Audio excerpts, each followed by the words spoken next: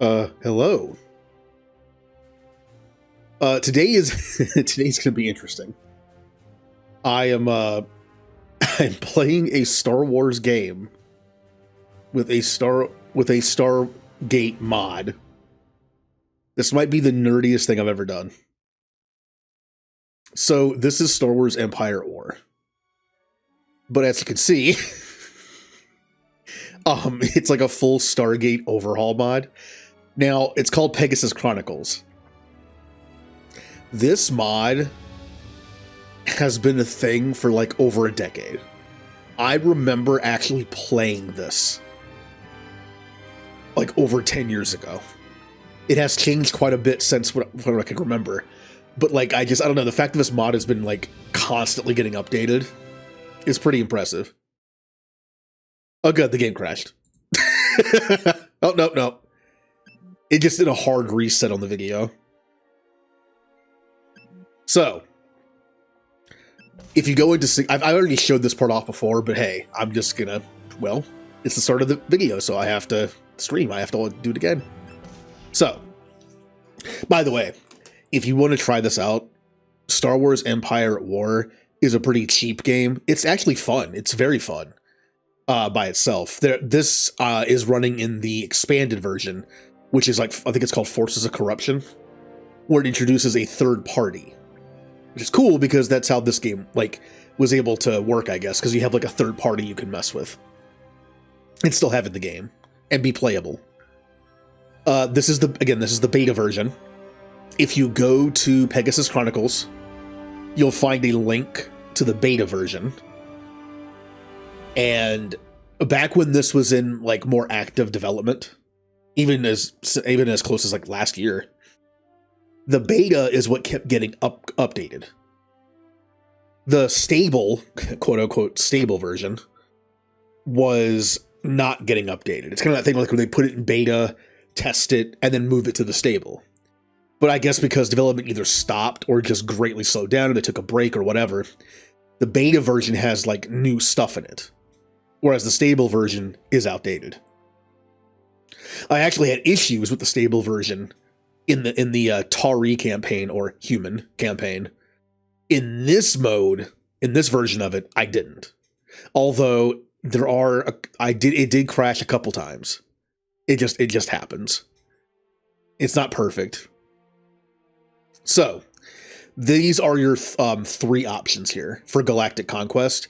Technically, these aren't Galactic Conquest, these first two. They're story. I think the game just puts it in Galactic Conquest because it's like a custom scenario. So you have Pegasus Prelude.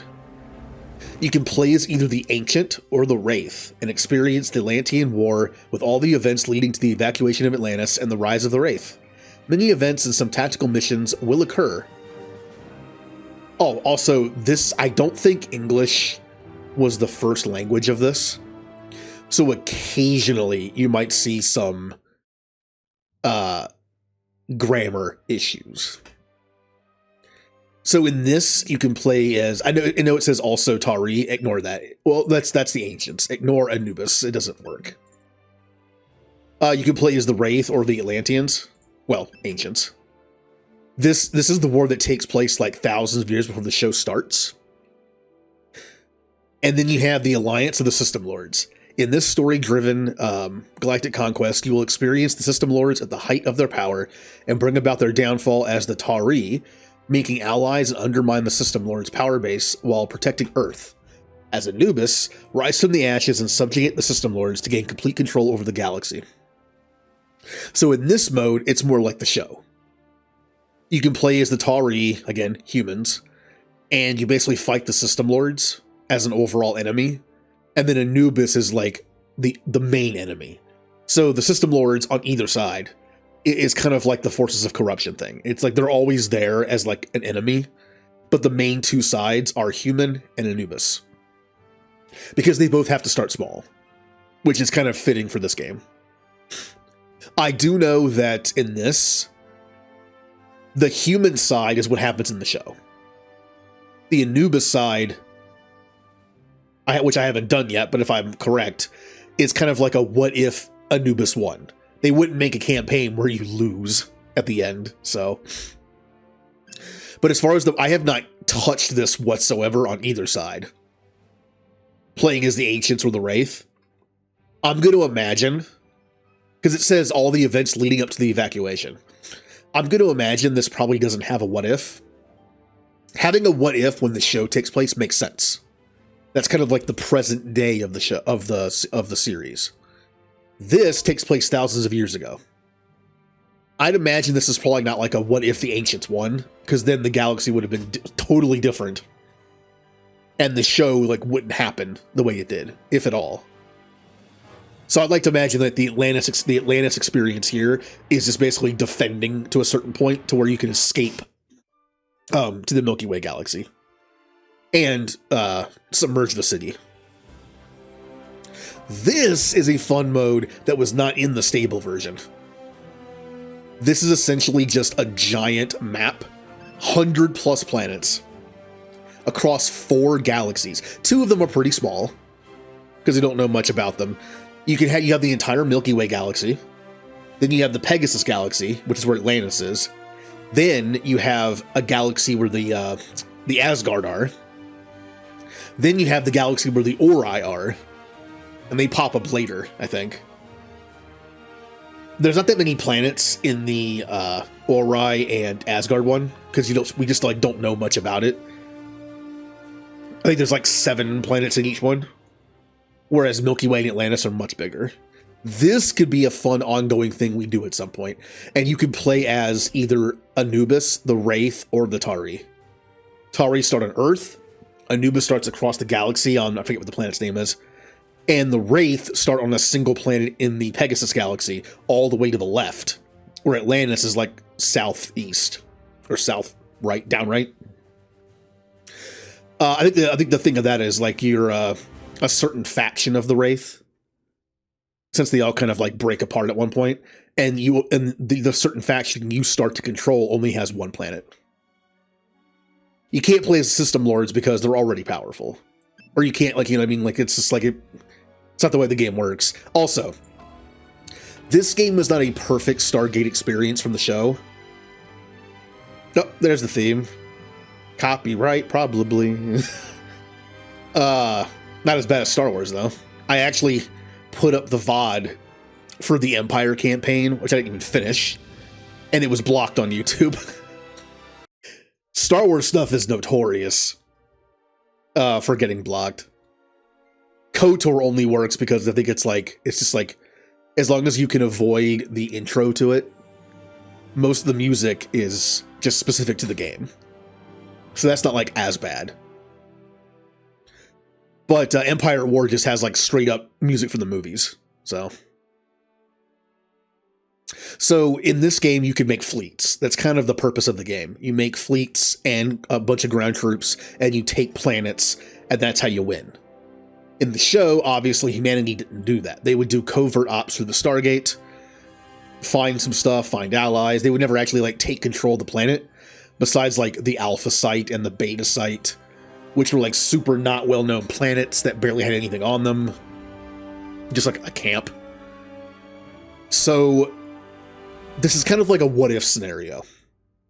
What if in the show, maybe the entire world knew about the Stargate, not just the US Air Force, and they had the resources to be able to build just ships.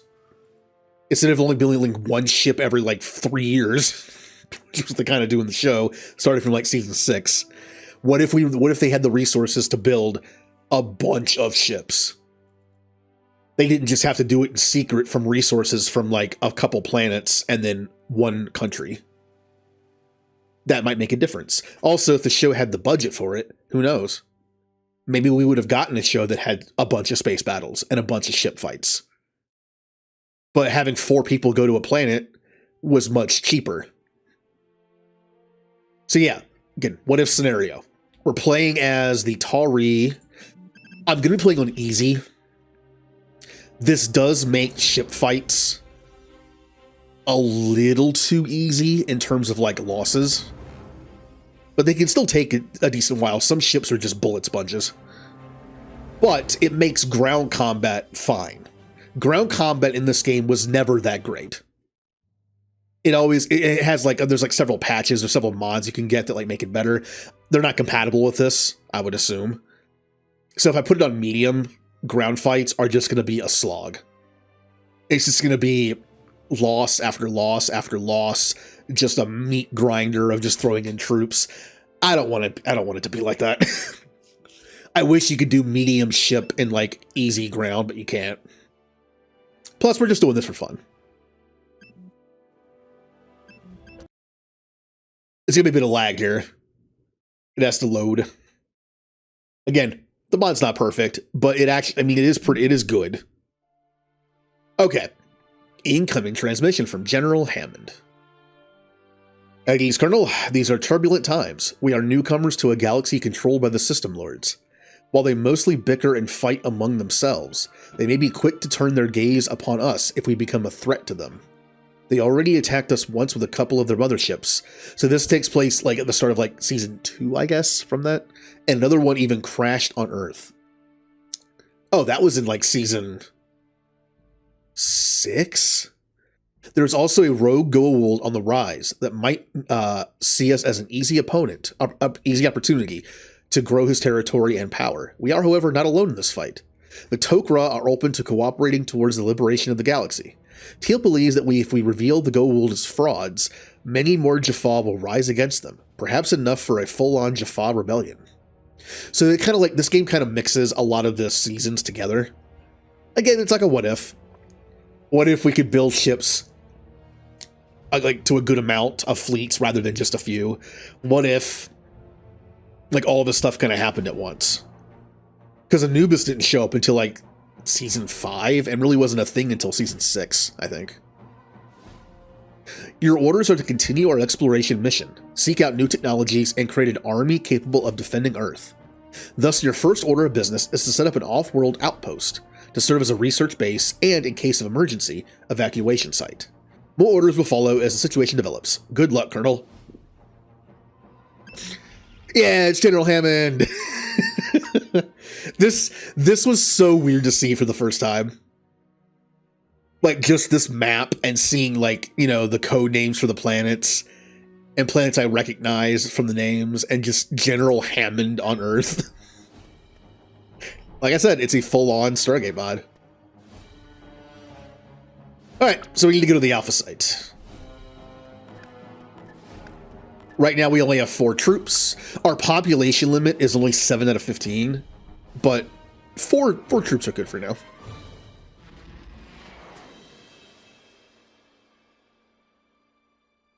I believe the Alpha site has no enemies on it, so we can just take it.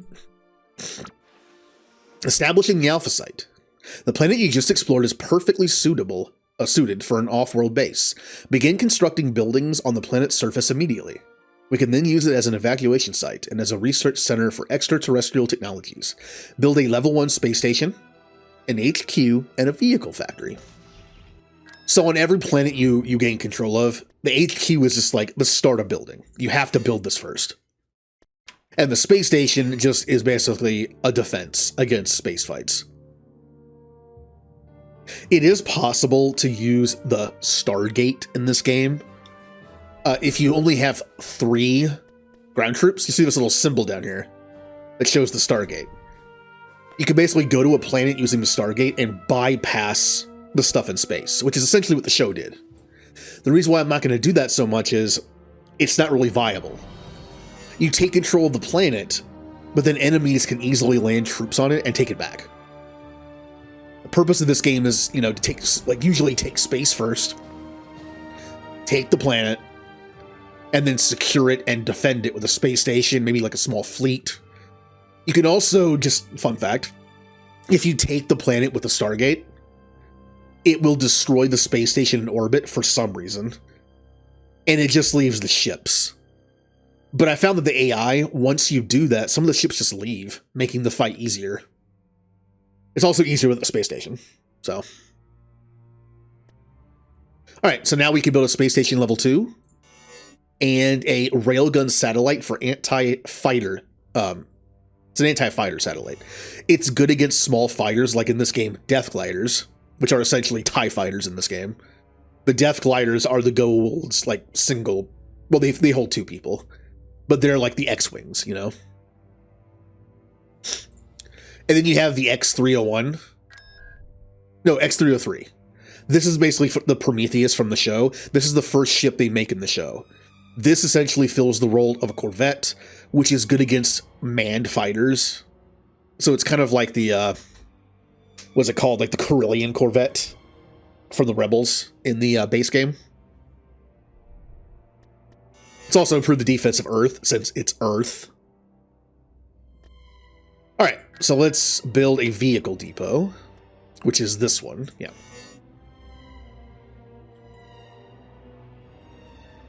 General Hammond, I don't think can fight yet. I think at some point he might get like a ship. Under his command are hundreds of soldiers in the entire... he's an excellent... in space, General Hammond acts as a fleet commander. Gives a bonus of 10% more damage, more shield power, more health, and 5% more movement to all allied units. I just prefer him to put on a planet, because he makes everything cheaper. Also, SG-1 is here! So weird. Now, one of the dumbest things about this, the whole premise of the show is sending SG-1, a team of 4 people, through the Stargates to do, like, covert stuff sometimes, or just explore. Because of the mechanics of this game, you can't use the Stargate with them. Because they're 4 people. You have to be 3 or less to be able to use the Stargate to go to a planet and bypass space. That's probably the dumbest thing about this. It's like, why? The whole point of the show is SG-1 go through portal. The reason is, I'm betting the game is just hard-coded to only allow 3 or less units through the Stargate, and they count as 4 units, because they're 4 separate individual units when you use them, which makes sense. Now, the one way to get around this fleet specializes in stealth, and is not detectable by enemy space defenses. So technically, we could use the Stargate. We can send them to a planet.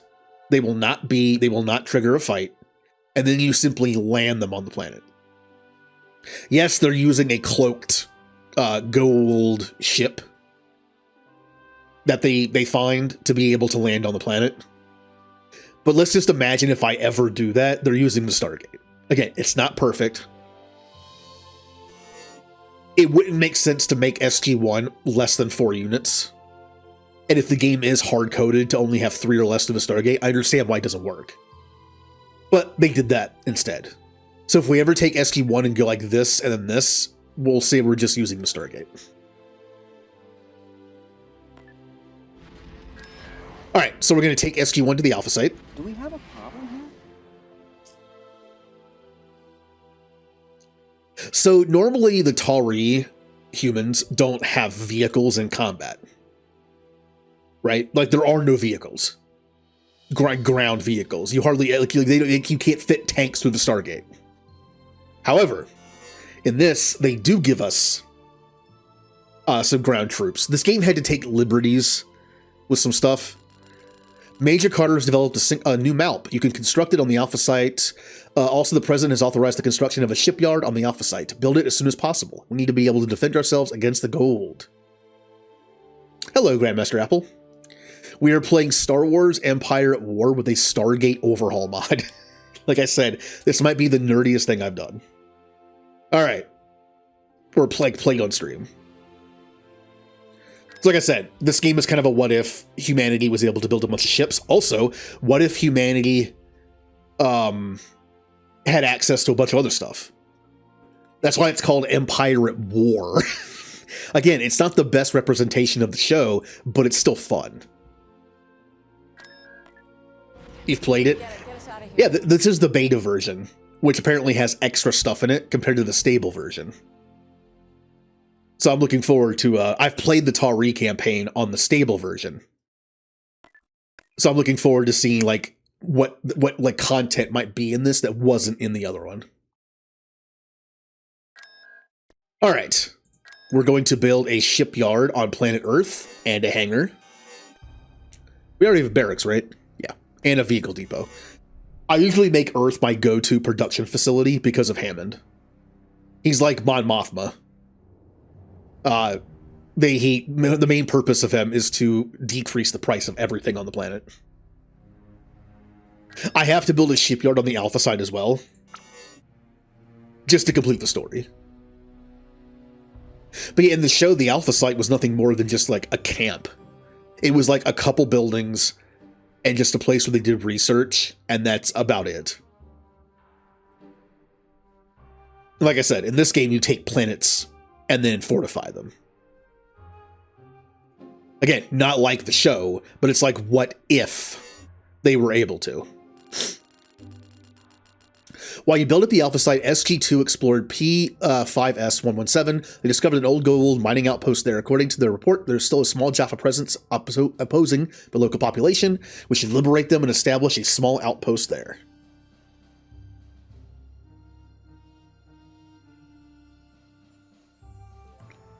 Ah.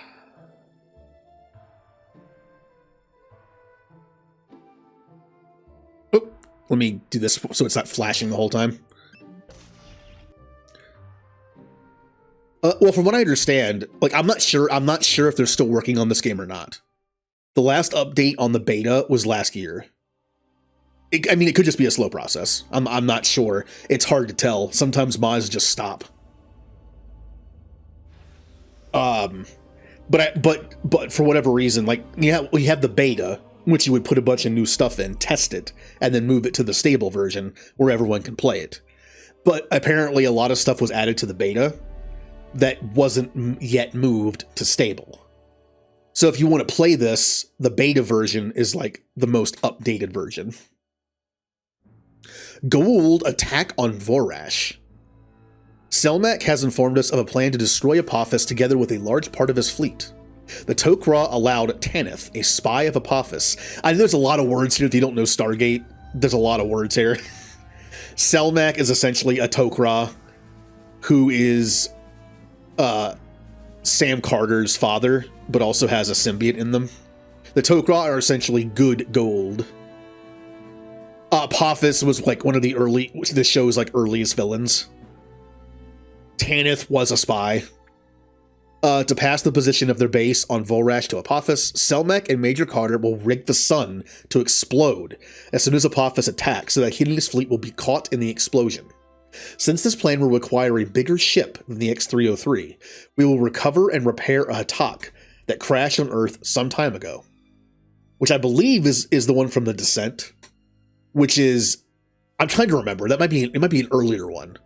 The only time I ever remember an Hatak crashing on Earth was in the beginning of Season 6. However, we should also build a small support fleet to help the Tok'ra evacuate. See, even the very beginning of this sets the expectations. You are to build 3 X-303s. They only had one. Until they started building the newer version, which is... I'm not sure if it's the X-304 or not. I can't remember what it's called. Whatever the Daedalus was. The X-303 was the Prometheus, and there was like only one of them. By the end of the actual show, there were only like 4 Daedalus-class vessels that existed. There was Daedalus, Apollo, Odysseus, I believe, and then the Phoenix, or the Hammond, as it was renamed. But yeah, it's like already built ships. Build a small fleet to protect us against the Goa'uld. So we have to build 3 of these and 6 of these. Now this is cool. This is the X-301.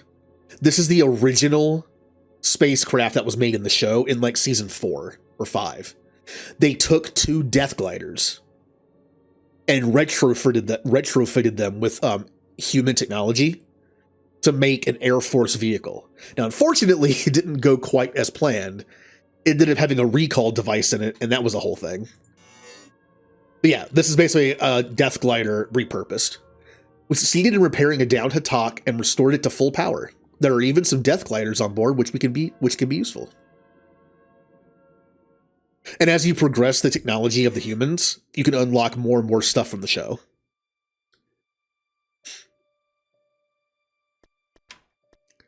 Let's make some ground troops. We're kind of lacking in that department. As long as we have the population for what's needed for the mission, we can make an SG team. It says it's able to infiltrate facilities, trade with locals, build alliances, set up research bases, organize resistance cells. That's I think that's just like flavor talk. As far as I tell, those mechanics don't exist. Maybe they were going to add them eventually. Because I've also played the Stellaris Stargate mod. And that does have a mechanic where you can have like a passive thing in the background that has upkeep, where you send SG teams out into the galaxy. And you have to pay the upkeep the whole time, which is like power and unity, I think. And they'll bring you back like random technology and random bonuses. So it kind of like simulates that. You know, how in the show, they send SG teams to other worlds to find stuff. That's a cool idea. But as far as I can tell, these guys don't seem to be able to do anything but just do the Stargate thing like other units can do. So let's build a few of those. Just some regular guys. Couple vehicles, which are essentially just MALPs, which are the things they send through the Stargate to see if it's safe, that have just like cameras on them and sensors. This just has guns on it. So that's a cool idea. Why didn't they do that on the show? Just slap some guns on there. Hello, Zach Taft. We're playing Empire at War with a Stargate mod. I'm in a nerd mode today. Alright, SG-1 will always go first. I believe I have to build a few more ships. One or two more? Yeah, two more.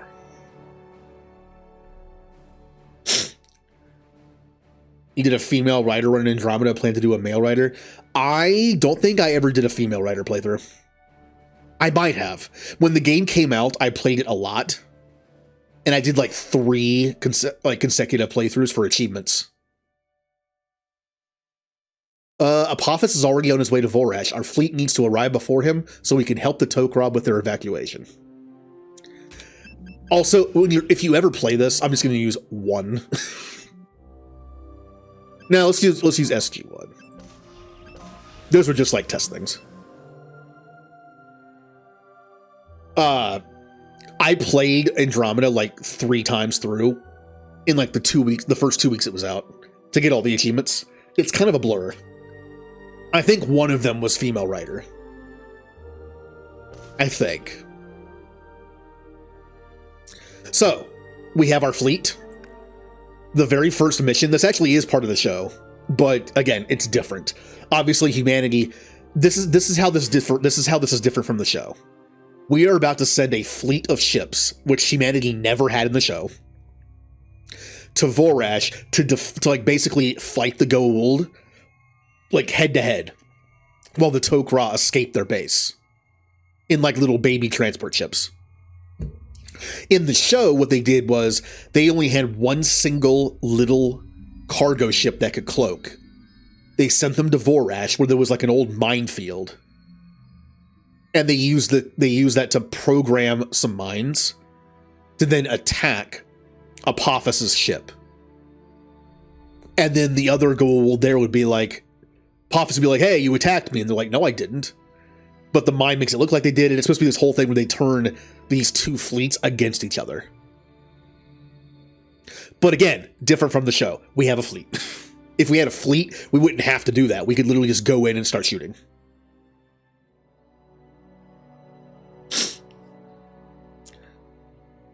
I don't even remember. I know I've romanced Korra, PB, and Jal.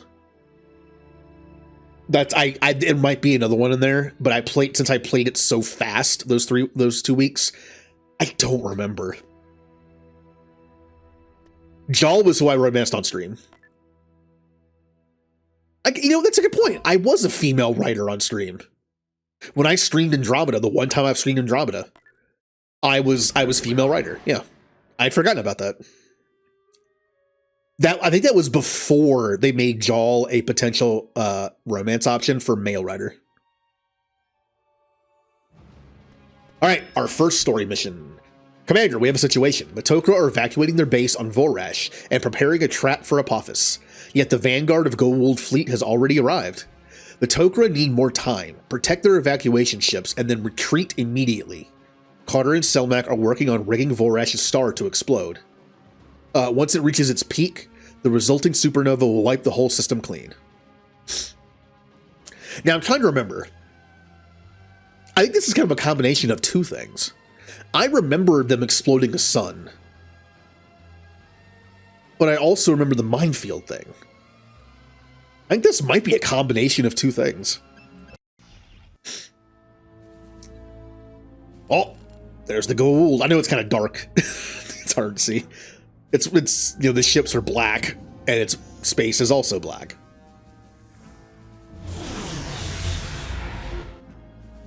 The Goa'uld are already here. Quick, to the Tok'ra transports. So here are the Tok'ra transports. We have to protect them. To position our forces between the Tok'ra path and the Goa'uld fleet, our forces are not sufficient to defeat the Goa'uld, but we must draw their fire to save the Tok'ra. So here we have our X-303s, and then we have the down to talk. So we have a captured new Hatak. And then we have our death gliders flying around. Alright, so defend the Tok'ra.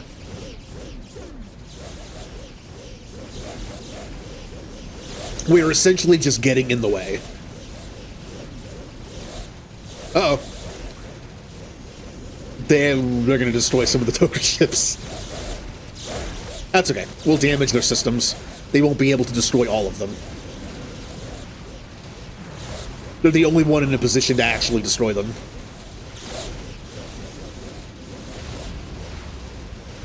I'm trying. Goa'uld ships are kind of bulky.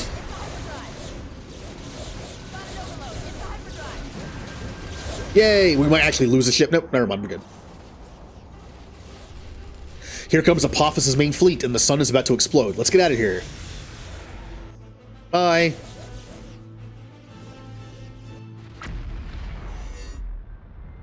Alright, mission complete. The Tok'ra are very grateful for the rescue and will cooperate with us in the future. They also helped us out with our research, so we'll be able to deliver a new unit shortly. Well done. Oh, I also did one more thing to make the game a little smoother. I actually upped how much money you get from Earth. I took it from 500 to 2,000. It just, you might think like, well, if we got less money, it would feel more like the show, right? Less resources than our enemy. The problem is you end up just basically skipping time to get more money to then be able to build stuff. So it's like, it kind of doesn't matter. This just makes it, this is a time saver, if anything. Because if I only made 500, I would just skip time. And instead of being able to buy something after 1 month, I'd have to wait 4. Oh, I took Hammond. Hammond of Texas, get back here. Let's make a few more ships. We also have access to the new B-302 Squadron, which is a light bomber. I don't think this is in the show. One of the versions of this is in the show. It takes the place of the 301. It's in the beginning of season 6. There's like a prototype. I can't remember what it's called, but I don't think it's this. But they had to give the game bombers and fighters. So again, they had to make a couple of new units in the game that are just based on like other units from the show. So the B-302 is a bomber, basically version of this. As much as I don't like to make... Oh, SG-9 explored the planet Latona and found a device called the Sentinel, which protects the inhabitants from the Goa'uld. Unfortunately, this device cannot be replicated, but we have established friendly contact with the locals. The Tolans avoid contact with us. We have found that there is a quick hyperspace route to Latona via Tolana. We can also use this route to directly attack the shipyards at Erebus, circumventing the fortress at Delmac. So, the Tolan are from the show. They kind of made them so like they don't want to talk to us in this, but we can go through their space to Latona, which will unlock this part of the map. All right, first thing we should do is probably go to P5S117 for some extra resources. Also, we used up all our population. We have a good amount of ground troops and ships. We should be good. Very well. Any planet that has like this red aura around it means we can't go to it yet. Thanks to Vitoker help, we were able to develop a new unit. You can build them now. What's the new unit they... Oh! The F-302. I believe the F-302 is the one from the show. The F-302 is essentially the X-301, but it's 100% built by us. We didn't just take the Death Glider and put some US tech into it. This is built, like, from the ground up. Using technology, but, like, we made it ourselves. The successor to the X-301, yeah. As much as I don't like to make these smaller vehicles, they die so quickly. Whenever you have a fight, these one-man ships die so quickly, but they're also very good. If you have a lot of bombers, you can destroy capital ships, like bigger ships, very quickly. They just also die quickly. And the fighters are good for just being a distraction. By then it will be too late.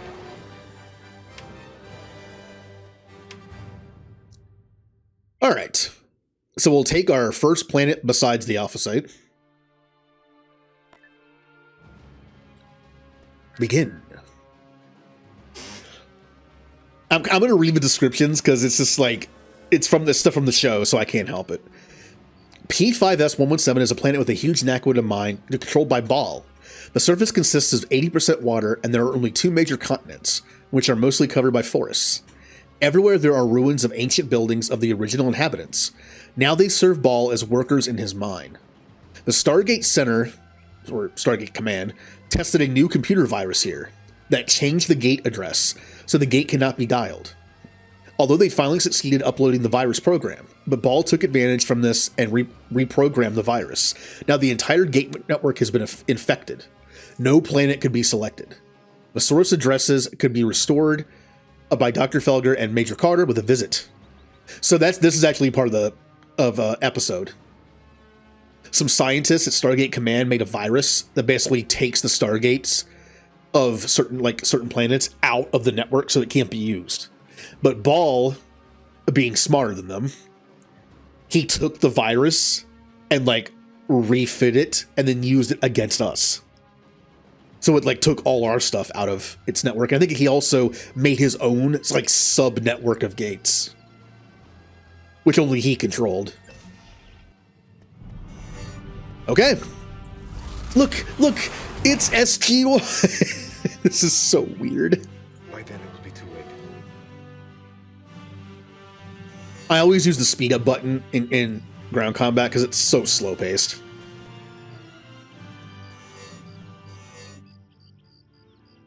All right, we can call in more troops.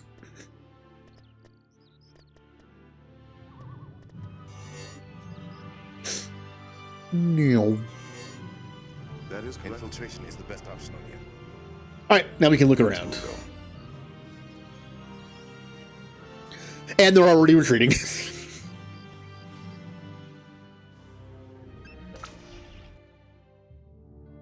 All right, we have our first planet. We can build a space station and an HQ to fortify it. Hi, Shadow. Oh, yeah, this is Star Wars Empire at War with a full Stargate mod. We have just finished the Prometheus. She's our best ship and now in your hands. Take care of her. This was not in the version I played. We actually get a hero unit, the Prometheus. But yeah, if you like playing Empire at War and you like Stargate, this is a fun mod. Alright, this planet has resources. A large deposit of Naquita. So we're actually able to build these conveyors to increase the value of the planet. I'm just going to build 2 of them, since we can only fit 2 buildings. Alright, population went up so we can build more ships. we have access to the BC 304, the Deadless class battle cruiser. I'm gonna build several of these.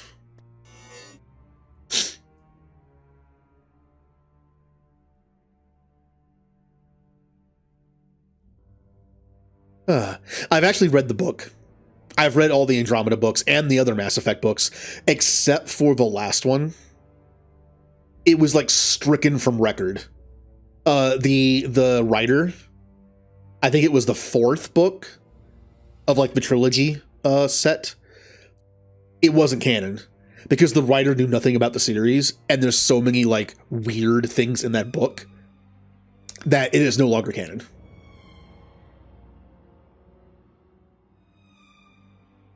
Like, they just got everything wrong.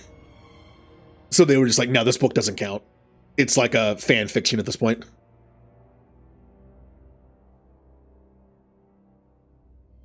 Yeah. There also actually is a Stargate game, an actual Stargate game I'm going to stream soon on Steam. It's like an RTS game, but it's also like a stealth game, which makes perfect sense for the show. This is kind of like a what if humanity had the resources to build a fleet of ships. Unlike the show. That other game is like the show. You only have a team of like a small team of people. It's more stealth based and like special ops based. I want to play it. It didn't get the best reviews, but I've read that if you like Stargate, you have to play it. Like it's a Stargate game. You got to play it. I'm afraid so, sir. Oh. Yeah, you can't move these without a bigger ship. It doesn't have hyperspace. Well, let me go pick it up. Running planetary scans.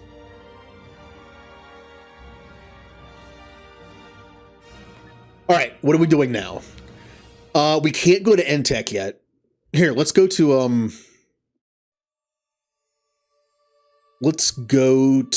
Latona. Now, right now, the only thing defending our planets is our space stations and these little anti-fighter railgun things. Oh, we'll meet them soon. Again, this mod isn't perfect. It does use events from the show, but they can't be exactly the same because, again, we can make giant fleets. Like, it's going to be different. But yeah, the Asgard show up.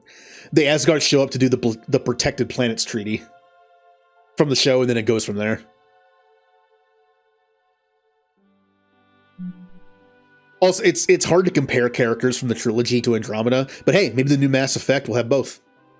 A lot of people are speculating that you can actually see some Mass Effect Andromeda characters in the quick trailer that we got for the new Mass Effect game.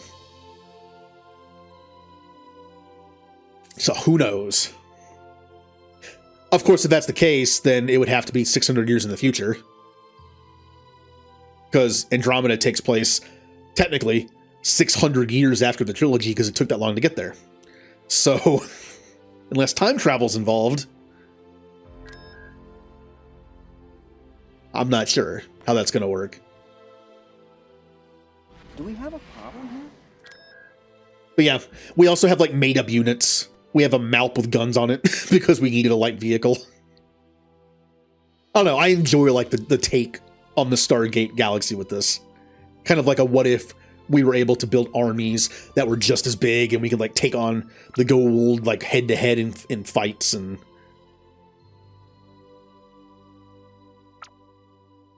yeah, the Asgard are fun. I like them. Thor is an awesome character.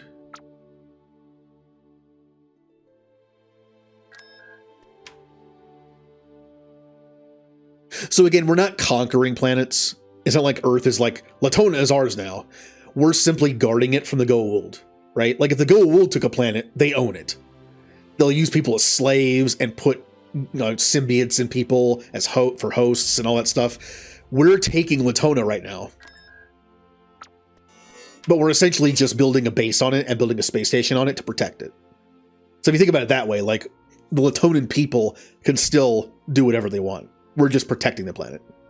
And yes, getting some resources from it. Remember though, because of the Goa'uld, a lot of planets out in the galaxy don't have a lot of people on them. Earth is ridiculous. Earth has like 7 billion people on it. That's more than like of all humanity in the rest of the galaxy.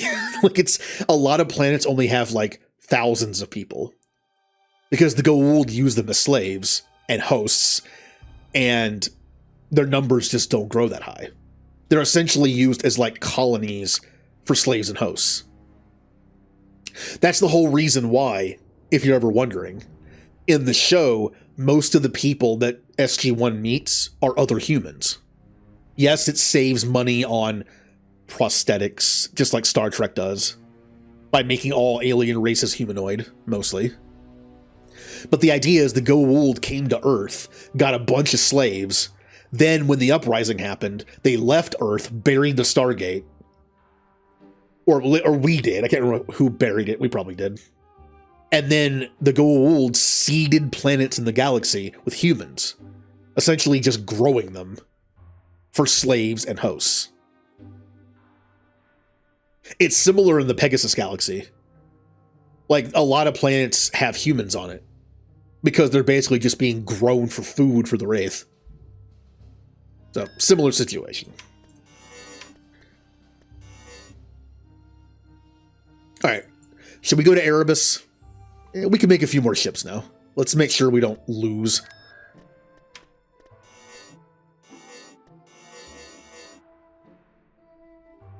We can also make a couple more troops if we want to. Some rocket troops, another Stargate team. Sure. I mean, I'm looking forward to it. I will say Veilguard did not hold my interest enough to play it. I tried playing it a couple times, and I played it for a couple hours and then just stopped. I want to play it, but it's like for some reason I don't want to play it, if that makes sense. Mass Effect is different for me. Even if it ends up being like not that good, I'll still play it multiple times. It's just Mass Effect. I like space games. I like big space open games with choices and cool characters, and we don't get that very often. So I'm going to play it.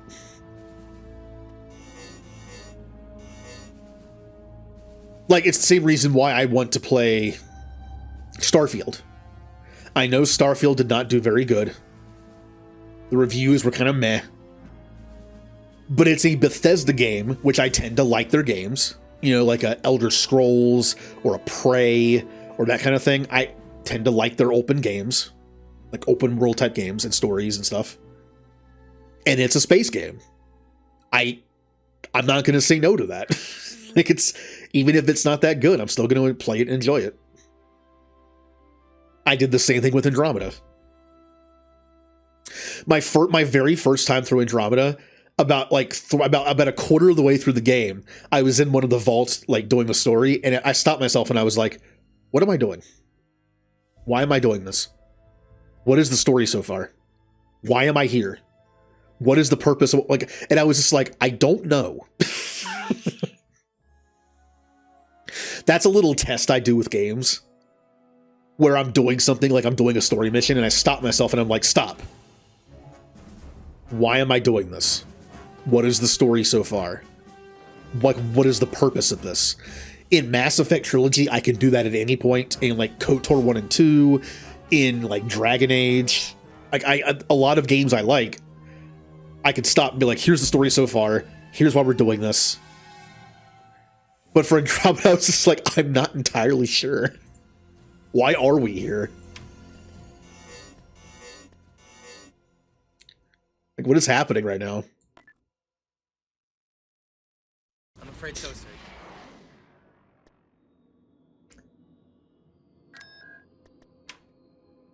My population is now full. Good.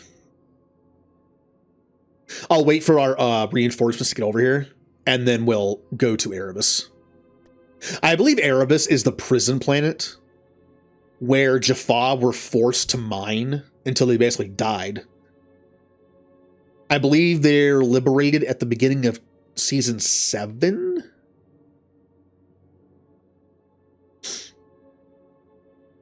Well, okay. A quick opinion on Andromeda. It's a little unfair to judge it considering we only got one game. Don't get me wrong, Mass Effect 1 did a fantastic job setting up the entire galaxy of the series. Being the first in the series, it had to give you all the background. It had to introduce all the species and give you all the exposition of everything. It could have been very boring and just been like exposition dump, but it did a very good job. But that being said, 1 gets the benefit of having 2 and 3 build on top of it. Andromeda didn't get that chance. For instance, I wasn't a huge fan of Garrus or Tali in Mass Effect 1, but 2 gave them time and room to grow. So I retroactively like them better in 1 now because I know what they become. Right? Like they grow as the series progresses, and I really like them. Andromeda's characters don't get that. We only got 1 game. For all we know, an Andromeda 2 could have been awesome, and the characters could have grown more, and we could have liked them better. So, it's kind of unfair to the characters of that game.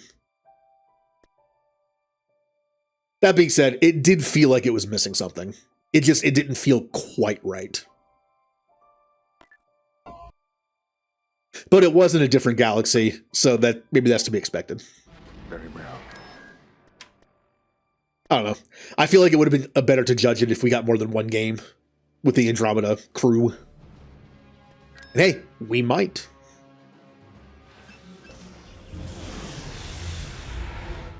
Somehow.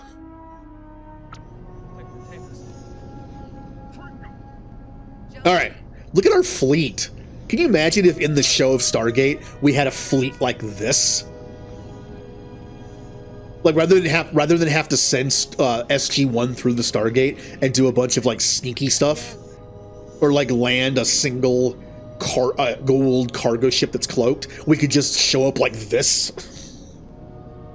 That's kind of how this game is. Again, I like the what if scenario. And I joke, but it's also like, what if the show had the budget for it?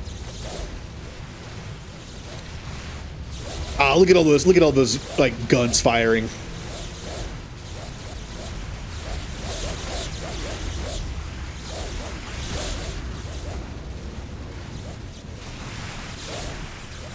Like I said, the one-man bombers especially are very good at taking out ships, but they just die so easily. We've already lost some.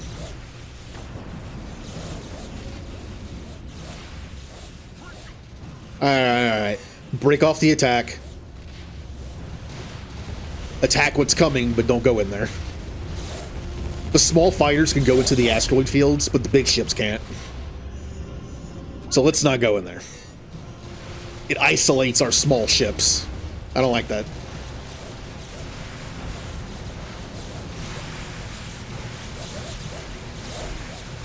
Man, look at that. Like, it's like, what if we had the fleet to just do this to a gold ship? Like, superior, huh? We're shooting bullets at you. I like how the human ships just have essentially giant guns, but it still works. I always loved in the show that with like primitive human technology being projectile based and not energy based, we're still able to fight. Especially against the replicators. I love when the Asgard are like, hey, we need your help to fight the replicators because you're stupid. They literally said that. Like, we need your help because humanity is stupid and the replicators are smart and like they outsmart us. Like, we need someone so stupid that they can generate a plan that the replicators will never see coming because it's so stupid.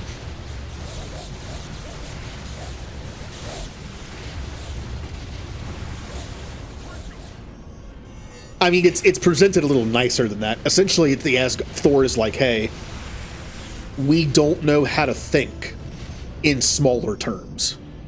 It's been so long since we were at your tech level. We don't know how to think dumb.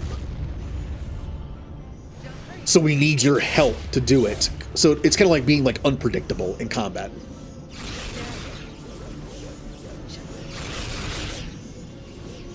The show does its best to explain why we're able to succeed, even with just like our guns.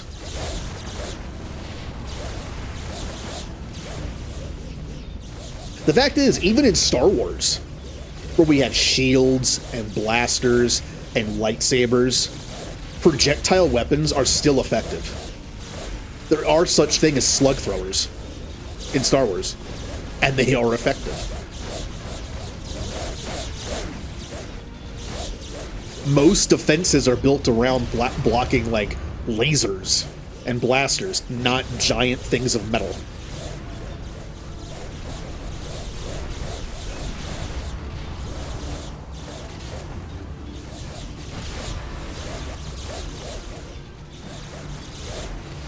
I mean, look at the Goa'uld. The Goa'uld Jaffa wear armor that might be helpful against a staff blast or two because it's energy based, but with our like armor piercing bullets, it just goes right through it.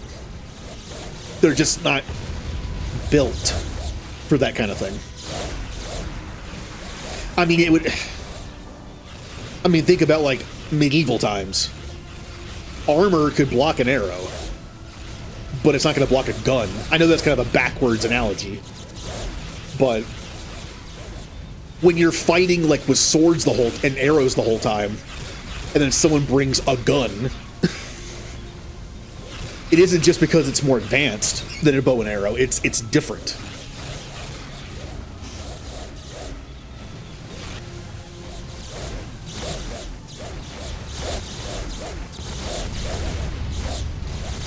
Or even something like a blunt instrument. Some armor might be built to deflect a sword, right? But then you bring like a mace into the fight, and you just smash the armor into somebody's chest, and they die. Like it didn't block anything. It just it dents the armor into somebody's rib cage, and they're just dead now. Or like certain body armor that's meant to stop small caliber bullets or knives. It can't stop large caliber. It's just like, how are your defenses built? No. I think that's actually the whole point. I believe I read in some of the legend stuff. Again, this could be wrong. It's legend stuff. It's no longer canon. Plus it's the internet stuff. Who knows? But one of the ideas was if a Jedi tries to stop a slug from a slug thrower with their lightsaber, it could essentially just melt.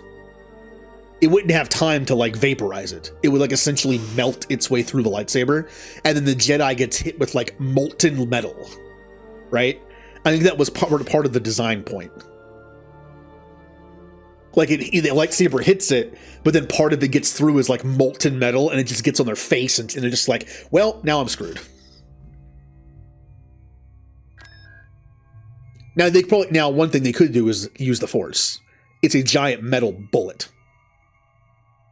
If some Force users can stop blaster fire, I'm sure they can stop a fast-moving bullet. Like Neo, essentially. But I believe a Jedi's initial instinct would probably be to block it with their lightsaber. And that's a mistake. Forget it. Get us out of here. Some of the stuff mentioned in KOTOR 2 is also pretty cool. There are ways you can fight Jedi indirectly. Like, one of the characters mentions, go after the Padawan.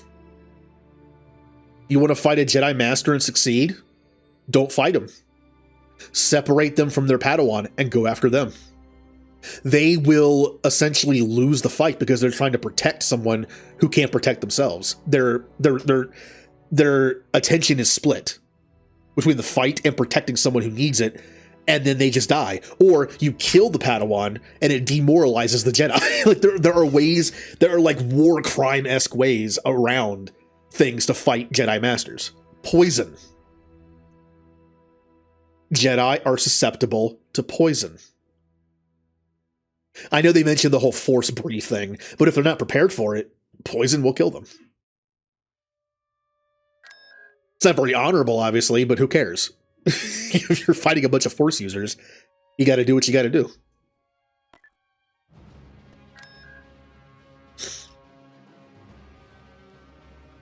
Hi, Jay. Yeah, I was gonna say you know some Star Wars stuff. The melting slug thing sounded familiar. Like I was pretty sure I read that somewhere. And that's a cool idea. Also, one of the characters in KOTOR 2 mentions mind games. That essentially there's a canon thing where I'm on my way. Also, woot. hooray! Also, they gave you a free fish. Oh, you got Noodle Grunt. Well, thank you for the 65 months. That is a lot of months. I can't do math. When is the next year? 60. Oh, 60 was. Okay. So it's basically 5 years and 5 months. Yeah. Okay, I got it. I could do math. I'm unfamiliar Hey, with that term. I do math good, okay?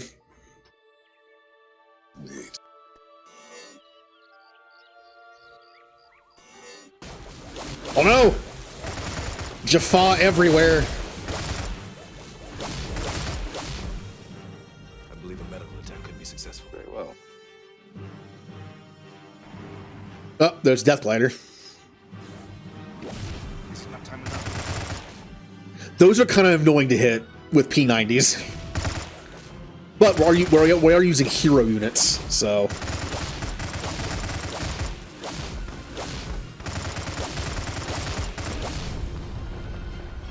What is it? Very Yeah, and if it's a slug thrower, it's like, oops. It's just like, well. now you just have a face full of molten metal. By then it will be Have fun concentrating well enough to use force powers. But one of the characters in 2 talks about mind games. Apparently, this is kind of like again, KOTOR 2 is no longer canon. But it mentions that when Jedi fight you, they get into your mind. In a way. It isn't just about reading body language and predicting and reacting. It literally is like a slight form of like mind reading. Kind of. And a way to confuse force users is you think of random stuff that makes no sense. And it kind of throws them off a little bit. Not only does it not give them anything to concentrate on that helps them, but it confuses them because they're like, why is this person thinking of this?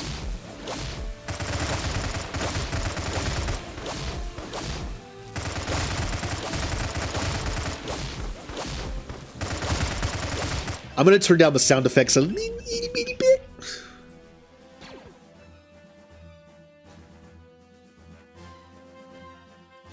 Yeah.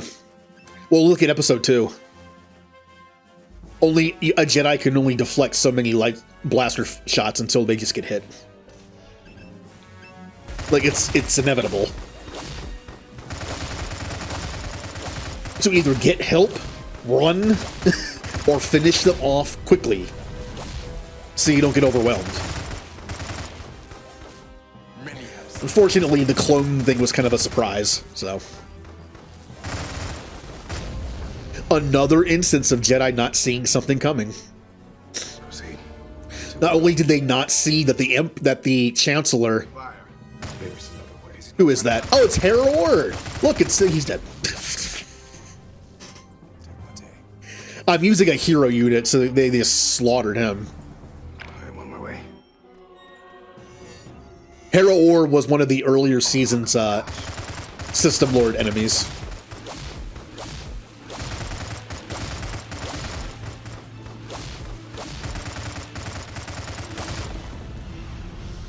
Oh, nice. I'm unfamiliar with that term.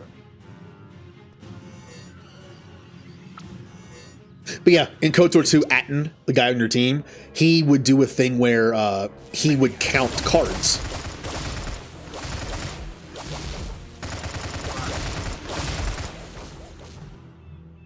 he would count Pizzot cards. Like, kind of like blackjack.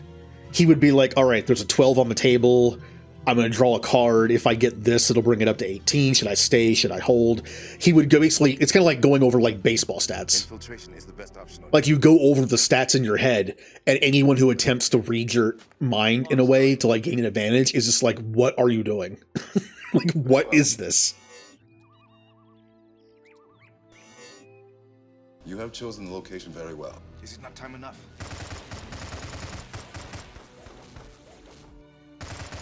By then it will be too late. Oh, Nako Kasha.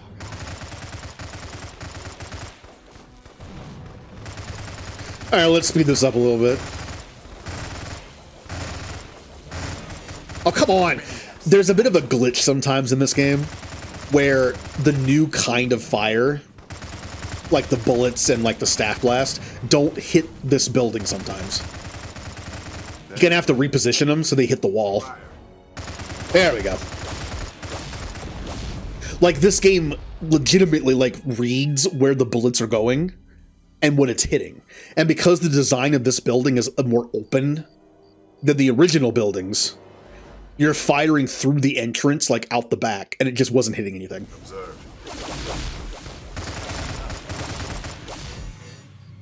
In this game, yes. Also, Carter does have a grenade ability that's automatically been firing. Also, Jack has C4. The ability doesn't quite work right in this game. I've tried to use it. You can hit the C4 button and slap C4 to a building, and it's supposed to explode it. But it doesn't work. So we can imagine when they take out a building, they're just slapping C4 to it.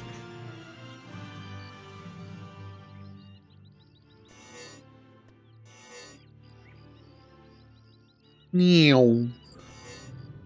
Proceed. I am on my way. All right, let's call in some reinforcements.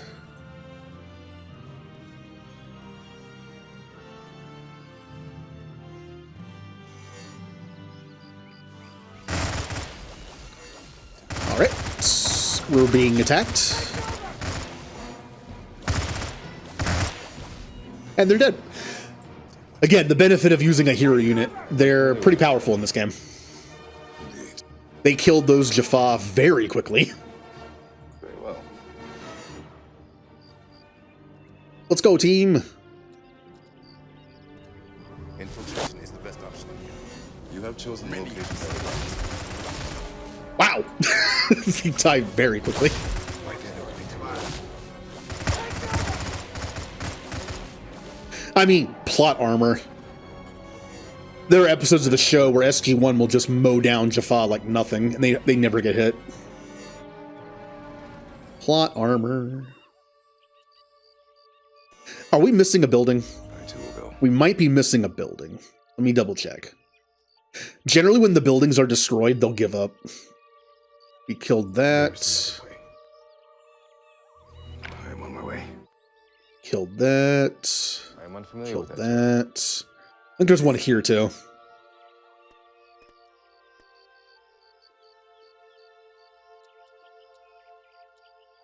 Very well. I thought there was one there.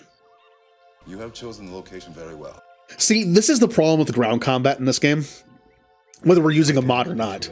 Sometimes the enemy just doesn't give up, and you have to just keep running around the map Is it not time enough? just to find, like, the few enemies that are left. Like that. Observe. And these guys. There is another way. Oh, Nako Kasha.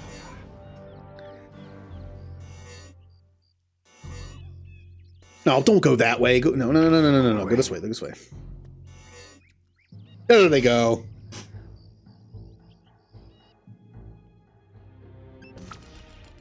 We have conquered the gold shipyards in Erebus and found an almost unfinished attack.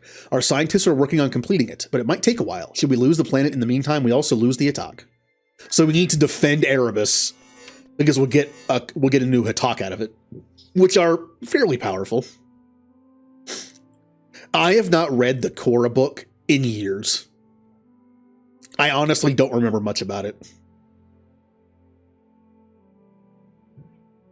It has been a long time since I read those books. The destruction of the System Lords.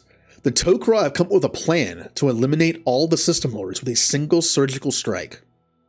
The System Lords have a meeting on neutral ground on a heavily fortified space station in the Hisaris system, where we can strike at them with a newly developed symbiote poison. To carry out our plan, we need a man who speaks fluent Goa'uld, Daniel Jackson.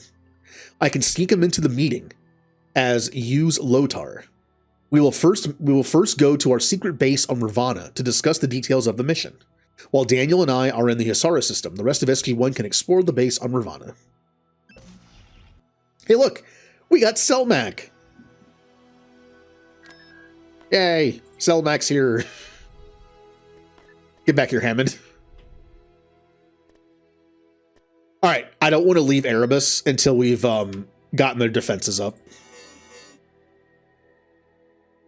I can at least bring SG-1 back. By then it would be too late. And yeah, the staffs are kind of bad. Up close, they're fun, because you can do like the melee attacks with the staff blasts. But they're just so... Imagine trying to shoot a gun that's just a giant staff. And its rate of fire is pitiful. It's just like, what are these? I mean, they're powerful. It's just like, they're just like one-shot kind of things. I don't know.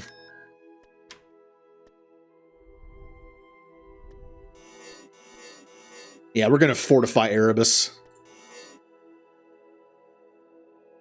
I might even leave some ships to defend it. I can make more ships when I get back to Earth. So maybe we should leave some ships to defend. Let's see. How about 2 of you and 1 of you? Yeah. That should be okay. Then we go back to Earth to get more ships.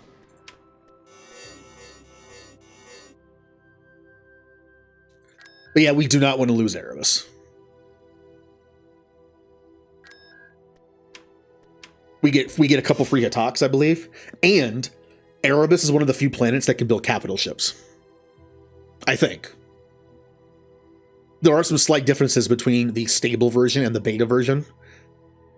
They might have changed some things up. Like, we already have a new hero unit. We have the Prometheus, which wasn't in the version I played.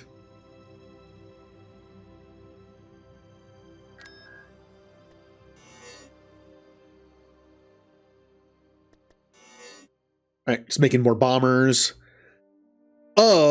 We have to go to Ravana. We can't go to Entak yet, so we have to go through Hawktel.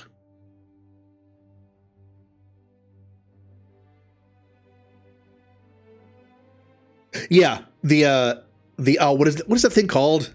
They call it a Zat. Zat Nakatel or something like that. I can't remember the actual like whole name of it. Like, we'll just call them Zats. They're also not that good. Have you seen those things fire like down a hallway? The electric bullet thing takes so long to get there. It's just like, I know the purpose is to be a non-lethal weapon, but it's, I don't know. The Asgard have noticed our efforts against the Goa'uld and have decided that we are worthy to join the Protected Planets Treaty with the Goa'uld. The negotiations with the Goa'uld will take place on Earth and are about to begin. The Asgard.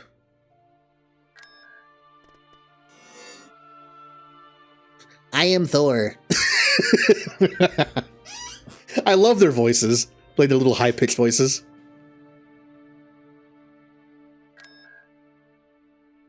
I remember the episode where they have disclose the Stargate program to other countries. The attack on Erebus has been made operational and is at your command. And Thor shows up and he introduces himself. I am Supreme Commander Thor of the Asgard. And Senator Kinsey's there. He might even be vice president at that point. And he's just like, Commander Thor. And he puts his finger up and he's like, Supreme Commander. It's like, you better call me Supreme. Colonel O'Neill suggested I beam you out into space. Although I'm assuming he was joking. Running planetary scans. Oh, I left one. Whatever.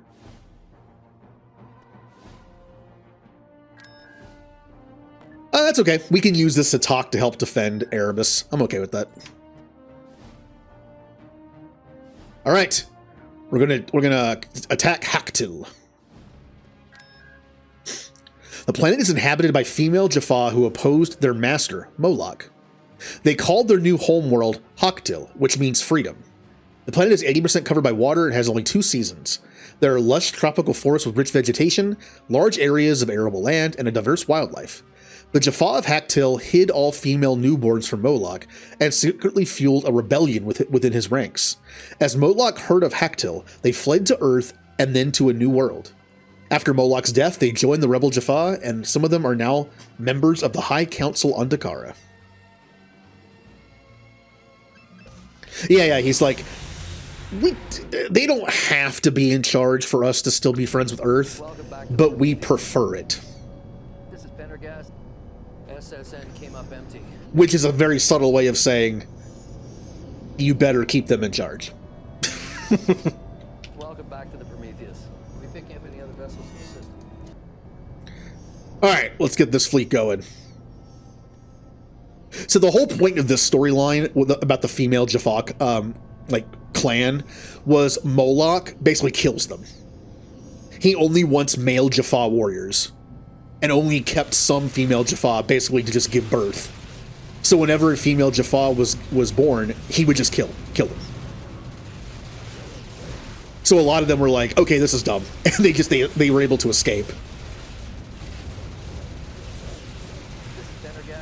Welcome back to the Prometheus.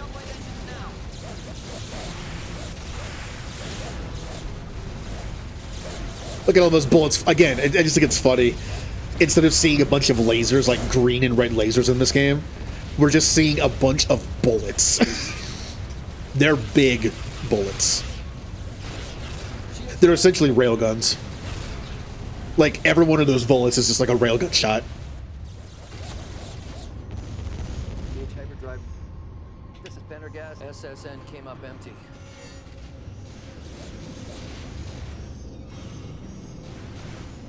Also, might be wondering, you know how in the show the X-303 becomes obsolete and they never use it again? Like this ship? The Prometheus-looking one? It becomes outdated. They only use the Daedalus class from now on.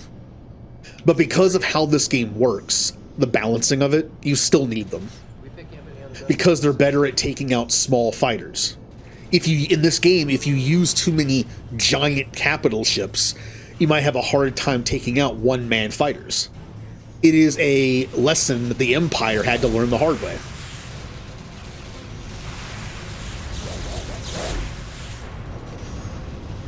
Obviously, in Return of the Jedi, they did learn, because there were a ton of TIE fighters that were able to like match up with the X-Wings and A-Wings and Y-Wings and B-Wings. But with the Death Star, they didn't launch their TIE fighters for the longest time. It's like, nah, we're fine. Like, oh, our stupid big laser things can't hit them. Oops. SSN came up empty.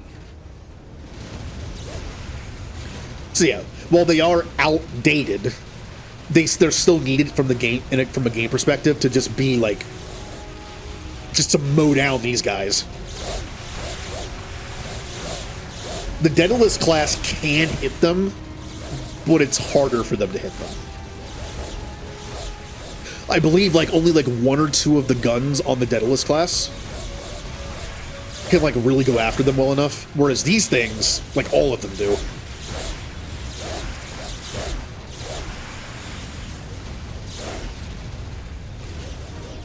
We have our little Hatak just shooting our pew-pews.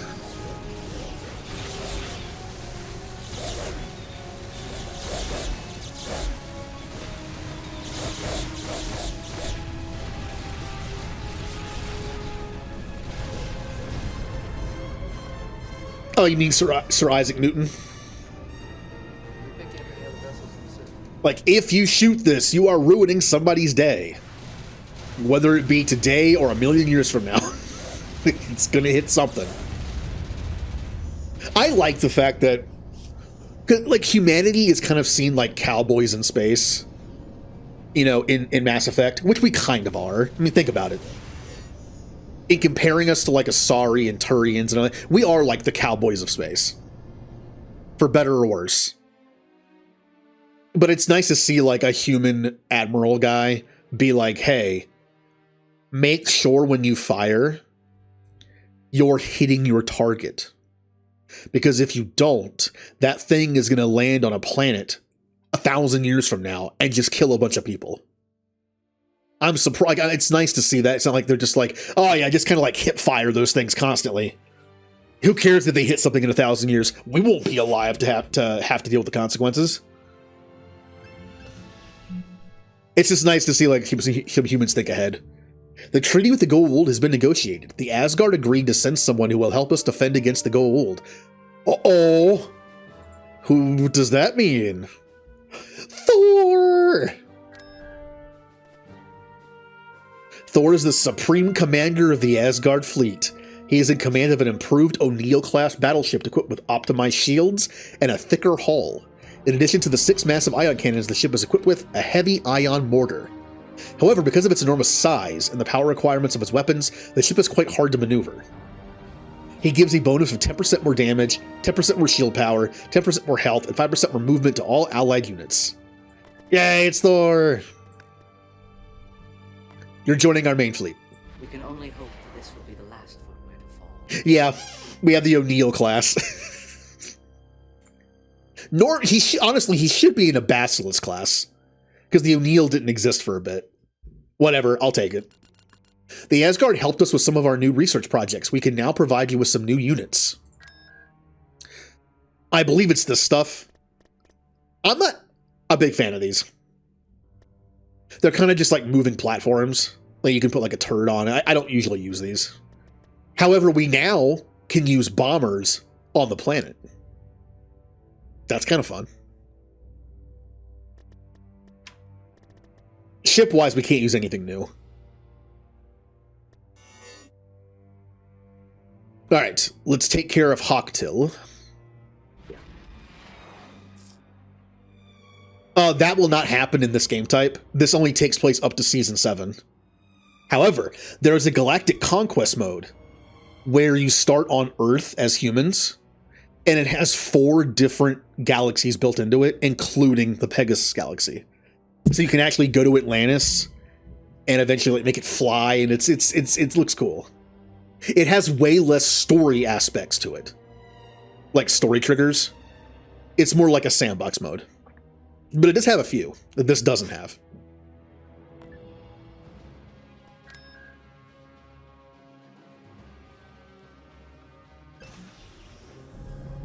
I believe a medical attack could be successful. I'm familiar with that term. All right, let's unlock another place to land. Meow. Indeed. On my way. Yay, we have Selmac.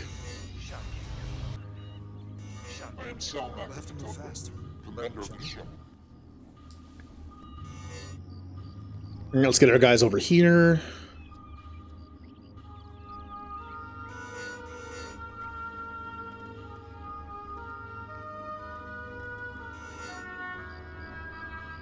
Also, one change between the beta and the stable version. In the stable version, these Jaffa were not here. These are NPCs we can't control. And they're fighting on our side. Which makes sense. Because the people on this planet would be allied with us. Because we're fighting the same enemy. Hello. We're here to help. On my way. I have to move faster. Hi, Jolie.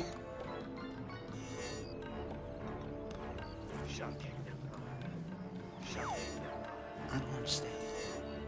We're helping to liberate a planet full of female Jaffa. Because their stupid Goa'uld leader kills all female babies that are born. Which seems kind of dumb in hindsight.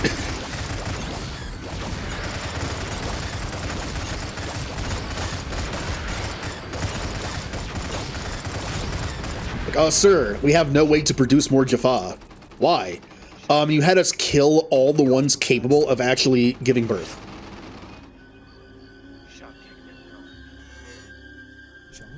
Good job. No, I think he does. He keeps like some alive for the sake of just like making more Jaffa. Council's already approved the plan. Like Goa'uld are already like war criminals, but to just murder like female children who were just born, like okay, well, that guy's got to go. Oh, thank you for giving points towards Turtles Marathon. I like how this week is kind of like a Stargate marathon. I'm planning on playing all 4 of the story campaigns this week. We have a lot of money. Maybe 2,000's a bit too much. Or whatever, it doesn't matter. It just speeds up the game. Eventually that money's gonna go quickly. Let's put down barracks, our missile silo.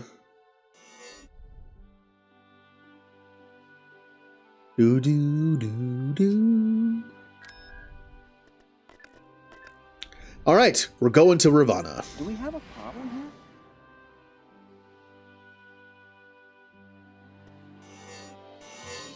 The Tok'ra have developed a symbiote poison that is specifically suited for the mission. Daniel will enter the Hasara space station with you as his Lotar, while Selmak makes his way to the station in a stealthed Teltac.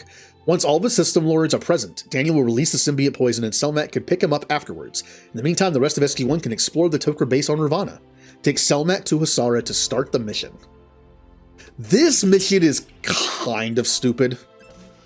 I get what they were going for, but it's honestly probably the most annoying mission in this campaign.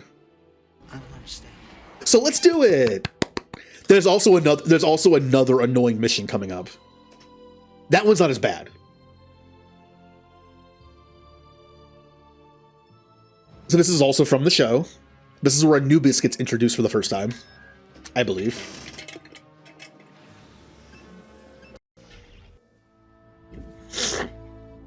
Yep. I mean, we have to.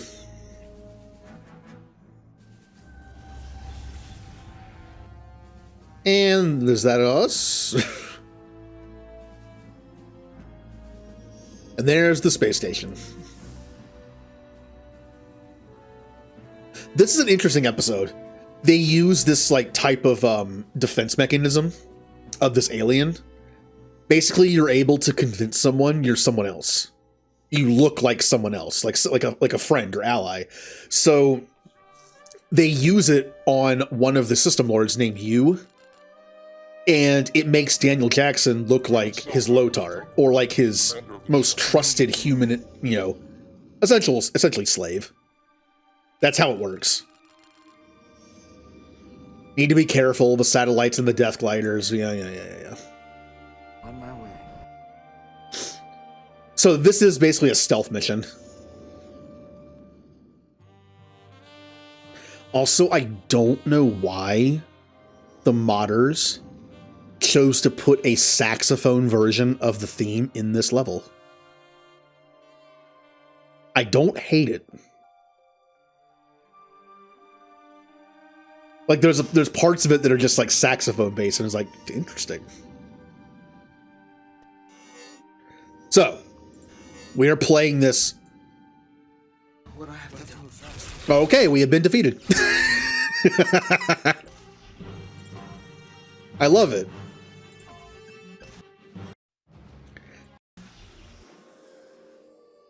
Yeah, we lost. That's weird. Normally the timing wasn't like that. I guess I stood there too long. I've done this mission before, and like the timing of it, I shouldn't have been seen by them. So let me move immediately. Yay, more points to turtles. TURTLE power.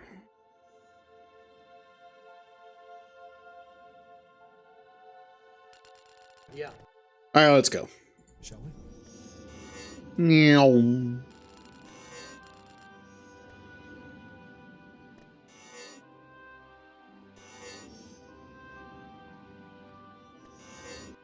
All right, that should have fixed the timing since I went immediately. Yeah, okay, it did. Now, let's be careful. I know there's a gun up here. As soon as we see the gun on the map and get close to it, I'm going to have to hit the cloak button. We can get a little close to it. Cloakies.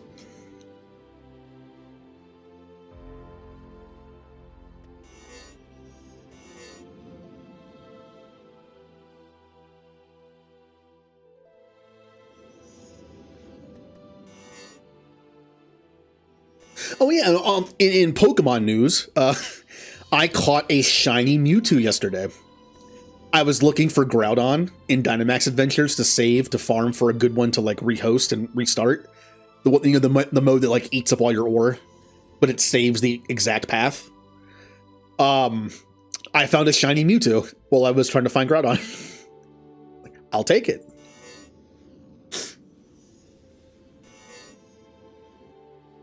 I don't understand. All right, we should be good. It's the last part of this mission that's stupid. It's like just time consuming. Also, this mission tends to get laggy, so it takes forever to complete it. Selmac, I'm here now. Have you already released the poison? One moment. Someone seems to be missing. Who should there be? As far as we know, they're all here. Apparently, there is a mysterious Goa'uld attacking the System Lords using guerrilla tactics, and no one was able to gain any intel on him so far. Well, we will discover him soon. Oh, Shiny Mewtwo kind of sucks. He retains like the same white, light purple color, but the only difference is the darker purple on like his abdomen and tail turn green. It's not a very good shiny. Let's be honest, most Gen 1 shinies are not that good.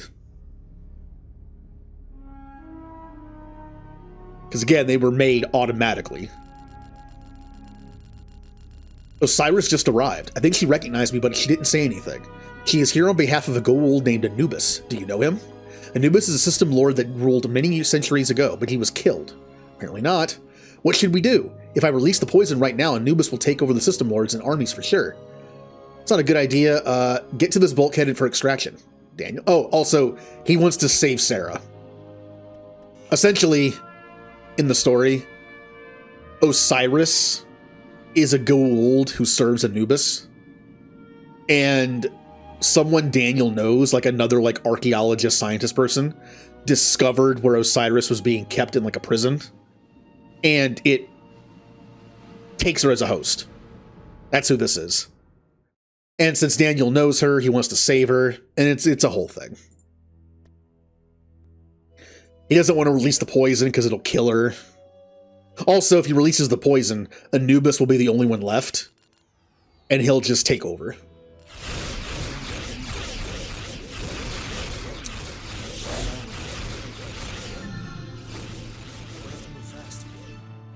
And now we're under attack. Daniel used an escape pod to get away. I don't understand. Now, I can't just go straight for the exit here because it'll get us killed. You gotta be kidding. We have to run. Ah! Run away. Because a bunch of ships spawn in. So they're all like right here. And the way to get out is right here.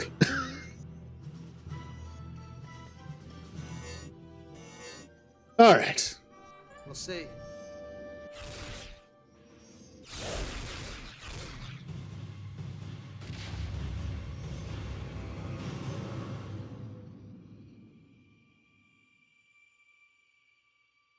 Yeah, at no point did it end well.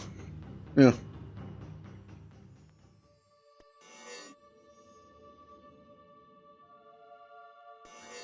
Here's what we're gonna do.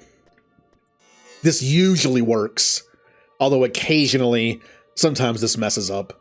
See how it's getting laggy now? There's some problem with this mission. where it has like a, I don't know if it's like a memory leak or whatever you want to call it, but like it gets kind of laggy. We're going to hope that we can just complete the level so we can move past it. Also, because of somehow the way this mod works, you can't save during a mission. If you save in the middle of combat, whether it's space or ground, it can corrupt the save. So like I would save it right now in case we lose, but I can't. Again, it's not perfect.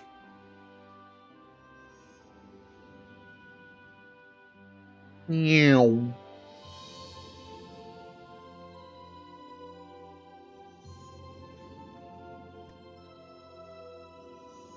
Do do do do. On my way. We'll have to move fast. All right, we can cloak once, but it takes. Okay, we're already under fire.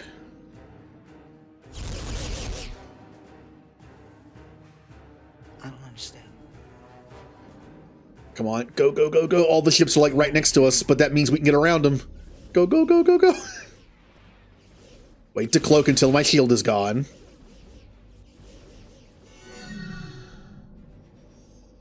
On my way. I think we made it. Yay! No! Go, go, go, go, go. Come on, you can do it. You can get there. I am Selma. Yeah, we got there. No space lag can defeat me. Except the endgame lag of old Stellaris matches. None of us can beat that. Fortunately, we were not able to implement our plan, but we have received important information, and I was able to save Daniel from the gold. Hooray! I guess that's a plus. While Selmak and Daniel were on Hasara Station, Ravana was attacked by the Goa'uld. SG-1 sent us on a stress call. If you send Selmak to Ravana, he should be able to extract him without a fight. Oh, we also can make more ships and stuff. We have more population room. Let's make some ground troops.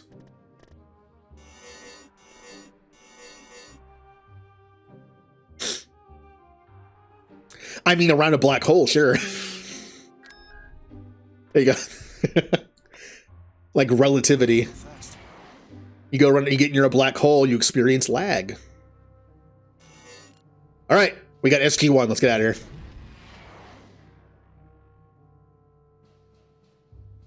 We're going to take Ravana anyway.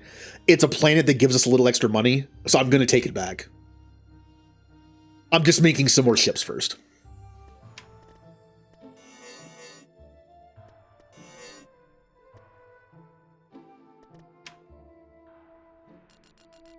SG-1 has now arrived at the SGC. However, they will need a little time to recover. Okay. How is Intact, or Erebus doing, I mean? Doing pretty good. Haven't been attacked yet. There was one time I was attacked at Erebus and I lost the planet. Sometimes, I think the way the AI works in this game, it'll read like what your defenses are and be like, no. I think it's because I have some ships in orbit. They're just like, no, we're not doing that. Right now, I'm just improving all the defenses. After Apophis took over the bulk of his army, Sokar hid on Entek. Now that Apophis is dead, he is regaining many of his former troops. Defeat him before he becomes too great a threat. SG-1 has recovered.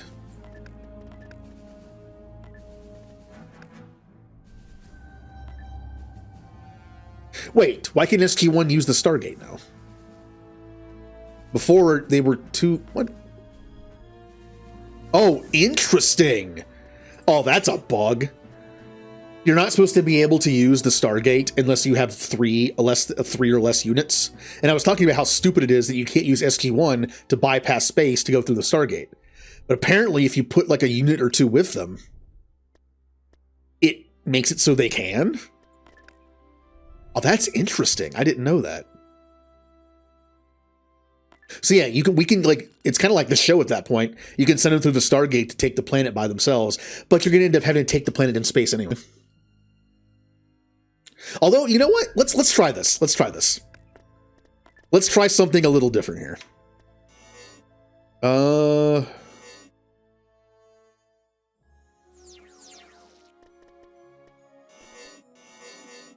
We're going to try to do this like an actual Stargate thing. And then send a giant fleet to, you know, take the space. It is beneficial when you take a planet by going through the Stargate. You take out the space station in orbit, which is fun. Jaffa rebellion on Chulak. Teal'c would like to speak to his people on Chulak and set a rebellion in motion. If he succeeds, the Goa'uld will be significantly weakened. Send SQ-1 to the planet and help Teal'c as best we can. Be extremely careful. When a rebellion fails once, it becomes very difficult, if not impossible, to revive it. Well, SQ-1 is going to be busy, but since it's a story thing, we should probably take care of it. Forget it. Get us out of here. If you don't know, Chulak is the home world of Teal'c and Apophis. So Teal'c is going to lead a rebellion. This mission's also kind of like, It's not nearly as mad as the last one, just because it doesn't have like a lag problem. We should take Ravana. Yeah, let's take Ravana. We should. I was gonna say we should have enough, but let's get these guys up here. I'm afraid so, sir. Then we'll take Ravana.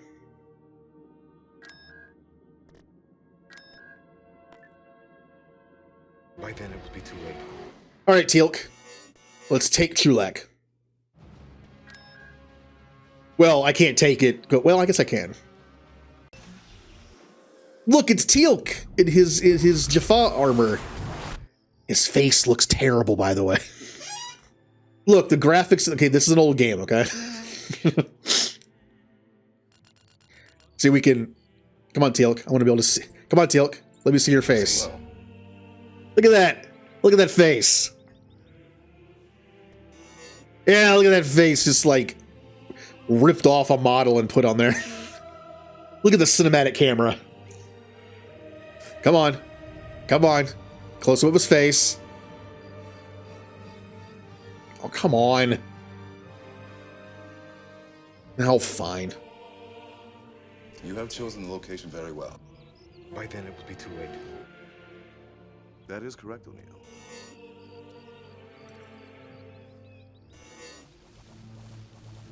No, I stuck around too long. Normally these guys don't spawn here. And I'm losing a bunch of health for no reason. All right, let's go. I too will go. It's an old game, and you're not supposed to zoom in on them, right? Like this is supposed to be like a top-down thing. Don't zoom in. It's like the skybox of some games. Don't look over there. Tekmate, Teal'c, it's nice to see you, my friend. Braytek, old man. I've come to look for supporter for our rebellion. I know some trustworthy people living in a nearby camp. However, we must first convince them to join us in an attack on Apophis' fortress.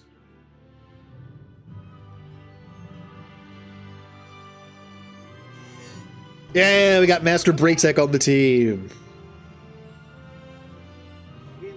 He's one of my favorite characters. I just like how he shows up sometimes, and he's just a fun character.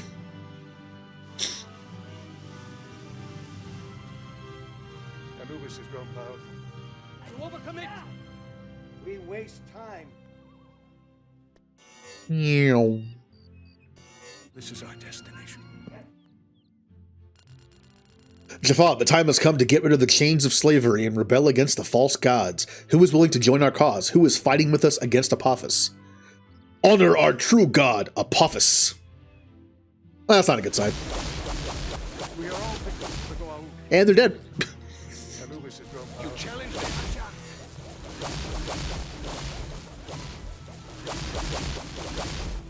Overcommit! We waste time. Look how fast they are. This is our destination. Jaffa, I've come to ask for your help. Fight with us against Apophis and help us free our people from the false gods. Will you join us? Ya duru ali kek unak. You know the I just insulted somebody. You overcommit. That means yes in Jaffa.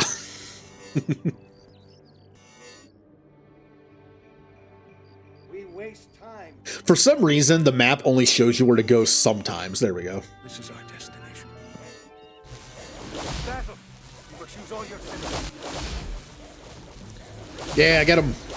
You do me honor. Anubis has grown powerful. Brothers, it is time we free oneself from the bondage of the false gods. Break up your chains and stand up. Fight against us at our side against Apophis. It is an honor for me to fight with you against our enemy, for our people. Yay! More people join us. You overcommit. We waste time.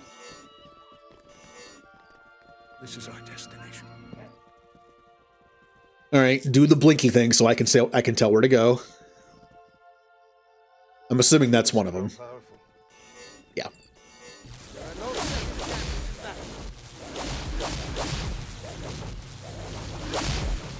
Greetings, old friend. You overcommit. Meow. The time has come to blah, blah, blah, blah, blah. Same thing I said before. Indeed. I will fight with you, for my children, for my wife, for our freedom.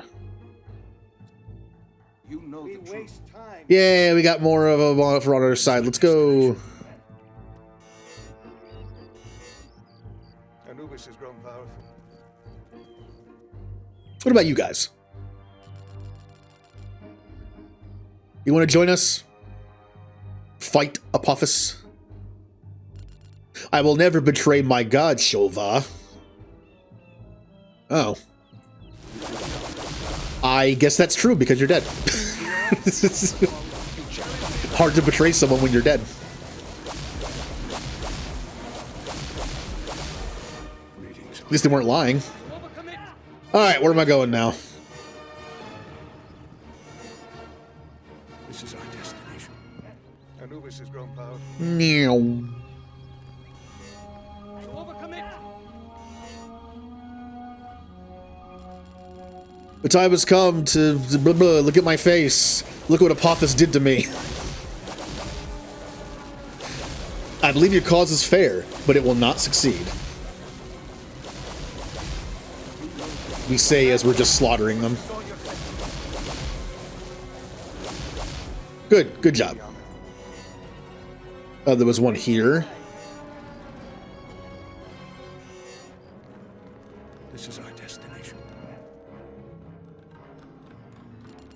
Jaffa, Kree.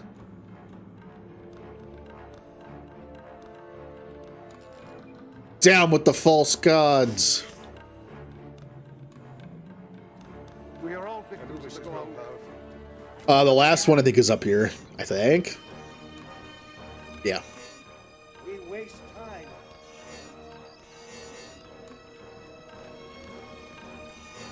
What say you?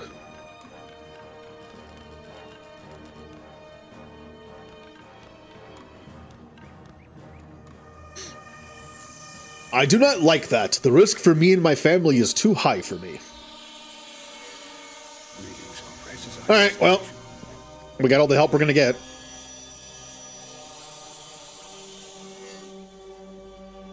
Well, I mean, the game that's on Steam is kind of like this. It's not first person.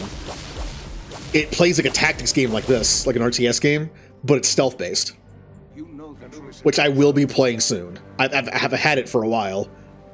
I want to play it. You overcommit. It looks interesting. And it's like the one Stargate game we'll ever get, so...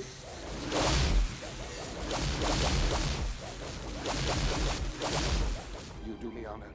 We waste time. Me play a stealth game? I'm willing to try. Since it's Stargate. There's very few IPs that I would do. I would like attempt a stealth game, since it's just not my thing. Oh, one is fun fact on this mission. Oh yeah, we're hitting we're hitting this hill. Look at this amazing fight.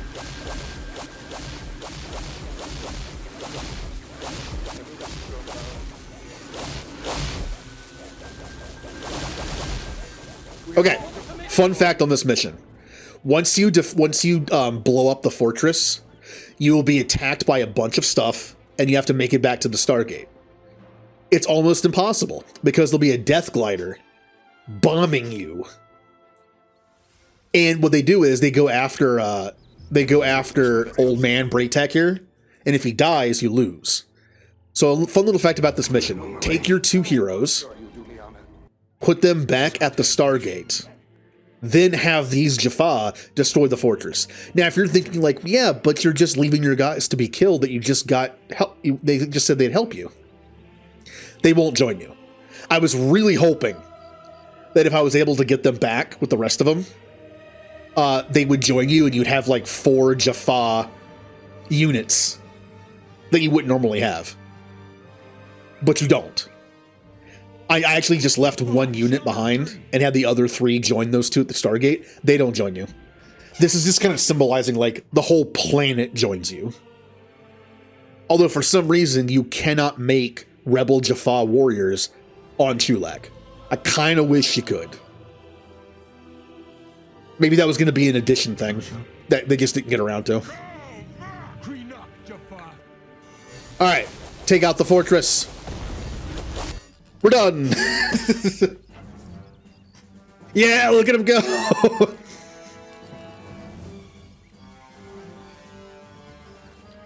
Woo, look at that lag. Here they come. Oh yeah, there's also new animation for the Stargate being on. I guess it was too hard to do. It does light up, which is cool. We are victorious. I think I played a Crisis game a long time ago. We have convinced a large number of Jaffa to join the rebellion and expel the Goa'uld from the planet. Chulak is ours. Although again, for some reason, we cannot make Jaffa on this planet. Again, I don't know why, but maybe it was something they were going to add later. All right, you guys are coming back over here. Chulak could easily be attacked right now because I have nothing defending it besides a crappy level 1 space station. Which is why I'm going to do this as fast as possible. And I know we're going to take out Sokar. Yep, I had a feeling that was going to happen. Great. So we have a level 1 space station. We can't win this. We're not going to be able to win this. No. Did you see how much stuff they had for a second? All we're going to have are some randomly generated, like free units. We're not going to win this. There's just too many of them. We probably, with a level 2 space station, and with those 2 railguns installed, satellite railguns, we might have had a chance. But this is going to be a losing effort. And for some reason, there's the saxophone again. I don't understand why they made a saxophone remix of it. It's such a weird thing to put in this game.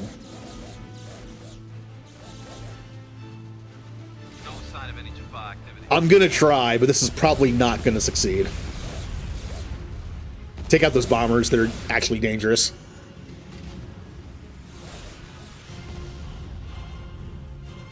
Like, this is not going to work. I mean, it kind of is, but sometimes it plays at, like, not the right time. I've had it trigger and play during, like, combat sometimes. Like, this is kind of funny. Hey, look, it's Ball. Now, if no other ship shows up to help him... Yeah, well, okay, no. I'm gonna say we might be able to... No. No. No. It's not looking great. Here, come back over here. No, the level 1 space station is just too bad. Like, it's too weak. Yeah, we're not going to be able to win this. Best case scenario, we take out, like, 1 or 2 ships. Maybe.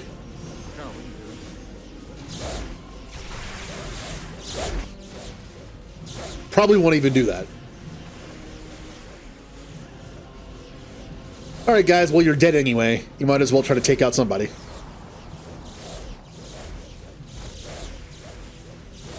I got their shield down. Oh, yeah, we're screwed.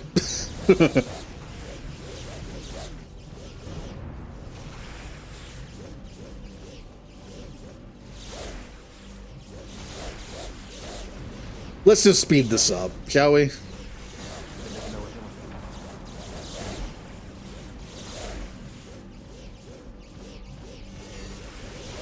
If we take out this one ship, I'll call it a victory. Because it's one less ship I have to fight later. Here, attack that one. Never know what hit him.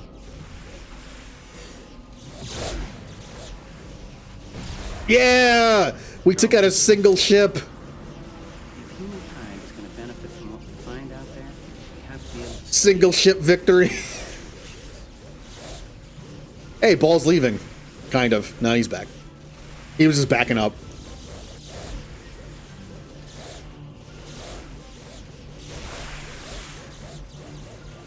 Here, everyone attack this ship.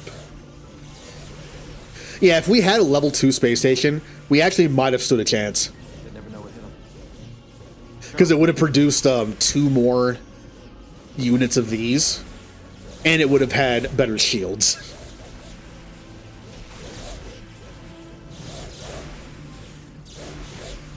And more firepower. It could have done more damage. Yep, there it goes. No, not the hangar. No.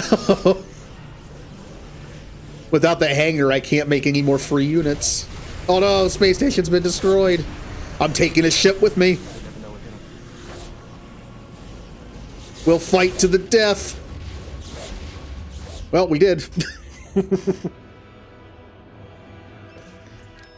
Now, I would bring this over to help, but I don't think this amount of ships could win. I honestly don't think that can win.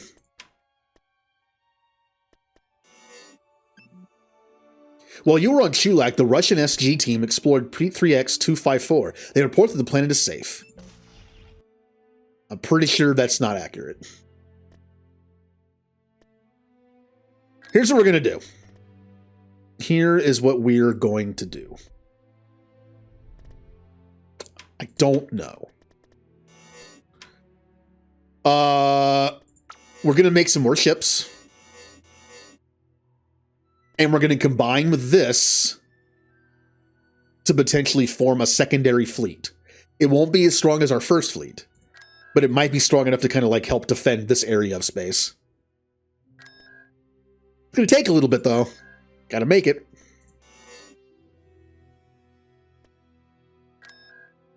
Just in case they decide to attack Erebus, I'm going to make this space station a level 4. That combined with this, we should be good. If Ball chooses to attack with what he has, they will lose.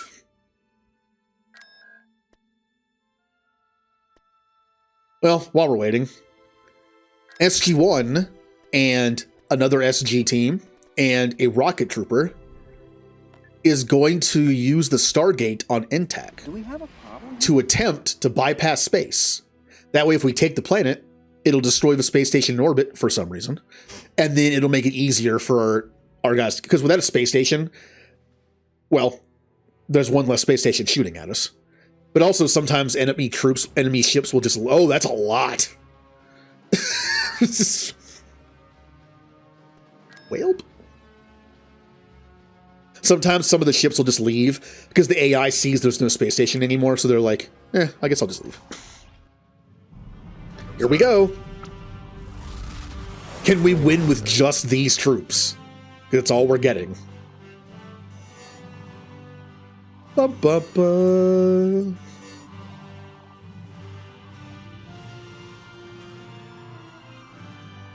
I'll still take these just to take them. It gives us like a little bit of a map reveal. It's something.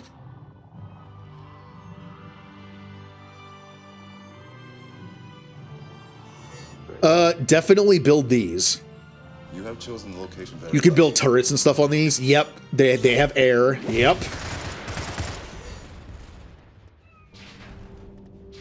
Build an anti-air.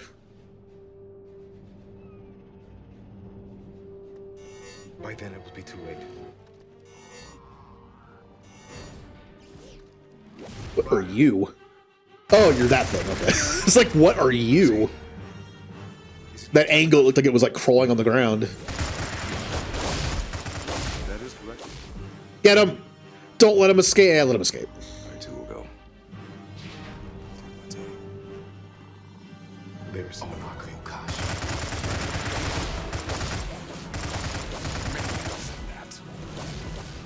Oh, they're all dead. Carter's grenade ability is actually pretty powerful.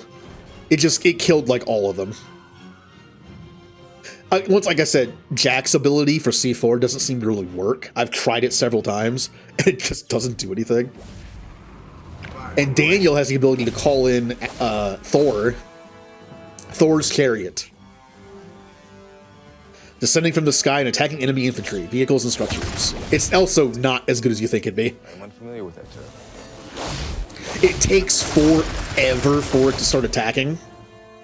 And then it attacks for like 10 seconds and then leaves. Very well. It's not that good.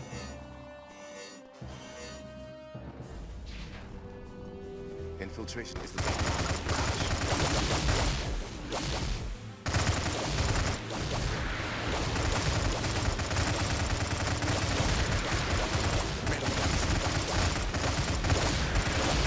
Are you guys doing damage? What has happened? That was weird. I feel like they took way more hits than they should have.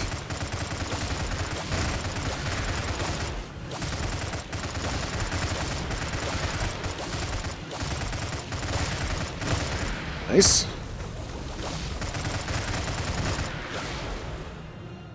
Fire. You have chosen the location very well. Alright, so we need to look for other buildings. Usually when you've taken out the buildings on the planet, it's the same ones that you can build in the map thing we've looked at. They usually give up. That is correct. Long story. Oh, look at these. They built 2 space cannons. Those could have attacked us when we attacked them. I don't think they work. I don't think the AI is smart enough to use these in space combat, but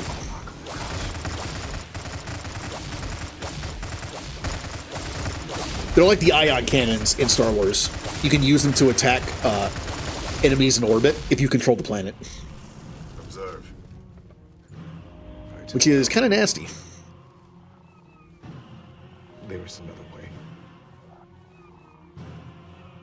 There's probably one more building somewhere. I'm on my way. It's usually in the same place as all the others, so like down here would be like where all the buildings are. Indeed. I'm not seeing it though. Okay, yeah, they're retreating. We won! Somehow we killed him, even though we didn't see him. Well done! Sokar posed a significant threat to Earth. Now our people back home can relax a bit now. Yay! You see how there's still a giant fleet on up here? It's kind of annoying. Like, I can build on the planet, but I can't build an orbit yet. However, it took out the space station. So if we go and fight there now, at least there's not a space station shooting at us. And if we wait a little bit, some of this fleet might just scatter. Although it has nowhere to go but Earth. So that might not be a good idea.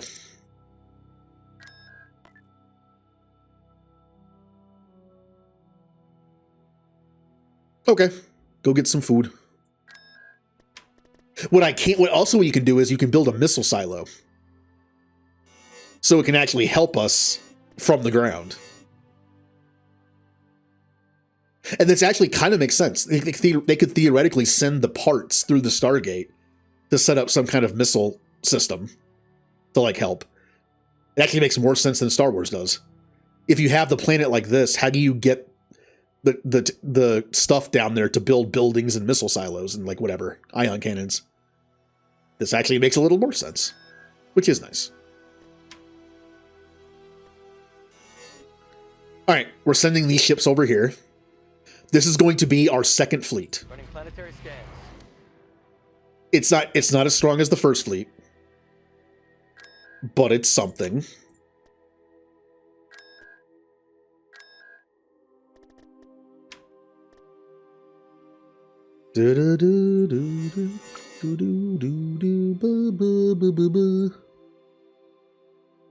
Yeah, they're not leaving.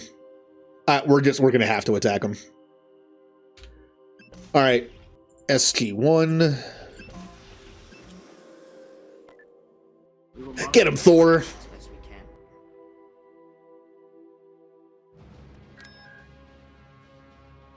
The Gold are just like, oh no, Thor's here. Supreme Commander Thor. Welcome back to the Prometheus. All right, let's go. Center gas. Welcome back to the Prometheus. Gauge hyperdrive. Man, we're slow. One of the bad things about having an Asgard ship like in your group is they're slow. They are kind of slow. This is Bender gas. All right, here we go. This is the fleet that attacked. Well, no, this isn't. Never mind. We're on a different planet. This is the fleet we bypassed and took out their leader.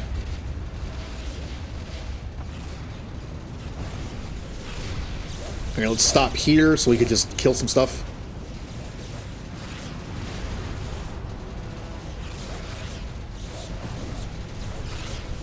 This is a lot of ships. Like for this early in the game, this is actually kind of a lot of ships.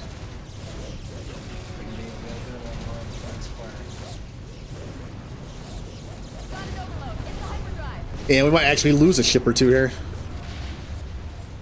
We've definitely lost some of our bombers, probably. Again, I love them. They do good damage, but they die quick. Concentrate all fire. Normally, it's Admiral Akbar that says that in the game. But now it's Thor, so it's concentrate all fire.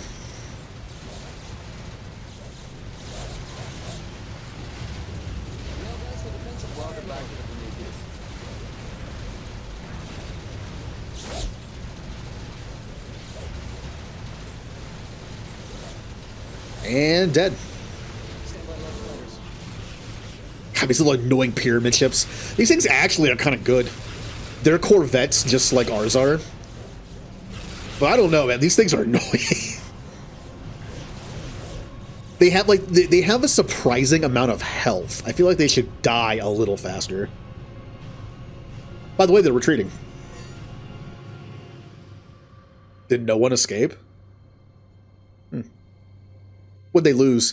I lost 7 bombers. Like I said, they're good, but man, they die fast. They lost a lot of stuff. Forget it. Get us out of here. Now I can build in space. Very well. Na, na, na.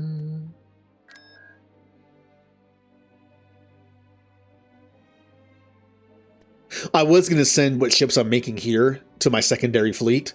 I'm actually going to send it to my primary. Well, I'll call them First Fleet and Second Fleet. Because First Fleet lost some bombers and they could use some more. They have none. They lost all their bombers. I also could use a second planet to make ships. The problem is it costs more. Because General Hammond's not here. But, I mean, bombers aren't that expensive. Compared to this. So I should probably just make, like, hangar stuff on Alpha Site. Like, for instance, this costs 1,838 on Earth. This costs 2,450 over here. That's a big jump. But this costs 338 and then 450. Like, it's not that bad. All right, so we're going to take Ravana back. Let's make sure to build up defenses on Intac in case something over here decides to attack us. So level 3 is the highest you can go on Hacktill, and level 3 is the highest you can go on Intac. Okay. Let's make a few more bombers.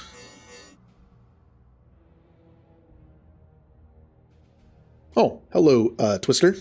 Yep, this is Star Wars Empire at War with a Stargate overhaul mod. Because I am a giant nerd. And I want to play Stargate. And there's not a lot of options.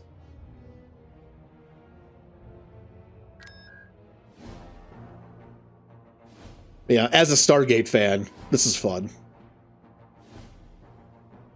It is a little different than the show, obviously, because Empire at War, if you've played it, is about making fleets and, like, a bunch of ground troops, which is something they didn't do in the show. But this is kind of like a what if Earth was able to build way more ships than in the show and could have, like, cool space battles. And here we are. Which one are you doing? I believe there's 2 big Clone Wars mods for this. They're, what are they called? I can't remember. There's one that's part of like a series that has 2 other ones. Fall of the Republic, okay. Like there's one that's part of a series, extended series, because one is in, like in the days of KOTOR, one is after Return of the Jedi, one's during the Clone Wars, then there's another Clone Wars one. The reason why I haven't played those yet is because those tend to add way more mechanics to the game. And it's a little overwhelming. Like, I tried to play the After Return of the Jedi, the Thrawn's Revenge one, which is supposed to be super popular. But the map is so big. And, like, there's, like, extra mechanics and stuff, like, they added, like, it's just a little overwhelming. And keep in mind, I play Stellaris. Compared to Stellaris, it's not complicated. But I've been playing Stellaris for, like, 10 years. So it's like I've slowly learned how to play the game. So like from my perspective, Stellaris is not that complicated just because I've been playing it for so long. But this, like seeing all those new planets added and all the new mechanics, it just yeah, a little overwhelming. All right, we're taking Ravana back. I could have done the Stargate thing, but whatever. By then it would be too late. Ravana will be ours again.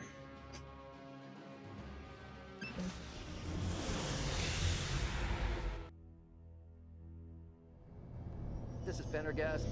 Welcome back to the Okay, well there's 3 of those ships. Nice. Are we picking up any other vessels? This is Pendergast. They're kind of like essentially Star Destroyers. And for the humans, I only have 1, which is the Asgard ship. Welcome back to the For the humans, Asgard ships are like your better, bigger ships. Humans stop at the Daedalus class, which is this thing. Although you can upgrade them at one point. I need sublight engines now. All right, let's get them.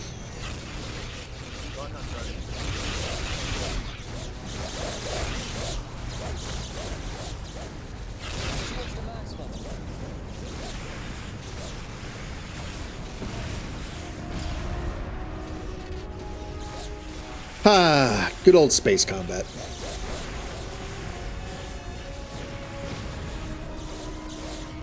I don't do the best job at space combat. I just click. I just click on the one ship and say, "Go kill that." I know you can multi micromanage a little more. You know, keep like your fighters out of the way of the corvettes because they kill them. But I just click button and kill.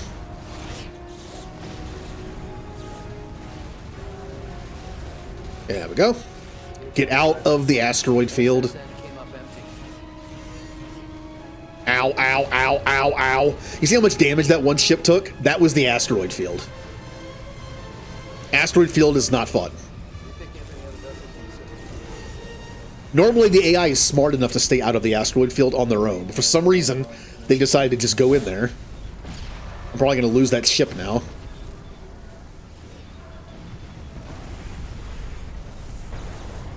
Like, I get why they're in the game. They're kind of like a mechanic of your smaller ships can go in there, but bigger ships can't.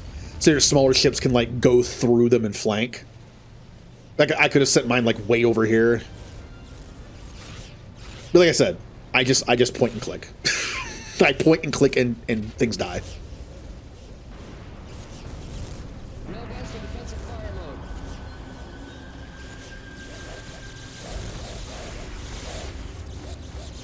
There are some mods that overhaul the ground combat, because again, I'm not a huge fan of the ground combat in the vanilla game. But since I'm playing a Stargate mod, I doubt those mods are compatible. So we're kind of having to deal with just like vanilla ground combat. Once you get to a certain point in the game where you get a lot of money, you can just do auto-resolve. That's what I do. Like about halfway through a campaign, where I have like half the galaxy and I have some money saved up, I'll just start producing a bunch of cheap ground units and just do auto-resolve. I'm just not a fan of, especially on certain maps. There are certain maps where ground combat is extremely tedious.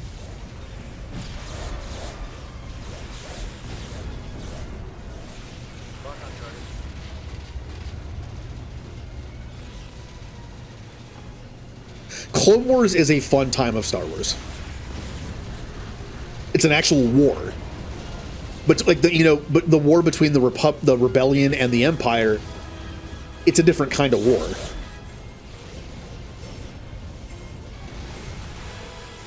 The rebellion cannot match the Empire ship to ship, troop to troop. But with the Clone Wars, the enemy can. So it's an actual war. The rebellion is, well, a rebellion.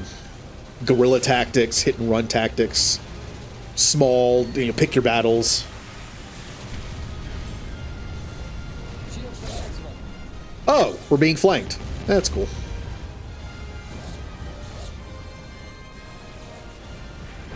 I want to play all three of them. I am a fan of KOTOR 1 and 2. I don't know much about the Old Republic,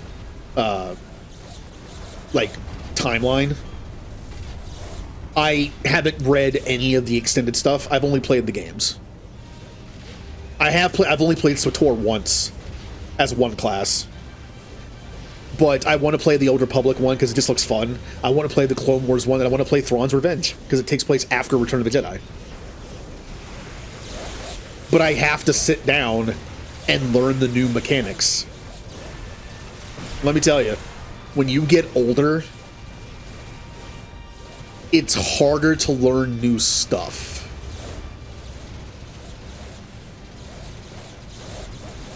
Like, I still play Stellaris. If it wasn't for the fact that I've been playing it for so long, I wouldn't be playing it. Like, I already know a lot of the stuff, so I can just build on top of that. But I've tried to learn how to play like other Paradox games that are super complicated. I can't. I tried to learn how to play Hoi. What is it? What does it stand for again? Hearts of Iron. And I was just like, I can't. My brain hurt. Even though I've been told that Stellaris is more complicated than the game.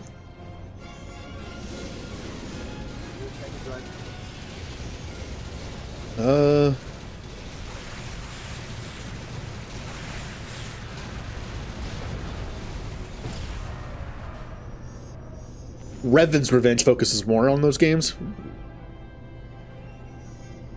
SSN came up empty. Oh no, there's some fun stuff. Obviously, Stellaris also has a ton of mods. There actually is a Stargate mod in Stellaris. I kind of want to try that out on stream at some point too. And then of course there are several Star Wars ones.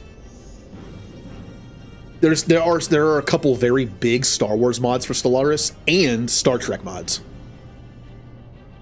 I want to do those at some point too. A lot of content in that game with mods. I love the idea of a full overhaul mod, because rather than just add like small aspects of a world to a game and it still feels like that game, it just changes everything. obviously, it's still Stellaris. It still has the same map. I'm Commander Shepard. Welcome to the crew. Twister, thank you for the follow.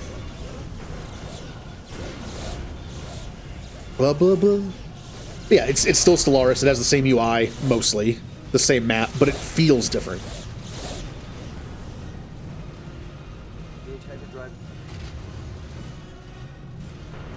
And at the very least, I do have that benefit. A lot of people I know who like Star Wars would probably love to play that Stellaris mod because it's so in depth and so like different and well built. But they don't know how to play Stellaris. So at the very least, I've gotten around that. I'm still stuck on the new mechanics of, you know, some of the mods in this game, but I had the benefit of being able to play Stellaris mods. Although that adds some stuff too. The Star Wars one adds a bunch of new resources you have to deal with.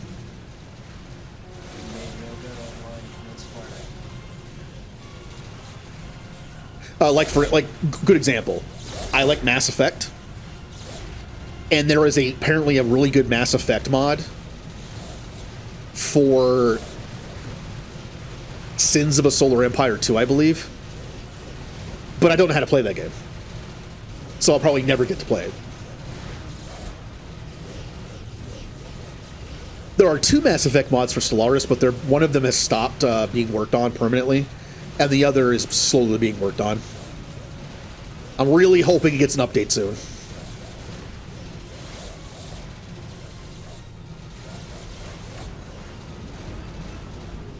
The one that's currently being worked on is called Beyond the Relays. It looks fun. It just doesn't work that well right now.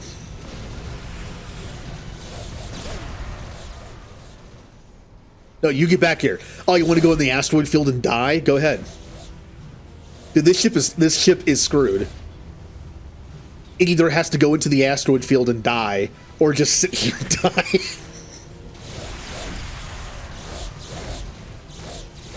Bad positioning. I wouldn't know anything about that. SSN came up empty. Oh, this thing is still alive? This is a long space fight. Oh, they're retreating. Goodbye.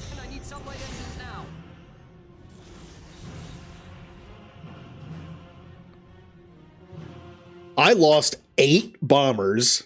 No, actually just fighters, not bombers. I lost one of my Daedalus class, but they lost a ton of stuff. All right, move these guys back up here. I moved my army because if your army sits in orbit and then an enemy fleet comes, you have no choice but to run. Because like all your ground troops are just like in little transports that can't fight. So I try to keep the army like 1 planet back. Although I do forget sometimes.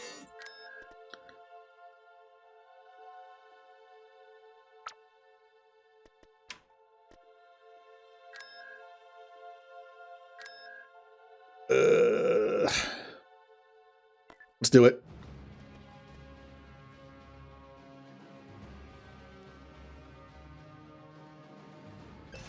Welcome to... Oh, I forgot to put them back in the thing. Whatever, I'll put them down now.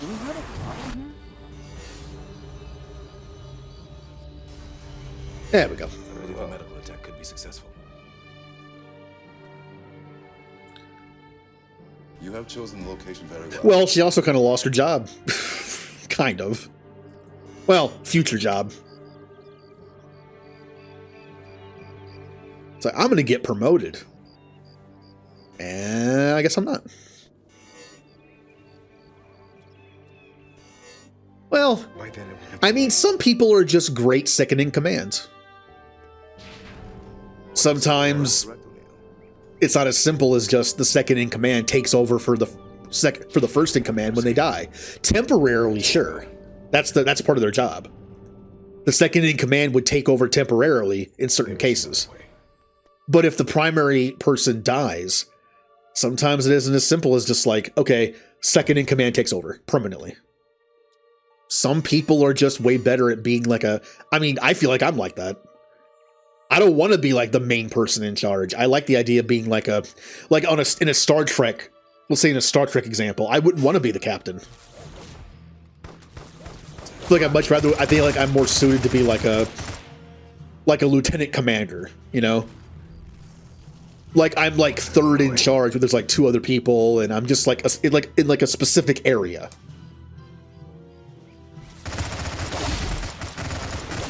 Like I can take charge if need be in cases of emergency, but I'm not taking over the captain position permanently. Get somebody else. I don't understand. It kind of comes from also liking smaller groups. I know Lieutenant Commander, you have to pretty much represent and help like everyone on the ship, but most of the time a Lieutenant Commander is also in charge of a department. Like Geordi is Lieutenant Commander, he's engineering. Worf is Lieutenant Commander, he's security and weapons. Tactical. On my way. Data's Lieutenant Commander, he's ops. We'll have to move faster. I kind of like that better. Shall we? I don't understand. Since I'm a giant nerd, I'd probably be a Lieutenant Commander in charge of science. Normally that's not a thing, I feel like. I don't know, I feel like most of like the people that you see like in the science division Commander of the ship. don't have a lieutenant commander. They're just like a lieutenant at best. You gotta be kidding me. Meow.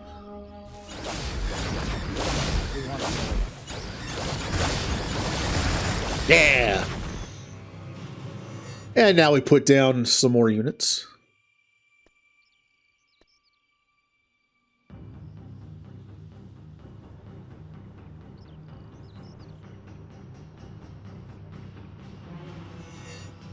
All right. What I have to do on my way.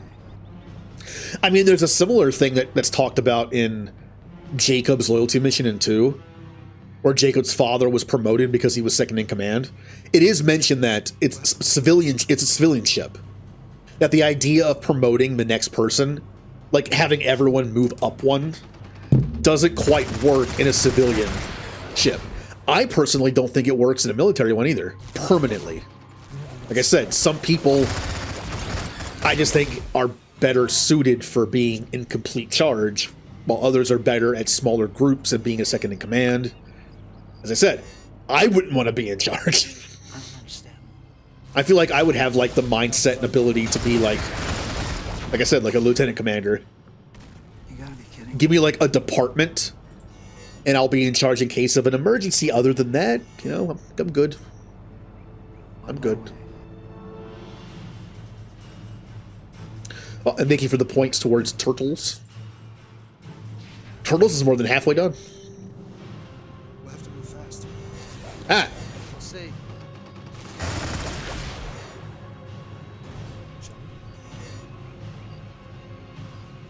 all right. We must take out the buildings.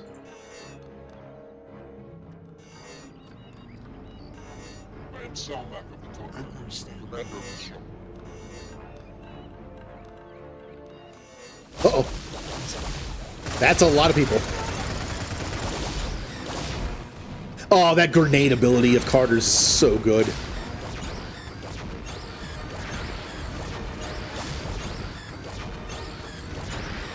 I mean, she did her job, though.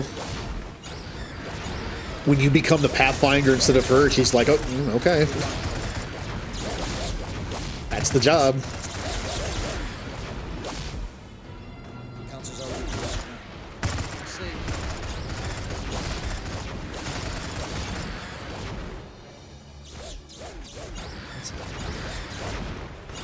Also, this thing also isn't in the show.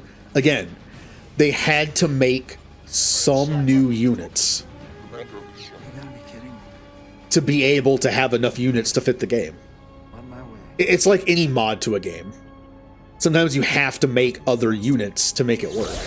You can't just not have the unit. Then it messes with the balance of the game. I don't understand. You gotta be kidding me.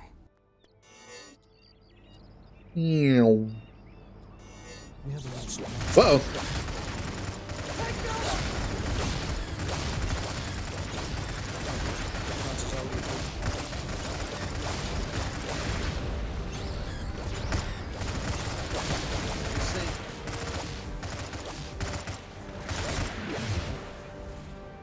That was a lot of people.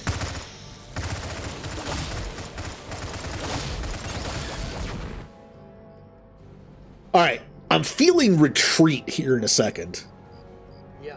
We took out the buildings. I'm pretty sure that was all of them. On my way. Yeah, there it is. Take out their buildings, give it a second, and they'll usually run. Okay, I know from personal experience, they love to take Ravana back. So we're going to have to make the defense of Ravana, like, important here. Fortunately, Ravana can only have up to a level 2 space station. Once we get to a certain population, I do start making fleets to protect planets. I start them small at first. Like, to me, a small starting defensive fleet to put on every planet would be like 2 of these. That's probably it, honestly. But how many planets do we have right now to defend? 1. Even though you can't see a hyperspace lane, I'm pretty sure some of these planets can get to Entak or Haktil. This one's defended. It's like it's behind like all our planets, so we don't have to worry about it. So is this one. None of these are. Oh yeah, Chulak still has ball over it. I kind of forgot about that. Oops. And let's do this. That's a defensive fleet. Kind of expensive for what I normally do. We have these 2 to help out with the fighters and bombers more, and then we have this to kind of just soak up some hits and be a little more helpful against like corvettes and slightly bigger ships. Yeah, we'll make a few of this design. This and 2 of these, and we'll put them on every planet that can be attacked. Combine that with the space station, we should be able to defend against a lot of attacks. Also, putting the missile silo is also helpful, because it can shoot from the planet.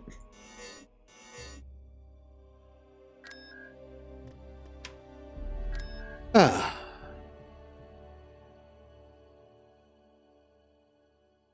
All right, working on our first defensive thing there. Has this fleet gotten stronger? Did I send them over here? I did. We could use some fighters, but it's only Ball. It's Ball and Osiris. Yeah, we can take them. We can take them. I should just go, but... Do I have a missile silo down? I don't. Let's do that first. Missile silo first, just so we can help us. We can help the ships in orbit with our missiles. All right, here's our first defensive fleet. Ravana. And then next. Also, we have new ground troops, too. We have a medic. We have a mortar team. We have an MLG team. Or just MG team, I guess. And then we have a sniper. Normally, I don't use any of these, except if I'm doing auto-resolve. I do use these guys, though. These guys are cool. They can heal, which is something we don't have. Unlike in Star Wars, we can't make, like, the Bacta tank things on the turret positions to heal, so they can heal us.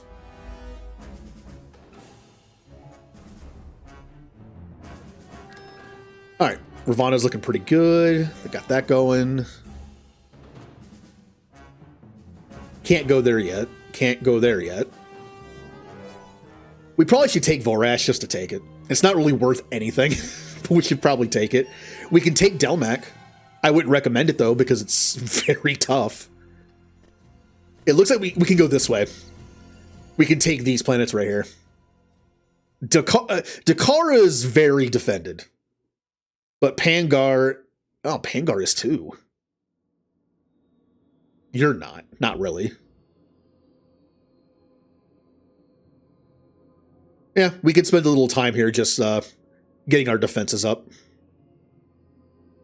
All right, defensive fleet number 2. Most likely, Haktil is safe. Yeah, I don't think they can go from Henan to Haktil. I think they have to go this way. And this planet has to go this way. So we shouldn't need a defensive fleet here. Here we do. Running planetary scans.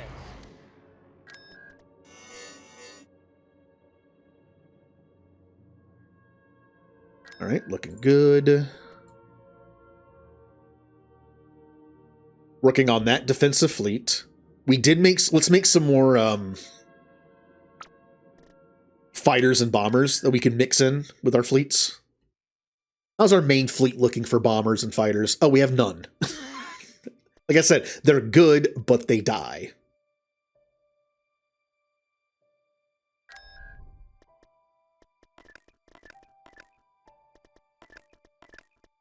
Now, when you have a second fleet, you're also at some point going to have to make a second ground force.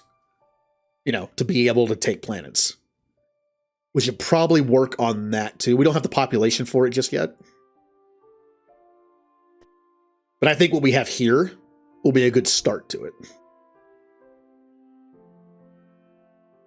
Although, I am going to move 2 of these medics to you, since we don't have any medics over here.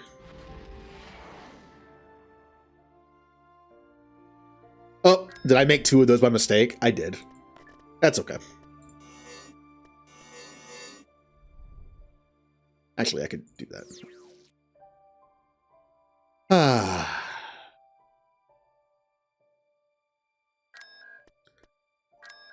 Ooh, Erebus can have a level 5 space station. That's a lot of money, though. And poor Chulak is still just sitting there with Ball orbiting them. Don't worry. We are getting ready to liberate. I don't have to liberate the ground, but I do have to liberate the ground of these planets up here. So we're going to need more ground troops.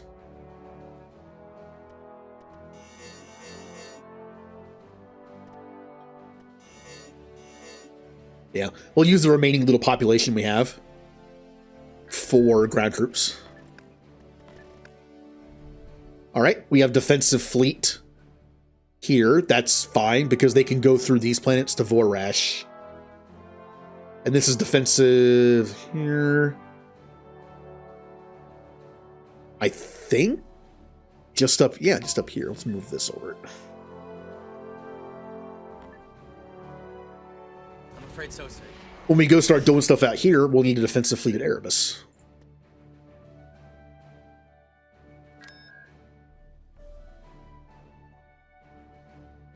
Okay, good.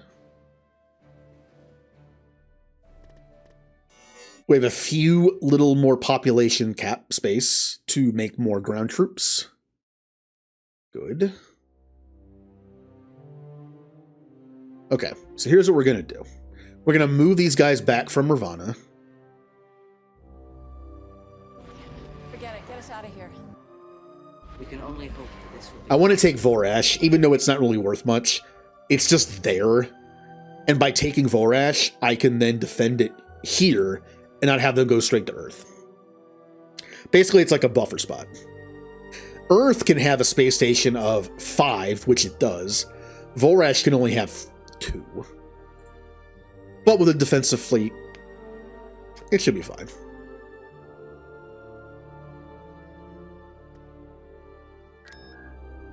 Alright, so I'm just waiting on more ground troops.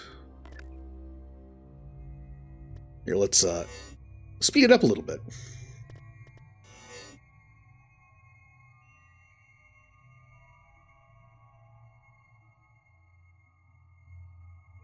Yeah, the Stargate guys take a while, but these guys do not.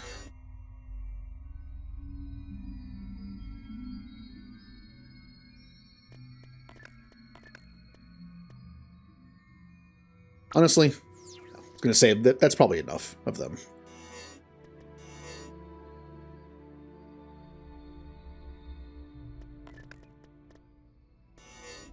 All right, while we're waiting on that, let's go, let's just go for it.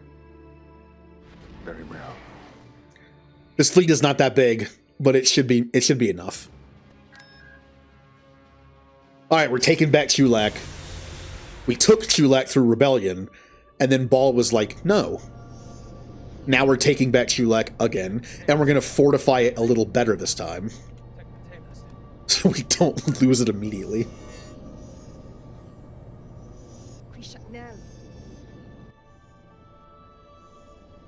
I like this fleet.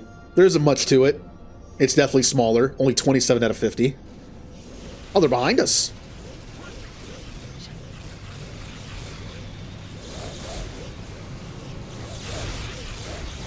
All right, Osiris getting kind of messed up already. Good.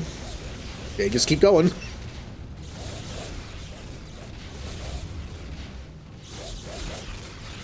I can't see the health, it's so small.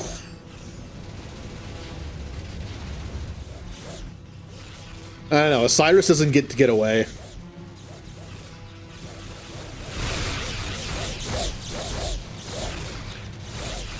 Oh, come on, she has to have like 2 health left. Yep. Yeah! Now ball.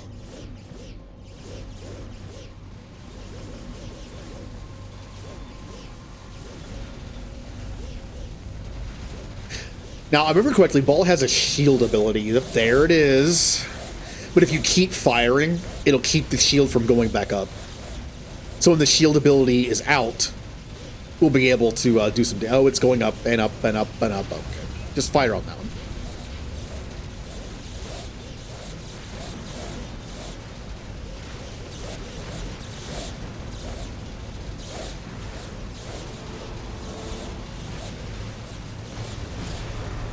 Nice, nice, and dead. Alright, I would like not to lose my Hacktail, since I only have 1 of them right now. I have 2 of them, but get out of there. Get out of there, Hacktail. Get out of there. No! Ball must not escape. Take out his engines. Yeah, now he can't escape. I believe when you take out the engines of a bigger ship like that, they can't escape. So when retreat happens, they just die. No escape for you, Ball. Yeah! I did lose 1 ship. Okay. Immediate battle. It looks like they were getting ready to attack the ground. That was good timing. They sent some ground troops to orbit Tulak because they were going to land them and attack. Unfortunately for them, those transports can't fight back. It was just very, very unfortunate timing for them.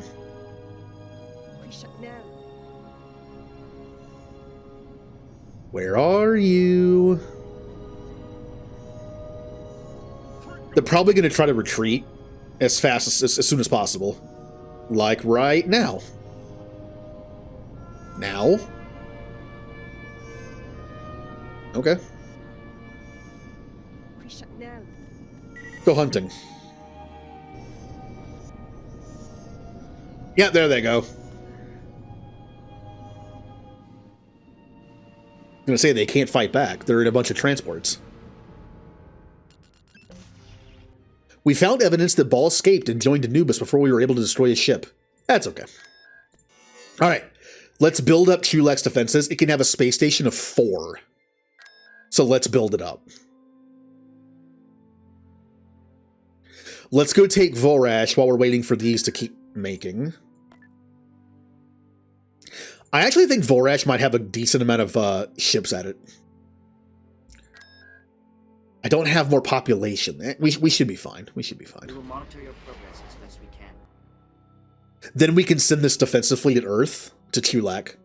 Because this will be like our buffer. Oh, I guess we'll need it there, though. Never mind. I'll need another defensive fleet.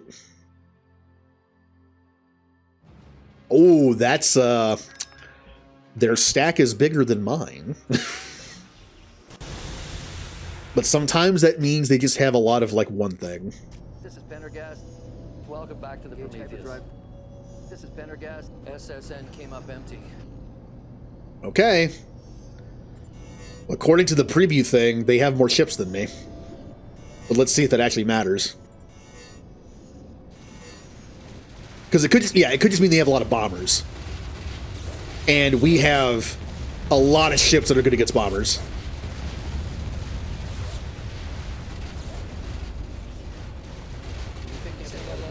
Okay, I mean, that's a good amount of ships.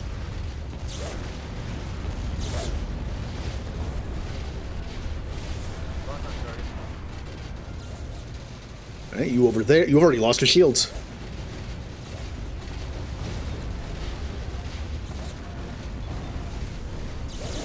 Nice.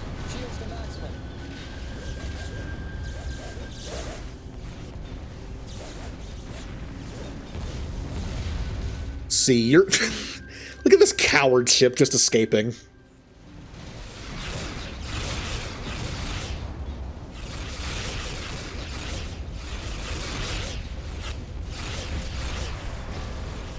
Where are you going?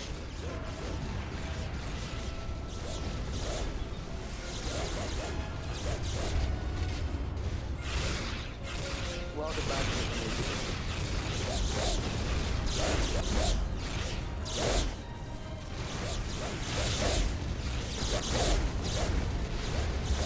the Goodbye, pyramid ships.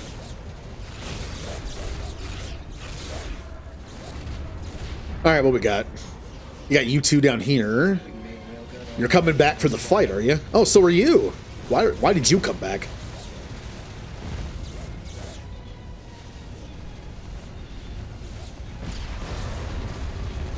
Yeah, we're just swarming them. They had like a bunch of bombers initially. If we didn't have all these corvettes to take out the bombers quickly, those bombers could have done some serious damage. I've seen fights where like the enemy had a ton of bombers and I just didn't have enough to deal with them, and they just took out a lot of my big ships. But hey, it didn't work out this time for him.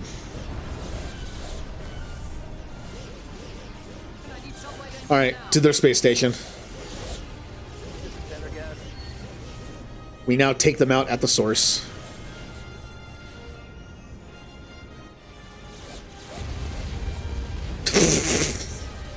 I love when they just run into just a wall of bullets. Level 2 space station, huh?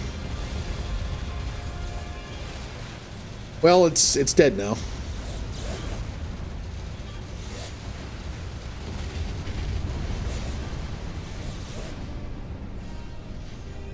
Well, that was fun.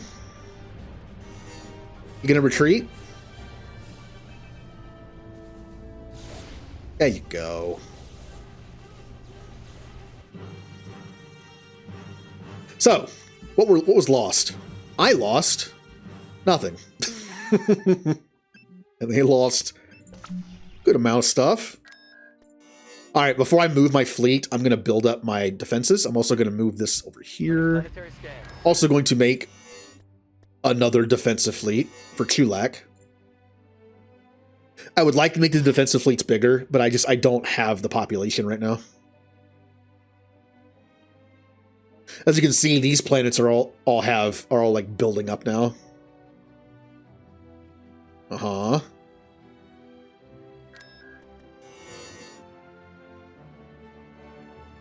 Alright, so once Chulak has their defensive fleet, I think, man, we need more ships in this fleet, honestly. This fleet is just too small to potentially deal with something like this. Incoming fleet at Chulak. Well, I got a surprise for him. If they ever show up. There they are. We only have a level 1 space station.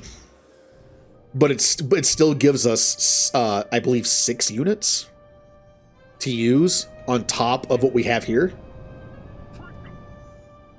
Unfortunately, we didn't finish any of our railgun satellites. Dr. Lee speaking.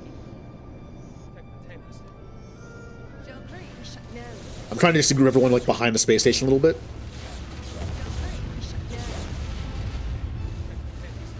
Get in there. Yeah. Weren't expecting my fleet to still be here, were you? It might be a smaller fleet, but they have tenacity. Determination.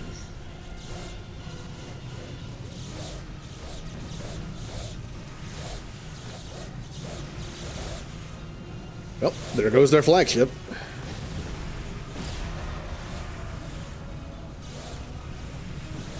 Next.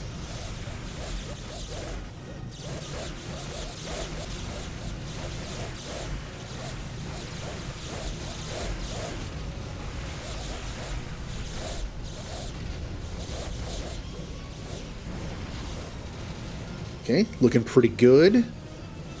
They do have quite a few ships. They're trying to, like, get around us a little bit over here.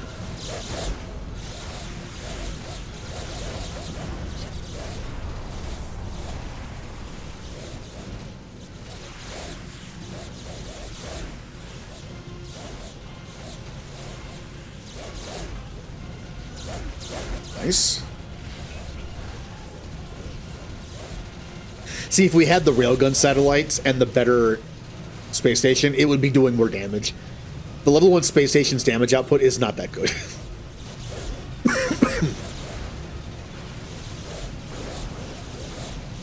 And this thing can go up to level 4, so... Nice. Now, how about I get the ship that's just been sitting under one of my ships the whole time? Trying to hide.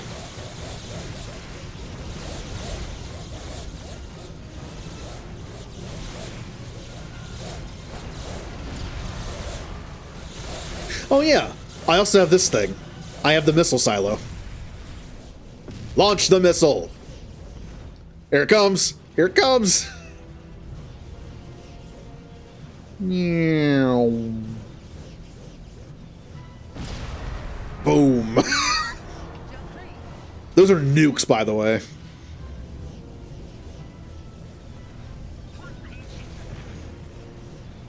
Yeah, that does quite a bit of damage. And the ridiculous thing is, look how fast it recharges.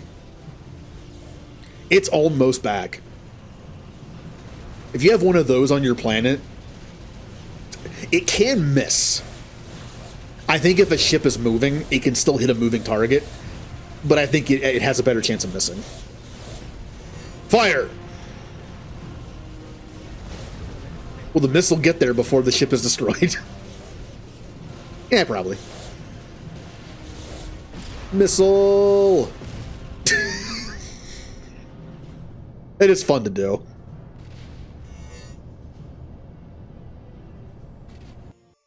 That's why I kind of want to build those on every planet. Oh, look at that. Not even a scratch. See? We actually did our job, and we defended Chulek properly this time. And they didn't die. You can build more than one missile silo. I don't see the point. There can be built only 2 silos per planet, but why would you need 2? Does it increase the cooldown? Oh, does it make it like half the cooldown? That's pretty fast. I would say it's not worth it. The cooldown is so fast. I'm not sure if you would ever need 2.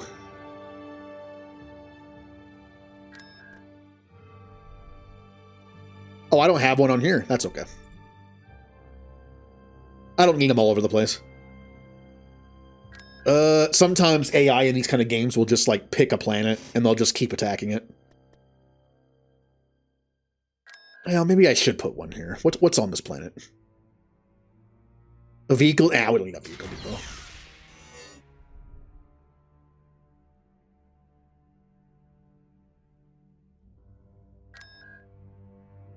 Well, can you imagine if you could put, like, 5?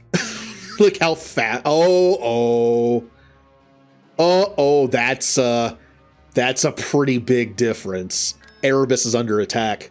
They couldn't take Chulak, so they're going after Erebus. Except Erebus has a level 4 space station. And my small defensive fleet will help out the free stuff I get. And look at all my satellites. Look at all these satellites here. Have fun with that. Shields up. I'm afraid so, sir. Sir, we have a contact. Running planetary scans. It's like my defensive fleet probably isn't even necessary. Shields up. I'm afraid so, sir.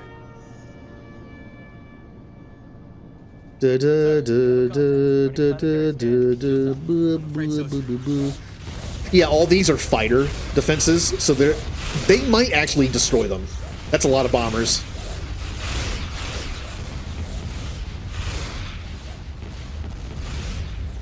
When it's a mix of fighters and bombers, these things can take them out quite easily. But They did some damage. But now they're dead. Sir, we have a contact. Running planetary scans.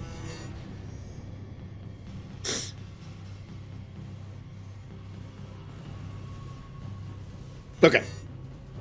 Now it's a good thing we have ships though, because we can defend this choke point. The enemy's bigger ships have to come this way around to get in. Running planetary So we're just gonna meet them right here. I'm purposely letting them in a little bit, just because if a few stragglers get by, the level 4 space station will probably kill them. Yeah, like I'll focus on the big guy, and these can just go through, because the space station will probably take care of them.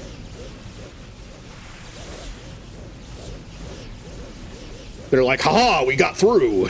And they see this big thing.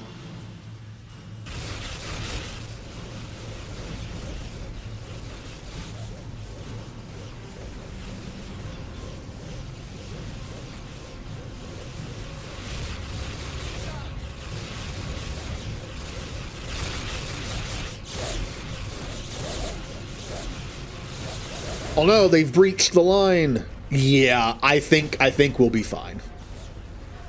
Yeah. Notice the difference between a level 1 and a level 4. Alright, you're annoying me.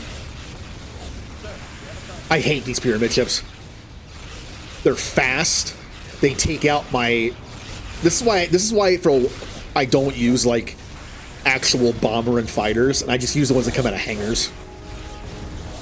Because these ships will kill them pretty quickly.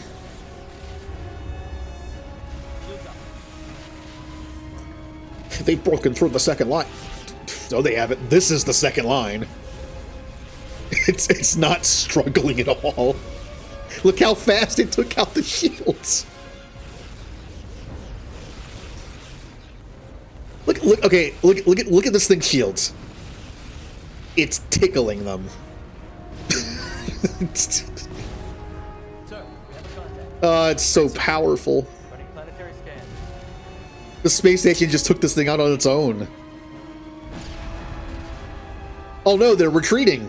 You're not. They thought they were attacking this softer target. Yeah, Chulak only has a level, 2 space station right now. Erebus has a level... and can have... You know what? I'm gonna make this level 5. I'm gonna make it even funnier.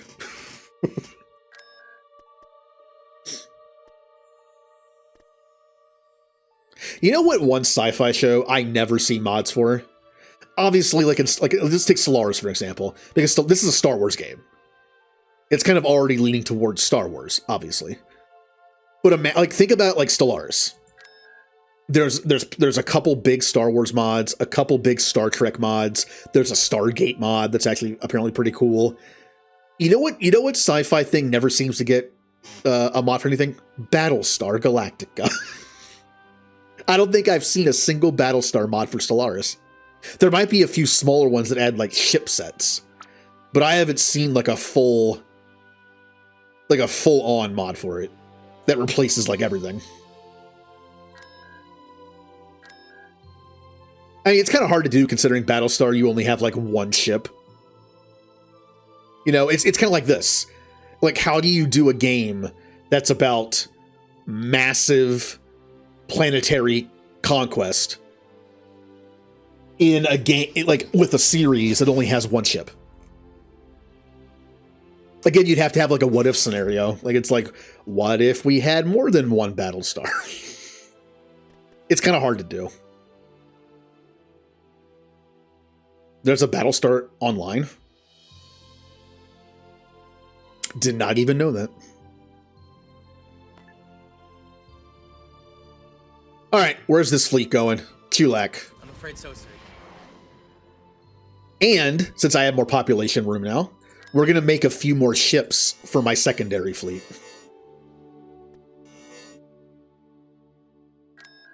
And why not? A few more ground troops for my secondary army.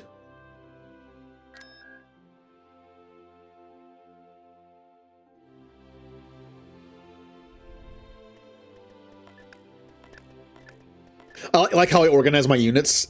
Like how messy it is. There might be like an auto sort. I don't know what it is. Here, just so it doesn't look awful.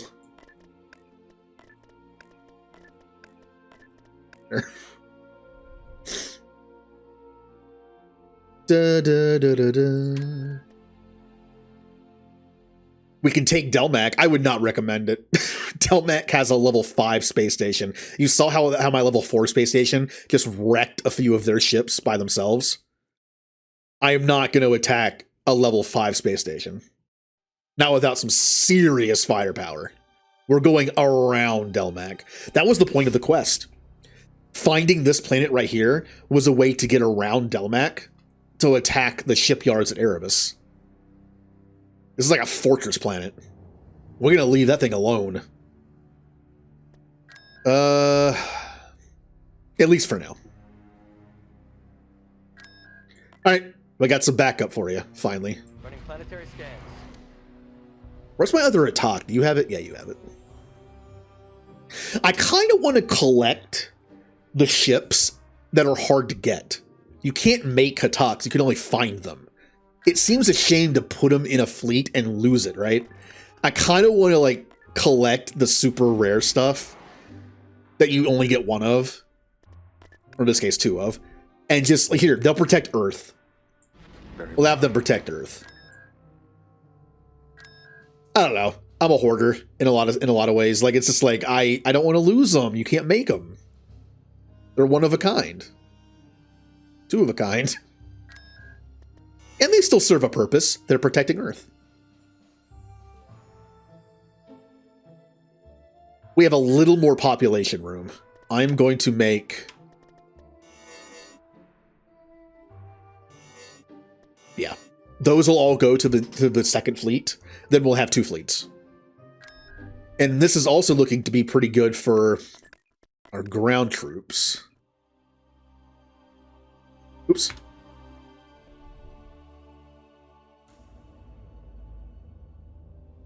Alright, we're looking pretty good. Erebus now has a silo on it. If they feel like attacking us again, they have to deal with a level 5 space station, which is better than before, and a silo. Good luck.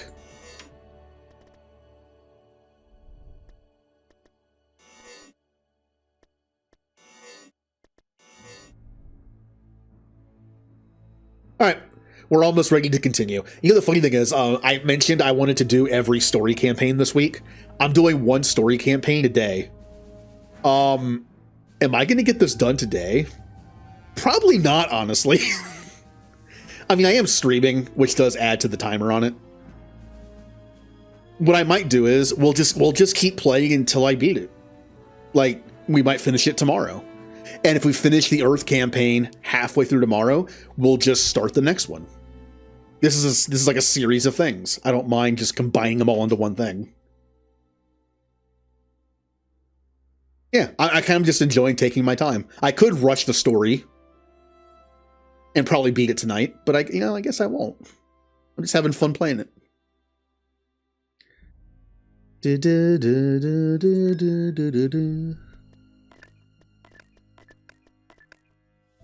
We have our two Hataks protecting Earth, just in case something gets through. We have more ships to add to our second fleet. I'm afraid so, sir. Everything's looking pretty good. Now is the perfect time to attack more of the Goa'uld-owned systems and free them. Pangar is kind of rough, as you can see. Size 4 and then like a bunch of stuff on the planet. Dakara is size 5 and 5. The problem is I have to go through one of these planets to be able to get to these two. I have to go through Pangar. So it looks like we're attacking Pangar. We'll free them from Goa'uld rule. Here we go. Well, hold on. Let me get my second army over here. See, I wish you could make Jaffa, like Rebel Jaffa armies on Chulak, but you can't. But it makes perfect sense that you could, though. Again, probably something they were going to add later. Alright, army, hurry up.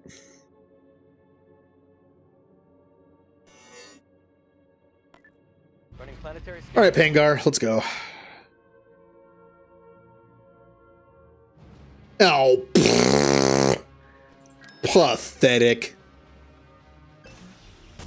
They have a level 4 space station, so the Goa'uld were like, we'll just put like 2 squads of death gliders.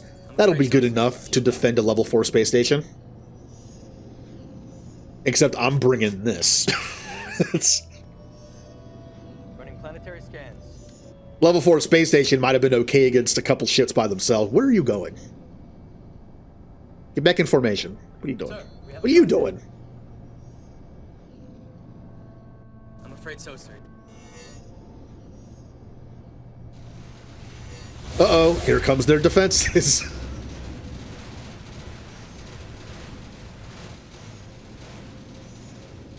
God, we're wasting so many bullets. Can you imagine if this game was like hyper realistic and you had to have a budget? And the budget was like, okay, you ever like watch like a movie or usually like watch a show where you always have like that bureaucrat who's like, wow, bullets cost this much per bullet. When you spray that many bullets, it costs way too much money. And then the heroes are like, yeah, but we have to do that to win. If we didn't do that, you'd be dead by now. Like, Earth would be a crater. But realistically, can you imagine if you had to, like, pay per bullet?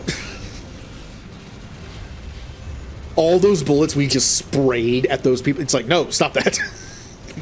we can't afford the ammo. Like, every single one of those bullets that misses is, like, $200. It's just like it adds up.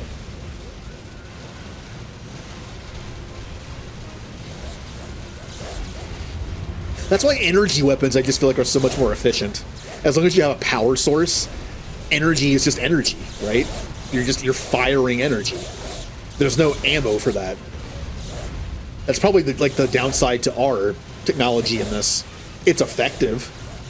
It's simple, effective. You know, if you shut off like the power, we might have like reserve power that can just continue firing. Or maybe the weapon system that has like its own power source. With Goa'uld, once you take down the power, there's no energy.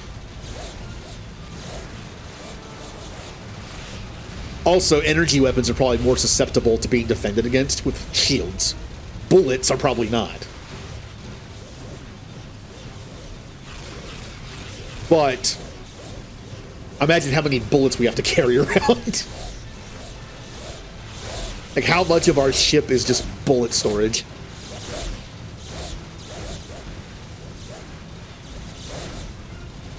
One of our ships is pretty hurt. The Dionysus. They all have names, by the way. Hermes, Hercules, Hercules. Yes, the names repeat sometimes because you can make... Oh, there it is. The Hieronymus. I don't know what that means. Perseus, Neptune, Nostradamus. Nostradamus, Columbus, Aeon? Damocles? I've seen some names be reused. If you make so many ships by the end game, there's not enough names. I get that. No, I'm kind of curious. Oh, we can't see in here because they're... Yeah. I'd have to do this for every single one of them, probably. Nope, you can't even see it. It's only in combat. Interesting. Okay, the skies of Pangar are now clear for our army to come in.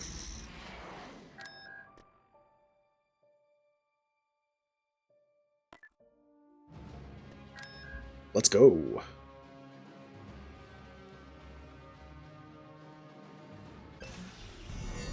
Who should we bring down? Let's bring a medic. Let's bring rocket troopers. And let's bring an SG team. Nice and well-rounded. Sir, with your permission. Let's go down here first. all the buildings on this planet, I think, are like here-ish. You got it. So the resistance down here should not be very big. Oh, they are taking this, though. Oh. I'll clear for the moment. Hopefully it's just one unit. You got it. The whole battalion, sir.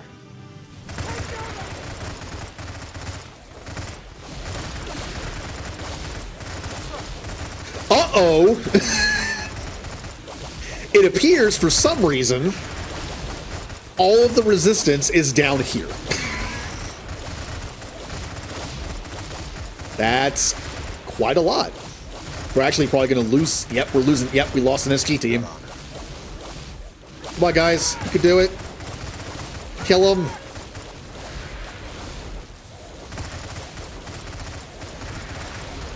Without the buff on of our SG team, we're not doing so great.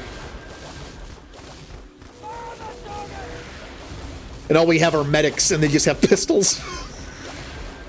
My poor medics. Our technology is inferior. Yes, sir. Come on, medics, you could do it. Medics, retreat. You're more valuable. That's kind of sad. So we got plenty of reinforcements, though. Get out of there, medics.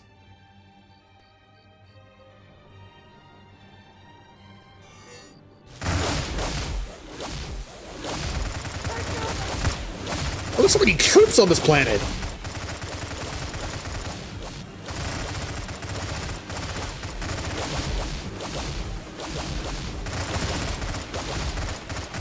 No, not the medics. Run. Run, medics. Oh no, I'm down to one medic. No. No. They almost got away. For the medics.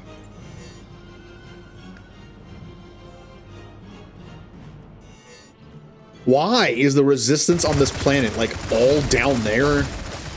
It's so weird. I'm going back down here. How many more of them could there be? Except for the ones I just ran through and they killed me.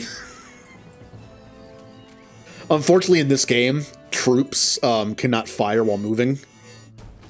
Which is kind of stupid. Okay, well, they're dead. Oh, okay. Apparently, they're anti-vehicle.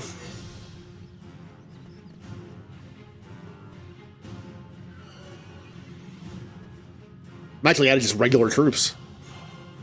Wow, we're not doing really good. We're not doing great. The liberation of Pangar is not doing great. Wow, we are just losing stuff. Yeah, we're down to just like Malps. We might not win this. I needed more ground troops. Like, I needed more to be grouped together.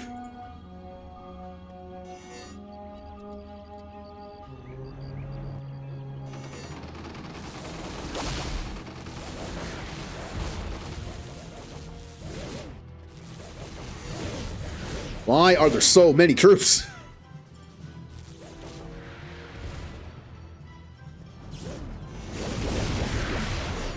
Yeah, we're not going to win this.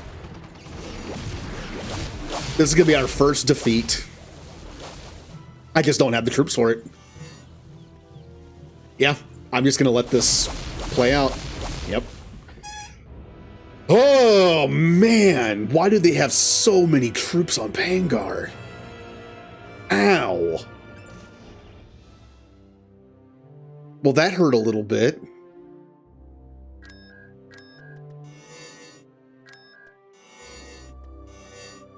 We're going to make troops closer.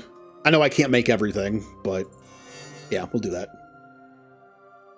We'll let those troops be made. We can't really do anything in the meantime. Well, I guess I can move my fleets here and here. I'll need another defensive fleet too, but I don't have the population for it. Well, there you go. I hate to split my fleet up a little bit, but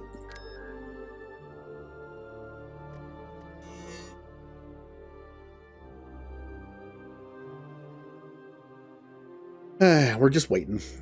Just waiting. I should probably also make a couple, with my last 2 population, make 2 medics. Where are my ground troops? There they are. Here, come to Earth. It will be too late. And you also come to Earth. Very well. I do have these just sitting here. I kind of want to get rid of them. Okay, good. Stop.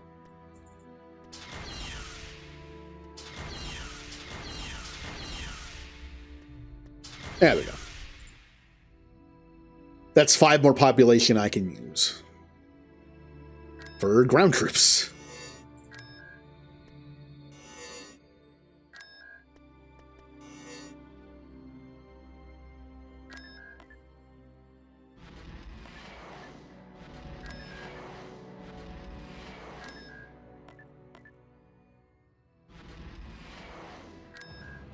Uh-oh. Vorash space fight. Of course, as soon as I moved my main fleet away from Vorash, of course they would attack me. They see me as weak. Shields up. I'm afraid so, sir. Sir, we have a contact. Running planetary scans. I should probably keep my fleet closer to all these railguns and the space station. If humankind is going to benefit from what we find out there, we have to be able to study it in controlled situations. Yes, thank you, Mr. Scientist. Shields up. Or Dr. Lee, I should say. Sir, we have a contact. I'm afraid so, sir. There it is again. You heard it for a second. Just the saxophone.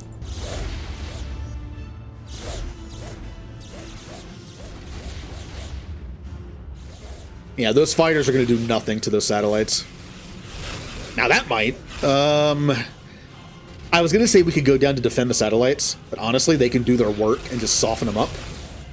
Then when they get to this like just U of satellites, this will mess them up even more. Yeah. We'll let those satellites just die. Sir, we have a contact. I can always rebuild them. That's a kill.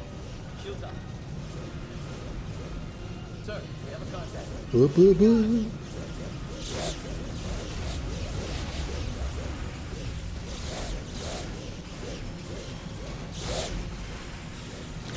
This is still a lot. I don't know how well this is going to go. And the fact that Vorash can only have a level 2 space station is not good. This is going to be one of the more annoying places to keep.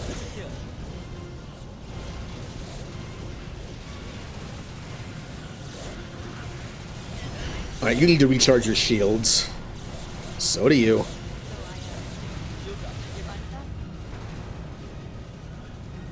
Let the turrets do their turret stuff.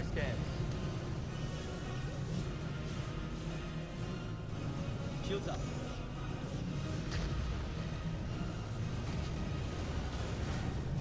Nice. Dr. Lee speaking. Alright. The Hector and our remaining one-man fighters will engage the enemy.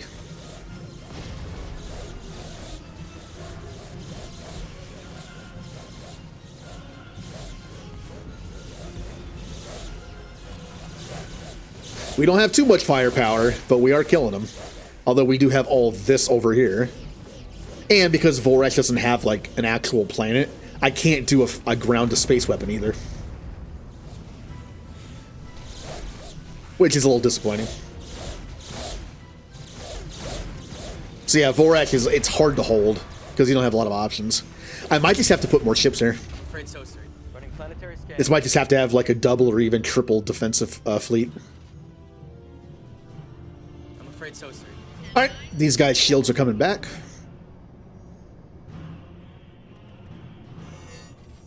Once again, we will let the turrets do their work. Just soften them up.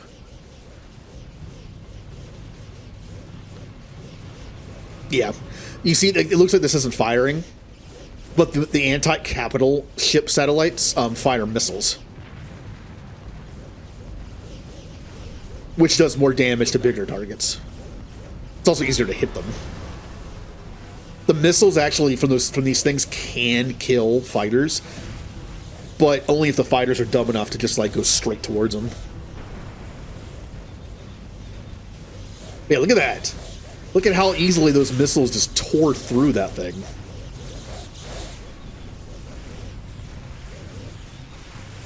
Yep, they're the missiles. Yeah. It takes a little bit for the missiles to lock on and then shoot. Once they do, that's some damage.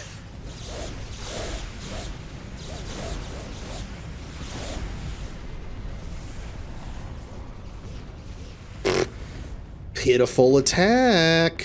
Running planetary scans. The Goa'uld are kind of losing their touch.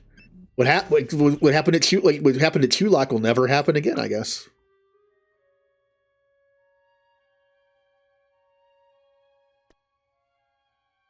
All right, we still need a bunch of ground troops to take Pangar. Well, not take it, liberate it.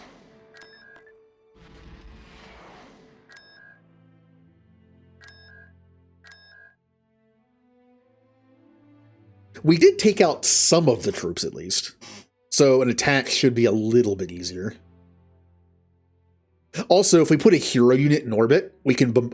Actually, that's a good point. That's a good point. Who here can bombard? You can. The ship can perform orbital bombardment.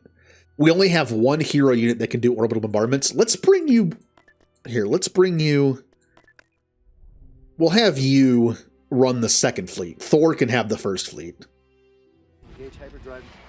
That way, when it's saved up, I can use a bombardment. SG-1 and Selmac can be in space, but they're really not that good. So I think it's best to save them for just ground combat.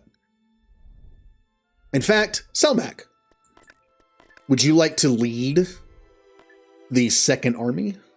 We'll have to move fast. I think it makes sense to have two different leaders, and one leader can have each group.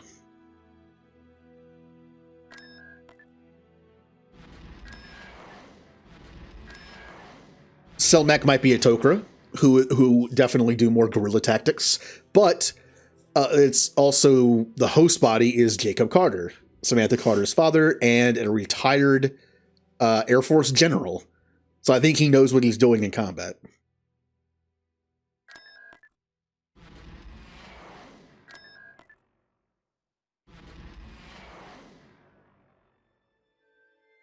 All right. How about we try this again? This time we have the command experience of two people, technically.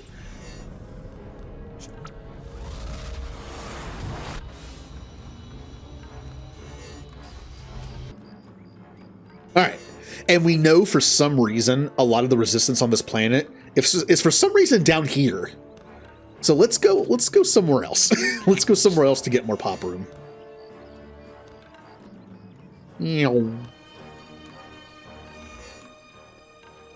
We learned that from our previous failed attempt. I am Selma. You gotta be kidding me. Commander of the ship. Interesting. Where is my bombardment? Oh, he didn't get there yet. I think I attacked before the ship. No, he was here. Then why is there no bombardment option? It literally said he has the option. That's a glitch. What do I have to do? I should have the option to bombard, but I don't. Whether it be through this or this.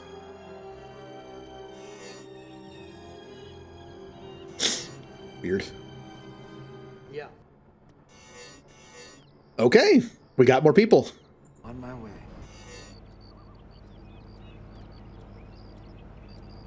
Lead the way, Malp. Oh, they had a shield generator on this planet. Maybe that's why I can't do it. Even though the shield generator is only protecting this part of the map, as long as this is up, I might not be able to bombard.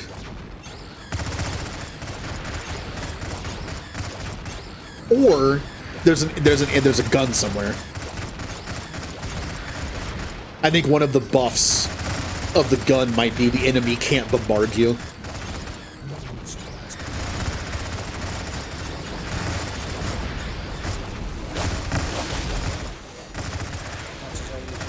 Why did you go way over there?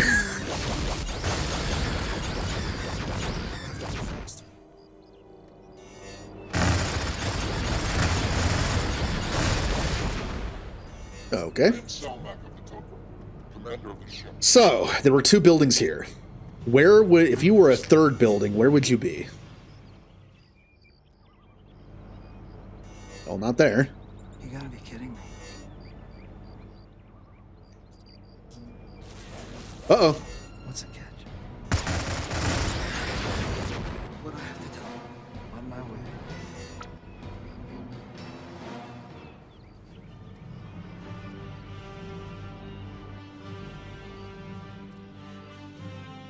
Okay. We'll have to move fast. Uh-oh.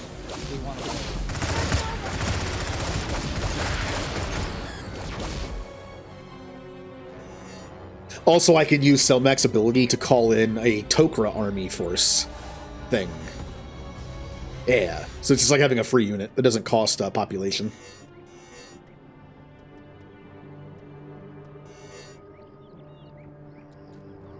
Okay. So where is the final building here? I feel like there's like one more somewhere.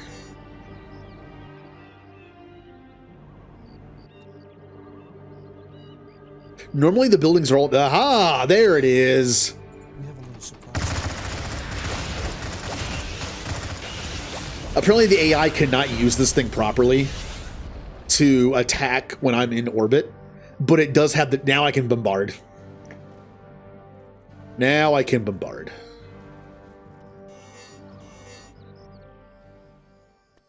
I was hoping somebody would sit still so I could use it on them as a complete overkill.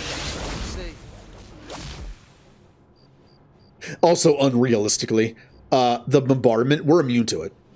So if we use it, it won't kill any of our units, even though it's a giant nuke. You gotta be kidding me. We're somehow immune to the nuke. On my way. Just don't question it. Just for like the sake of being more realistic, I'll try not to use the bombardment with my teammates and areas. Because it really should just kill them. Like, yep, we have new technology. It makes our own army immune to our own nuclear weapons. Can I not get up here? I don't understand. No, I can get up here. You gotta be kidding me. I can't get up here. I can get up here. On my way. We'll have to move fast. What is happening? I don't understand. You gotta be kidding me. On my way. No. We'll have to Map is just a little finicky. Oh, the game crashed! Yay! Woohoo! Don't go up there.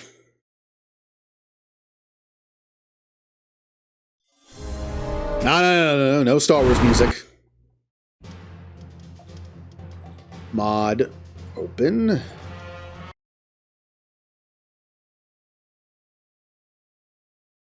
Okay.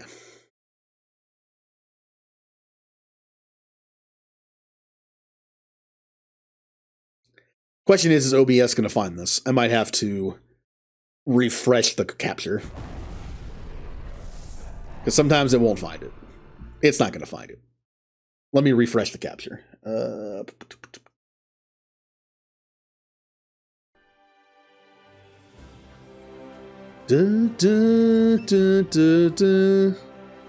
Luckily, there's an autosave. Autosave is before I started the fight, so it won't corrupt it or anything, because it wasn't during a fight. Cool, we're back here.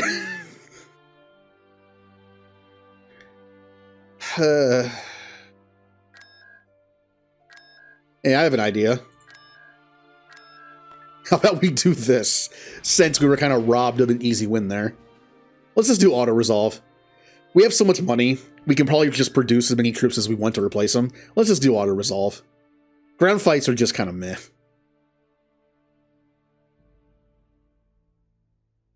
Alright, auto-resolve. We won! Look at how much we lost. Auto-resolve is awful. Only do it when you have enough... Okay. What's happening here? The Stargate was activated. There is no one scheduled to come through, so we expect an enemy attack.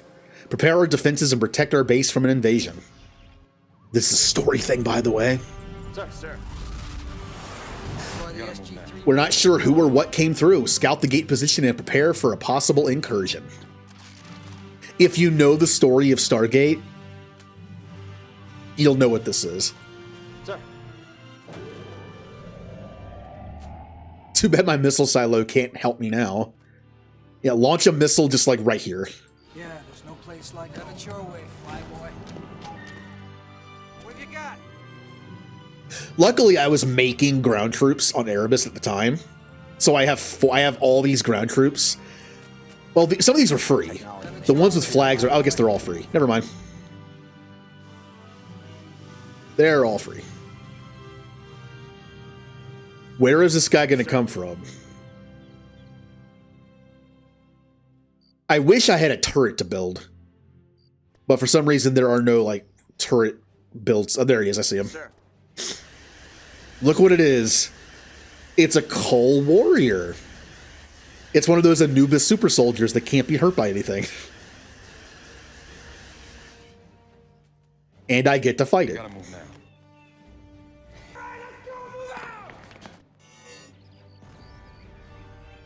All right, we stand our ground here.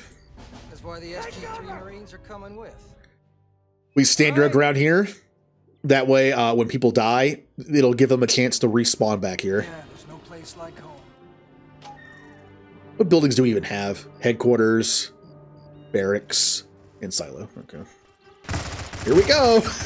This thing is going to destroy us. We are hurting it, but it's killing us quickly.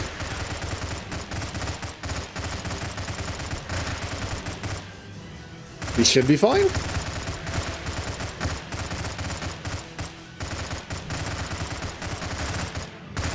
Oh, they just finished off the Stargate team, which means we lost our buff. Yeah, we did it. All that for one unit. But yeah, that's the story thing now. They're going to keep popping up until we figure out a way to deal with them. God, we lost so many troops doing the auto-resolve. I'm going to have to rebuild everybody. The strange soldier that attacked us was extremely strong and resilient to our attacks. We must find out more about where it came from and how to defeat soldiers like it in case there are more. Hint! You can find out more about these super soldiers by deploying SG-1 or Selmac on enemy planets for a short time, or you can just conquer them. Which is what I'm going to do. Yeah, I know. So we have to rebuild our ground forces because they got messed up.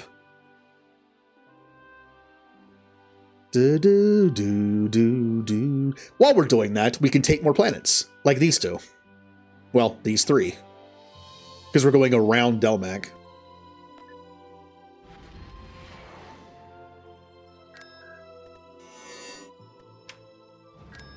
Oh, pfft. A few Death Gliders and a level 2 space station, I think. We're good. We're good. This fleet might not be built to take on, like... Why do I have a single... Why do some ground troop got mixed up in my thing. Get over there. Get in the corner. Welcome back to the Prometheus. This is Pendergast. Gauge hyperdrive. Let's go!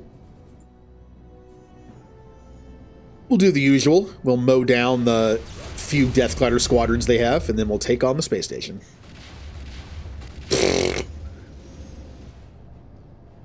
SSN came up empty.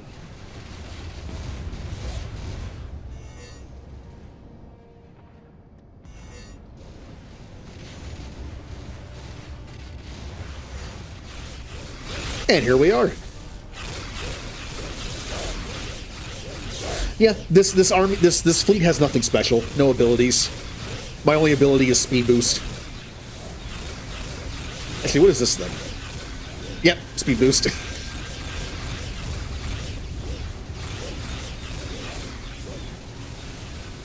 See, the Tauri are the rebels. They gave them speed boost. The Goa'uld are the Empire. They gave some of their ships an attack boost.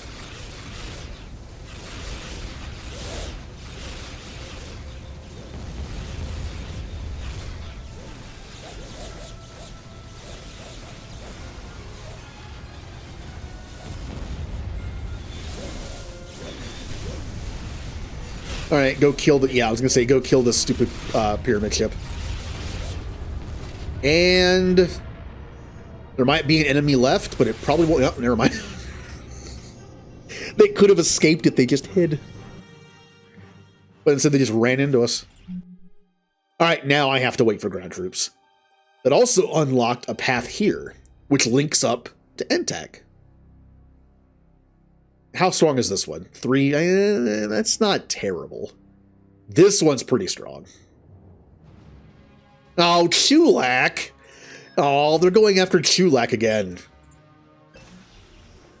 Again, luckily, I have a level 5 space station and my defensive fleet this time. So good luck. Sir, we have a contact. I'm afraid so, sir. Shields up. Running planetary scans. Here they come.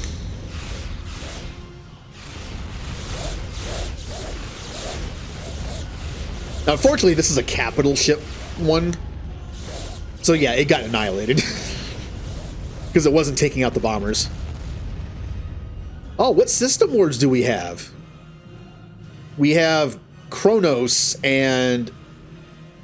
what's your name again? Yep, we have Kronos and Bastet. Yeah, Bastet. Afraid so, sir. Sir, we have a contact.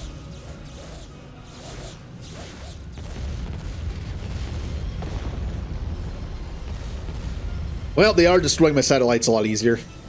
The satellite layout of Chulak kind of sucks. See how it puts the satellites down here and up here? But they're always going to attack from a single direction. So putting them all over the place down here is stupid. That's a kill.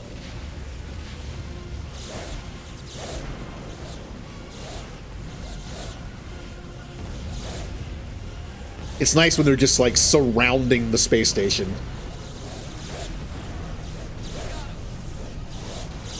Okay, you get out of there to get your shields back. You do the same.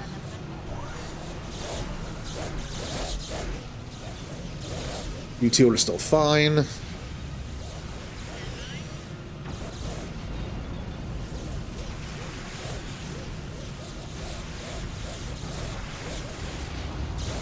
Honestly, all of you come this way. Let's let the space station do its work. It's level 5. And I'm getting all the upgrades for it for like extra hull points and damage, and that's what these are, by the way. It increases firing range, it increases weapon damage, it increases speed. Just like overall buffs. You guys are still kind of hurt.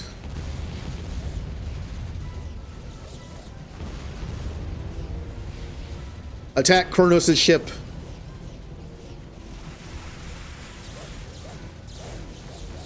He's kind of a jerk.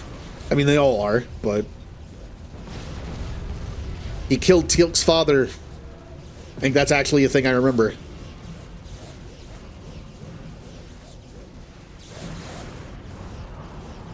Well, he killed in an indirect way. I believe Teal'c's father was first prime of Kronos. And Kronos, again, the Goa'uld don't care about the Jaffa. They sent He sent a bunch of his Jaffa, including Teal'c's dad, on a mission that they knew was a suicide mission. But because the gold are gods, he can't say no. And it got his father killed for nothing. They use the Jaffa as pawns. They don't care. Like, oh, all of them are gonna die. Whatever. I have more. Where that came from. That's a kill.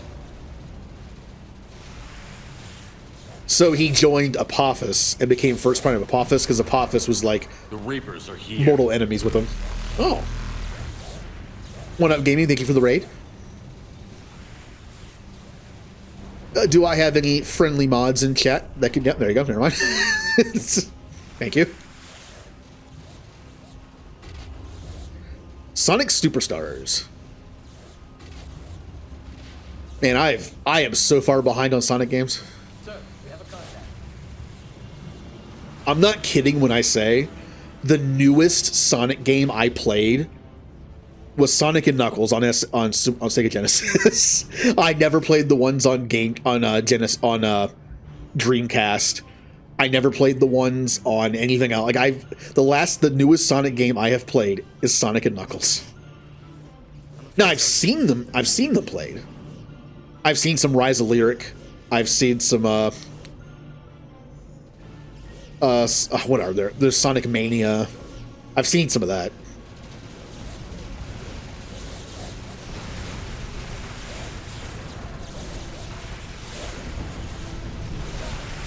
I have Sonic Adventure 1 and 2 on Steam. I should probably play those. No! Don't let Bustek get away! Take out our engines! Yeah! Now there's no escape.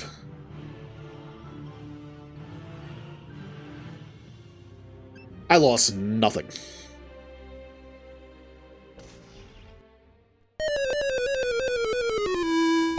What do you mean fail? I won. Hello, Zykacat.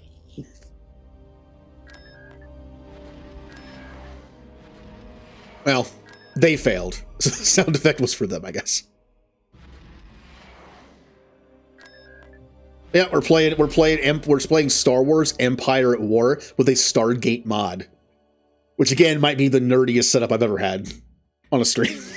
It's a Star Wars game with a Stargate mod on top of it. Yeah,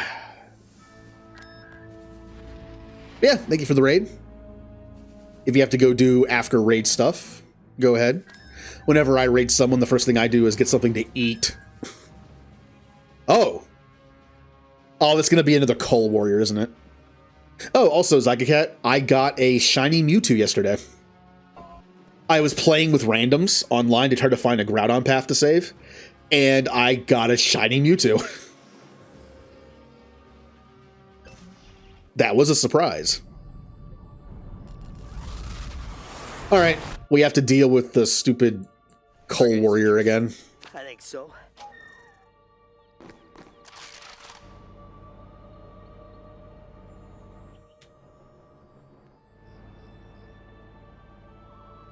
Na na na na na na na na na do do do do do. All right, here comes the Cull Warrior. Yep, here he is. Get him. He takes like no damage. Get it.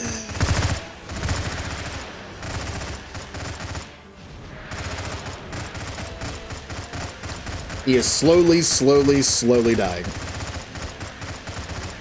Unfortunately, he's out of range of a turret. That would help quite a bit. We're fine. He's not doing enough.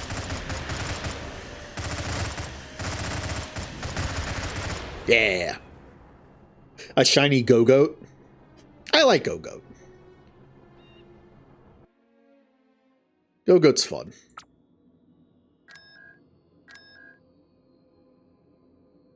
And Go-Goat kind of got a renaissance a little bit because the champion in Gen 9 uses a Go-Goat, which is so random.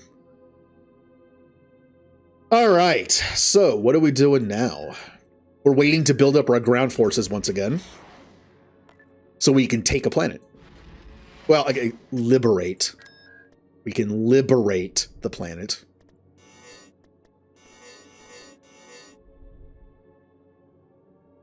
And I'm not saying that ironically. We actually are doing that.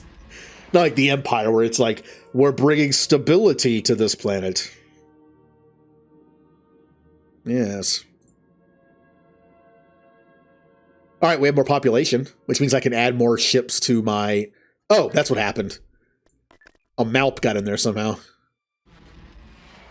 We can make more ships for you. I'll need another defensive fleet for you. Here, for now, I'm moving my main fleet back to Vorash, because they'll probably attack it again. And let's make another small defensive fleet. Isn't Shiny Go-Goat like an autumn color? Like, I think the leaves are like a little darker green or brown on it. I mean, not a bad idea for a shiny grass type. Make it look like an autumn color when if it's not already.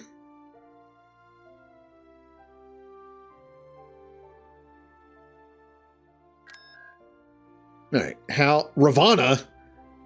Incoming fleet to Ravana? How did you get... Oh, you're coming from here, probably. Well, Ravana has a level 2 space station, which isn't great, but it also has a silo on it, so... Oh, that's a lot. Oh, we're being attacked by Anubis. Anubis... We've been fighting the System Lords. This is yellow. Anubis's ships are actually stronger. Welp. Shields up. Running planetary. Retreat, retreat, retreat back to the space station. You're going to need its help. We do have these nice satellites guarding. This is a really cool path. We have these satellites in the little gap between the asteroid field. Shields up. This is a good place to defend. Sir, we have a afraid so, sir. Shields up. Running planetary scans. These are useless. I don't know why these are up here. I wish you could choose where to put them. I would literally put them... Well, here. This is a great spot. Yeah, it's unfortunate Mewtwo Shiny's not that good. It just replaces the purple on it with a green. It's honestly kind of boring. Now, if it was like the Mewtwo in... what is it called? Pokken Tournament? Isn't there a Mewtwo in Pokken Tournament that's black? That is a cool-looking Mewtwo. It's basically Shadow Lugia, but Mewtwo. Sir, we have a contact.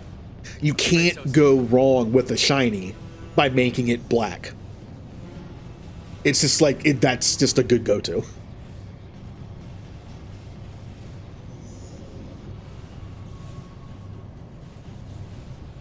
From Doctor Strange. When you said the last name Wong, the first thing I thought of was Emily Wong from Mass Effect.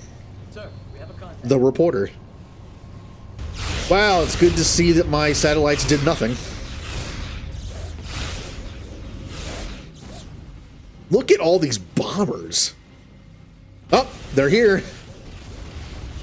Get up there. God, man, they're kind of rinsing my satellites now.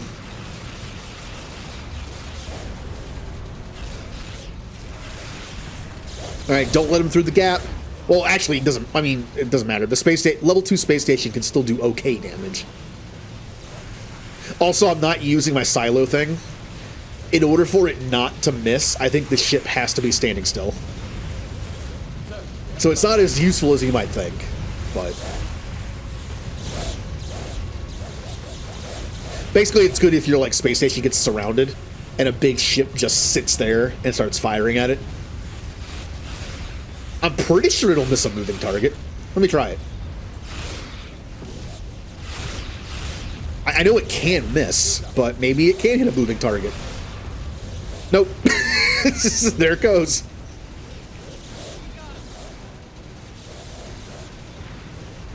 Ada Wong is from Resident Evil. That's all I can tell you. I know nothing about that series. You know what I know about the entire series of Resident Evil, Chris Redfield likes to punch boulders. That's it. Because I played 5. 5 is the only Resident Evil game I've ever played. 5 is fun. It's just a goofy game. Like co-op, it's fun.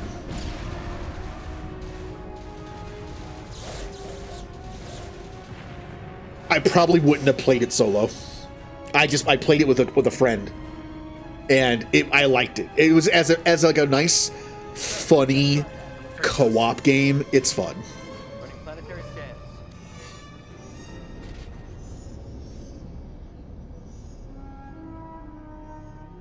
I'm afraid so, sir. So do I. Running planetary scans. The only horror game I've ever streamed was Alien Isolation, because it's a space game. It's also a stealth game, which is also outside my usual comfort zone. Where is the enemy? Here, go find the enemy. Go hunt them.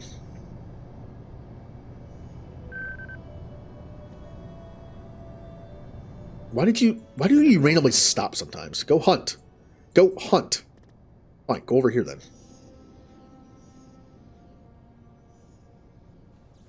Ah, they found him. Yeah! Ha! Tried to attack me at Ravana. Your attack was pointless.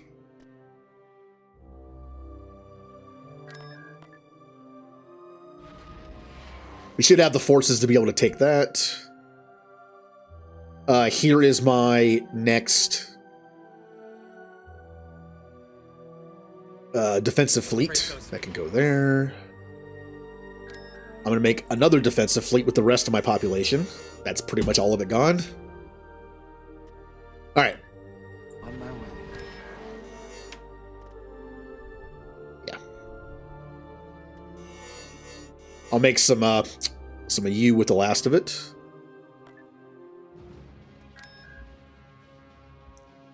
What happened here? What's the significance of this planet? Here, the Goa'uld Hathor maintains a secret base. Once SG-1 on the planet, it was in an ambush and was captured by Hathor's Jaffa. They let Teal'c badly injured and brought the rest of the team to another planet. Later, SG-3 met, and some Tok'ra could tell them on what planet... Hathor. Oh! I think this was like the Season 2 finale. It led into Season 3. Okay.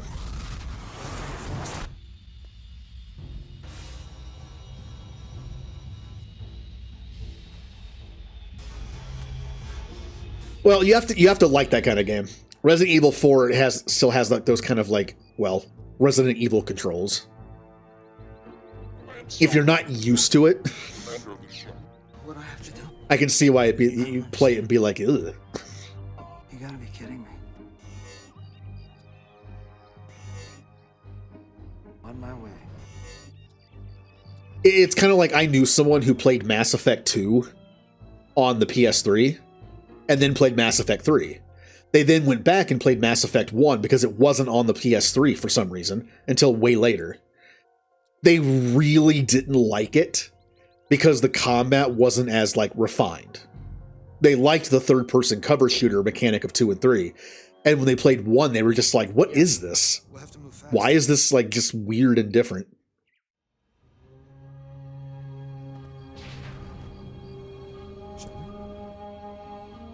Well, they already took this, so we're in for a fight.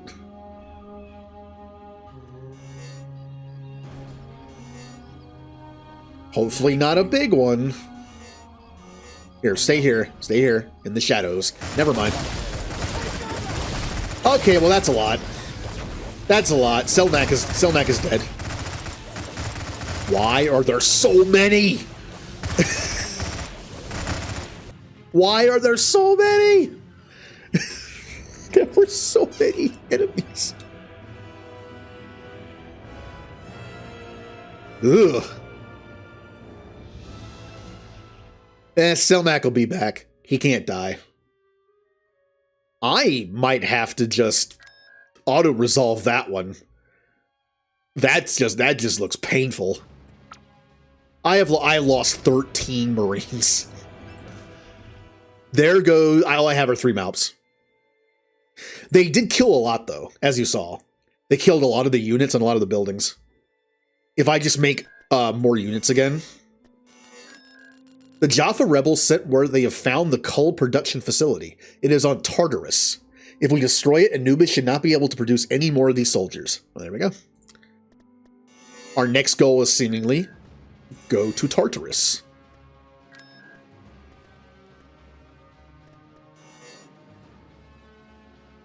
Oh, here comes another Cull warrior.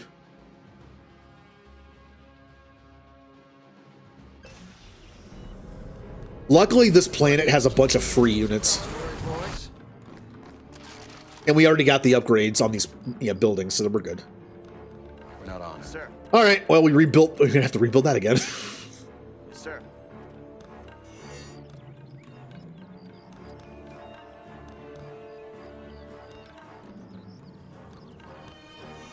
I could try to save it, I suppose.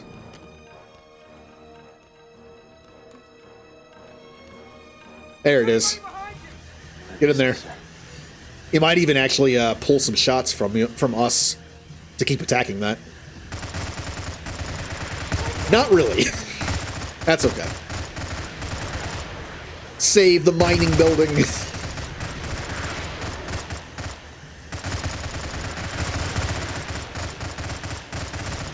And fast.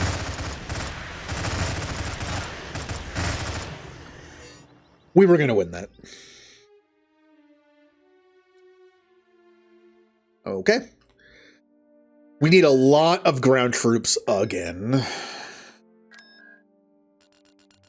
We gathered what information we could find on Anubis' base on Tartarus. Unfortunately, it is too heavily guarded for a direct attack. The gate is a death trap, and the majority of its fleet is stationed in orbit. Give us some time to explore other options.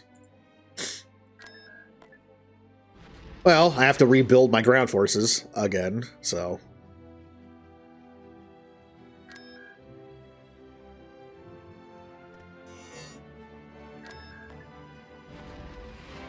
It's kind of weird because, like, I can only really do something here. Now, what I could do is bring my other fleet and ground forces up here and take this planet. Yeah, we could do that. I know time doesn't pass while we're on a mission, but it's like, it's something else I can do. We will monitor your progress as best we can. It'll also give a nice buffer to Ravana. Do we have a problem here? Alright, we have our other defensive fleet. I was going to use that somewhere else once I have to. We have received intel that Yu is cooperating with some of the remaining system lords in order to defeat Anubis. We plan to use this to our advantage so that we can attack Tartarus while Anubis is busy with Yu's fleet. Hopefully we can form a temporary alliance with Yu against Anubis. We can send SG-1 to Hanan to begin negotiations. Well, I'll take this planet, and then we'll go do that.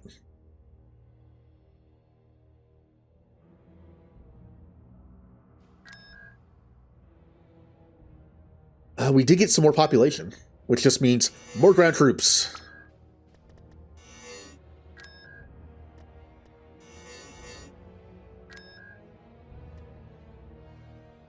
Okay, let's go.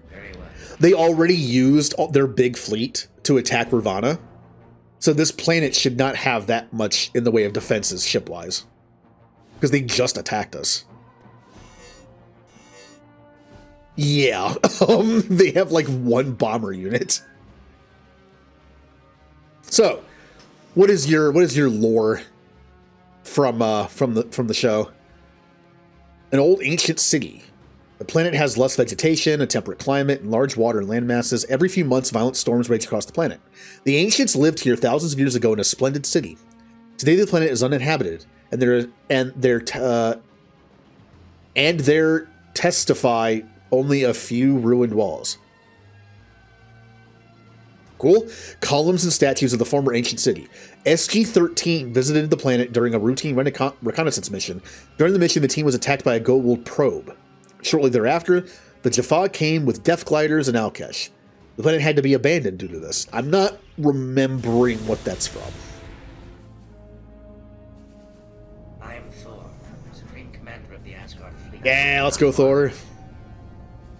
I am the Supreme Commander of the Asgard fleet. I am surprised to see you.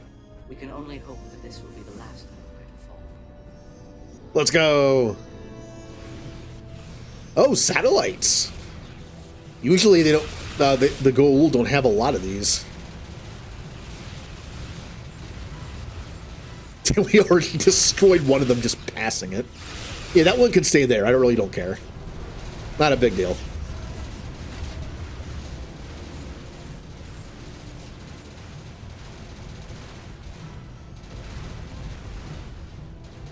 Yeah, we don't even have to stop for it.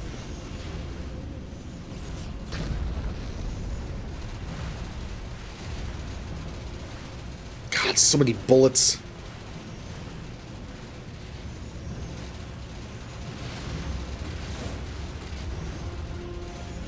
Oh, another satellite. That's fine.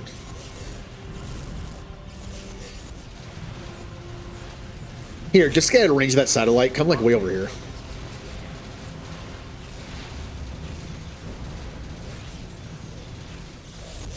Yeah.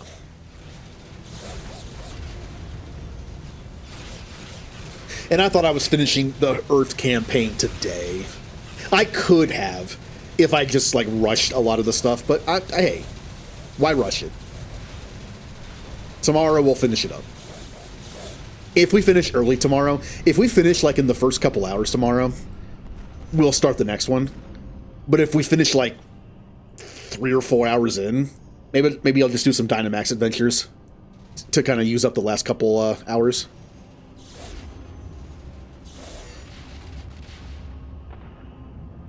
And they're gone.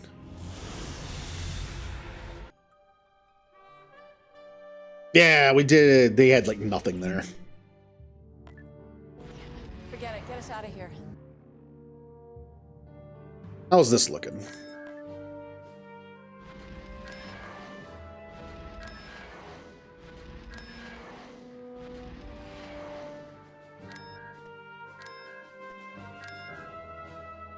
All right, we're still waiting on quite a bit of ground troops to be made. I don't think we have the forces to be able to take this.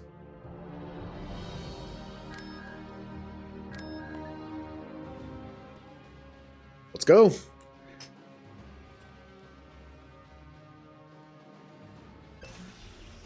All right, what do we got here?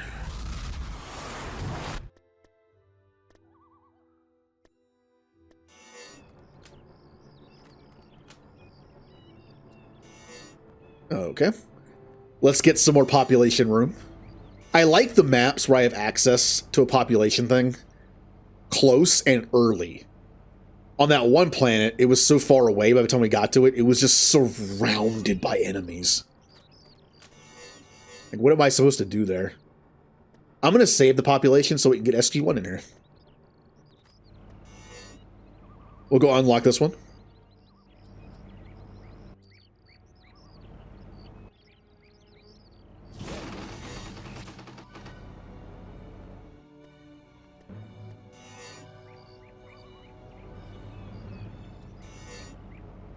Cool, there was a single Jaffa. What was that?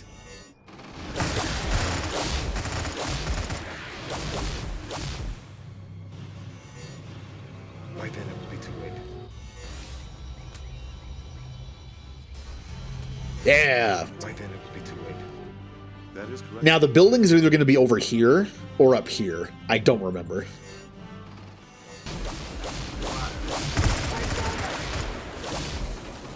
Just based on the layout of the map. Where to will go. So we'll check it out. Ah.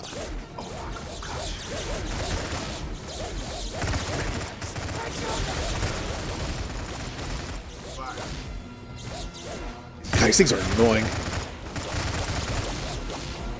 Phone almost dead. Okay. Have a good night.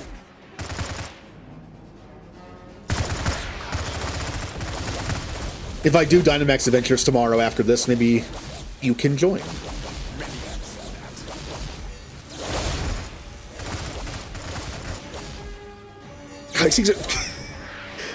These things are similar to like the Rebel things. They're so quick. I hate them. You'll hit them a few times and they just run away. Infiltration is the best option. No, everyone stay here. I'm just gonna make an anti-vehicle turret. If it comes back, they'll deal with it.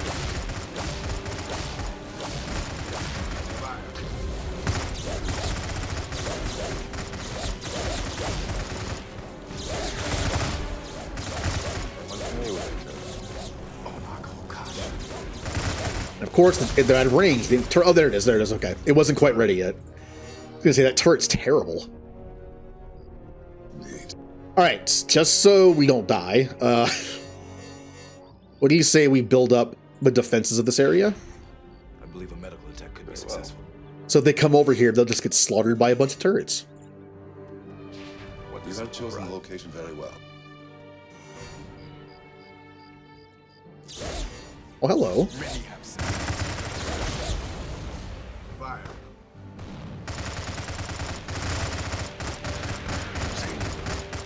I'm trying to keep SG-1 alive. If you lose only one of them, you lose all of them. Like, after the fight's over, if you had, like, 3 of them left, it counts as them all being dead, so you have to wait for them to spawn, which can take a while. And I need them for the next story mission, so... By then it will be too I'm trying to make sure not one of them dies. I'm not doing a great job because Daniel's not feeling well.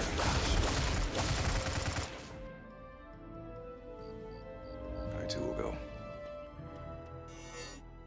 Is that all the buildings? I feel like, I mean, we destroyed 3 buildings. That's normally how many there are. Infiltration is the best option on you. I am unfamiliar with that term.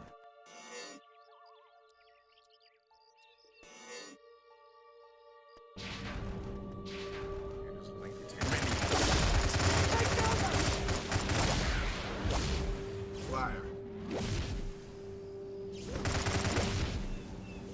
Observe. This is not time enough.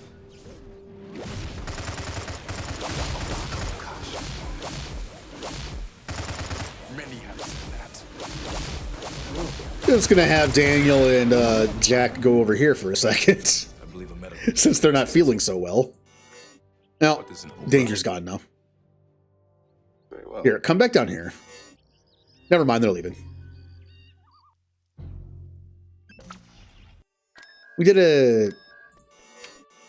Alright, let's secure the defenses of this planet. Okay, I can't... Even though you can't see, like, a hyperspace lane, you can go this way. Ravana's can go over here. Planetary scan. Since all the planets linking to Ravana are also guarded.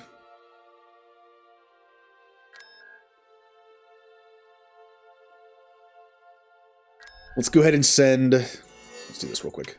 Boop, boop. Let's go ahead and send SG-1 to go do the thing. I can't right now. Hold on a second. There we go.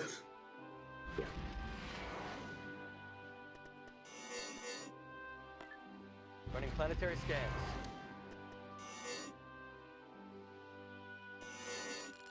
SG-1 is now talking to you, telling him about our plan to attack the Cull Warrior production facility.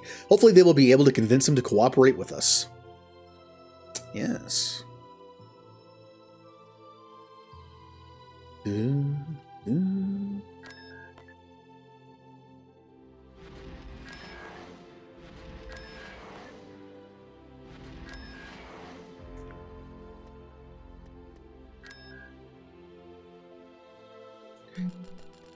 Negotiations were successful. You agreed to draw out Anubis' forces, thereby giving us a window of opportunity to attack Tartarus.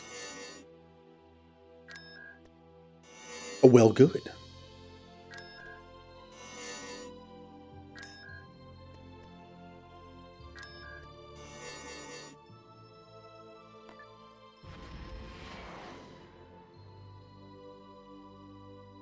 So we have to go through Dakara, I think.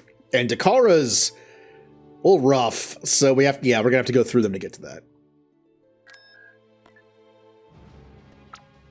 Wow, I still lost 4 things, even though there was like nothing on the planet. Could have been worse.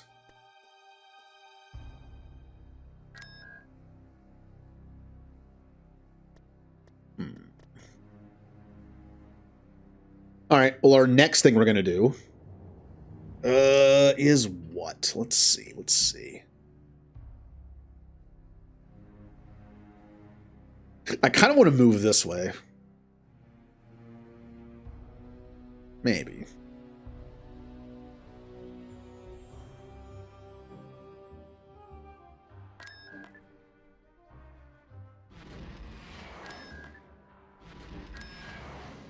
All right, we have to deal with one of these guys again.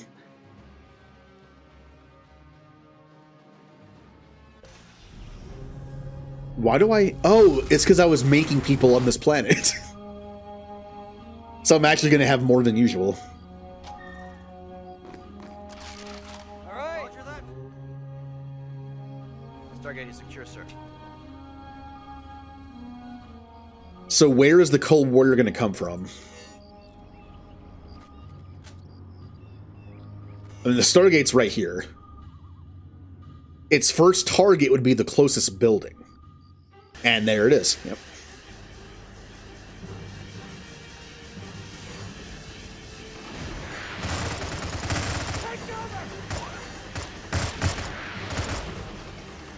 Let me guess, I deployed the guys that are back here somewhere. Or are they? Oh, no, they're in there. No, they're not. Where are you guys? Whatever, we win.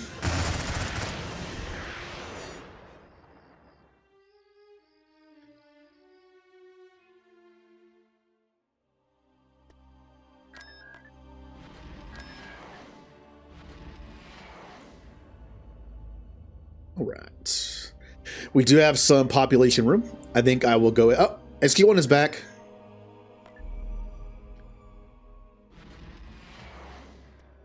I kind of want to flip the ground forces. And honestly, Thor. I kind of like how like the SG-1 and Thor, since this is going to be like the main thing because we're fighting, we're going to go to Tartarus. I kind of want to flip the flip these. I guess we could meet in the middle. I could take. Okay, I'll Chulak again. Would you guys leave Chulak alone? I am defending them. I've had enough of you. Sir, we have a contact. I'm afraid so, sir. Running planetary scans. Again, Chulak's satellite positioning is stupid. Because there's all these satellites down here that do nothing. Which is why I'm going to let them in, because the level 5 space station will mess them up. So I'm just going to let them in. Sir, we have a contact. So, sir. Shields up. Running planetary scans. Sir, we have a contact. I'm afraid so, sir. Shields up. Running planetary scans. I'm just waiting for the things to spawn so I can group them together. Shields up. Running planetary scans. Sir, Being level 5, we get quite a few. All systems are in the green. All right, let them in. Enjoy dying.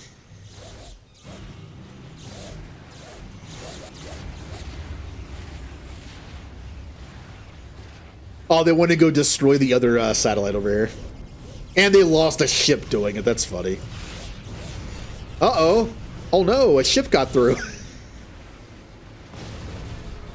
I'm essentially using my ships as turrets. I'm just going to sit here. Yeah.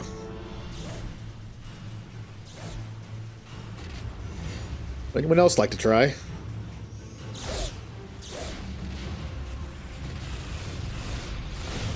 Wow.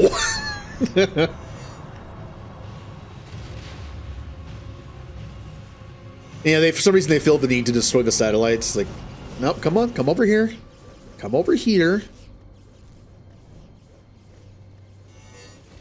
Oh, here they come. Running planetary scans.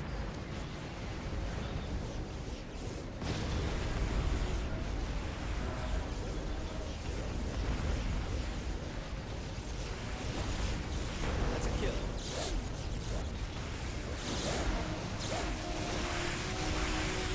I'm targeting the smaller ships first.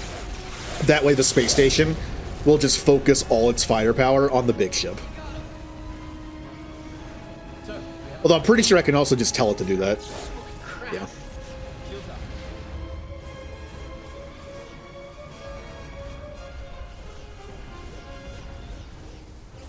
And level 5 space stations are dumb.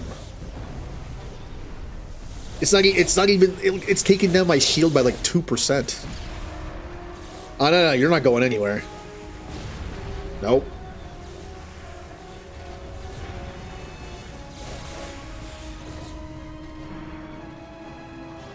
Unfortunately, when you kill the last ship that has hyperspace travel capability, the rest of the stuff has to, it can escape. So you basically have to kill them. Go hunt. Why are you hunting? Also go hunt. Yeah.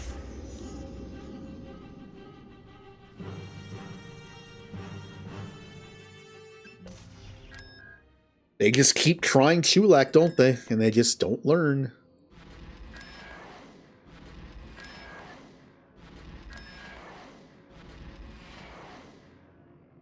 Okay, now I can do this. We have one more defensive fleet. We're going to need this somewhere. Probably, well... yeah, probably over here. So I'll send it to you for now. We'll also make a couple more ships. Where is Hammond? I moved Hammond, didn't I? Hammond? Hammond, come on. I can't move him separately. Actually, I can do this, I think. Yeah. Selmac's back.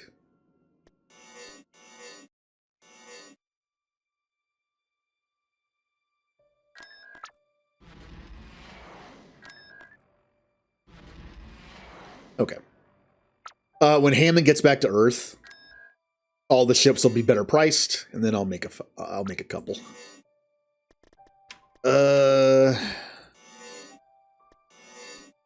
Yeah, we'll make some for the secondary fleet, and honestly, the main fleet too. We'll make some for each. All right, so what are we doing now?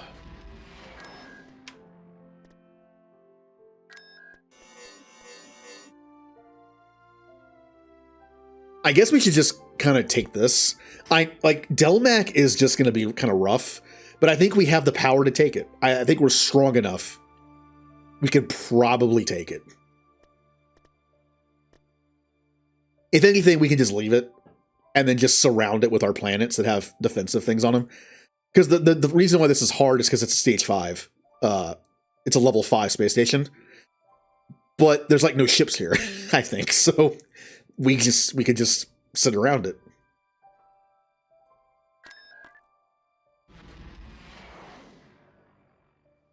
If we take Dakara and this stuff, we'll have like this whole bottom part of the galaxy defended.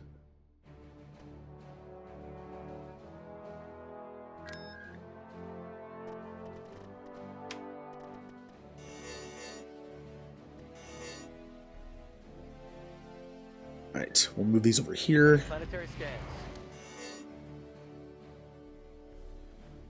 Yeah, I have to go all the way around because of this stuff right here.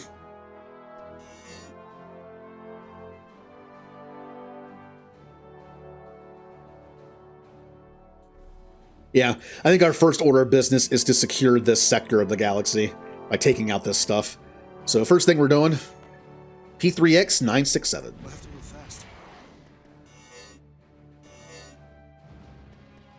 Only some death gliders, we're fine.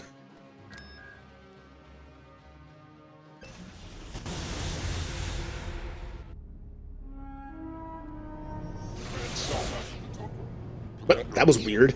There was like one enemy that spawned right next to us. What I have to do? Yeah. Shall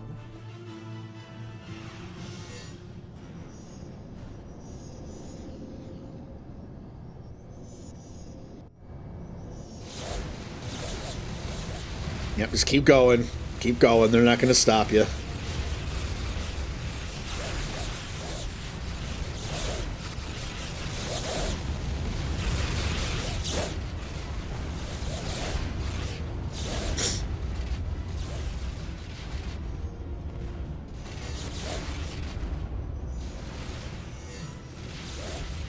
Level 3. Okay.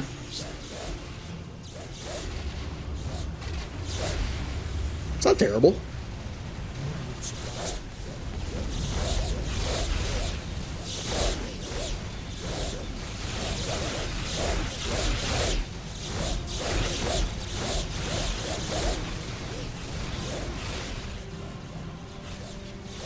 We'll just speed this up a little bit.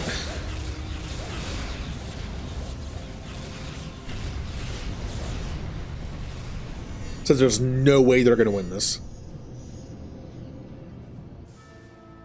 Goodbye, nobody.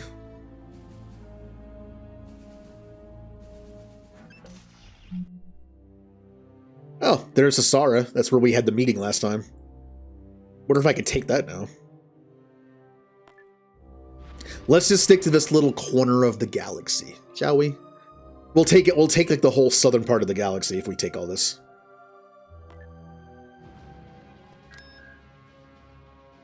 So what's this planet? The locals, after being stripped of her power and technologies, the Gold Nirti tried to continue her experiments. In her palace on a hill not far from the Stargate, she worked with the help of a genome manipulation device of the ancients to create a Hokta, which is like a superhost. To achieve this, she kept the population trapped in dungeons of the palace. Yeah, okay, I know this episode. It's in season 6. Are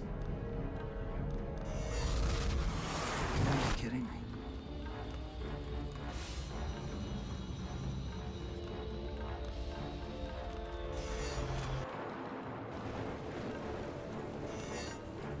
On my way. Yeah, even for Gold, Nirti is messed up. He does experiments on people that just messes them up internally. Early on in the series, she put a bomb in a kid, knowing that someone might take them in, You gotta be kidding me. and then the bomb would blow up. We'll see. On my way. Stargate is secure, sir. Okay. Yeah, we gotta kill that. That thing hurts.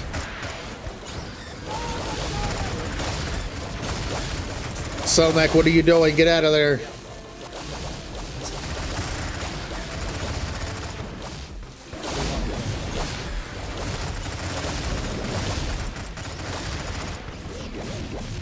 You have a little surprise. Council's already here.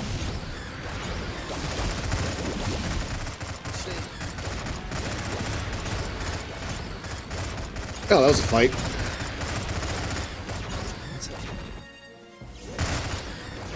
Oh, those guys hurt.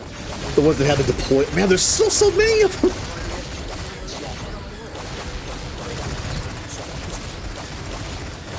Like, how would you ever... I'm not even hurting them, am I? Like, I'm barely hurting them. Okay.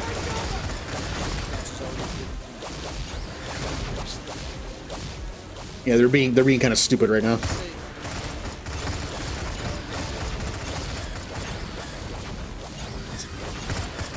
All right, Selmac, get out of there. Get out of there.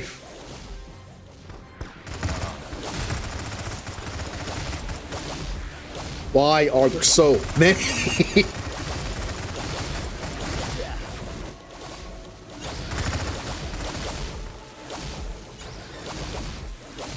We'll take care of it. Roger that. That was loud.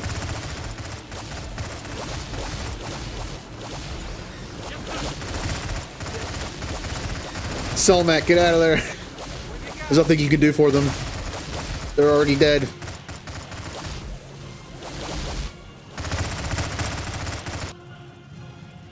Uh-huh.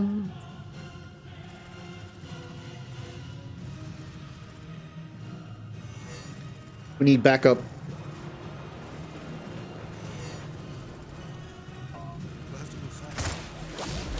They still oh, it's because the tree is okay. Yeah, they're like they're not doing it. And then you know what? This is a good standoff until help arrives.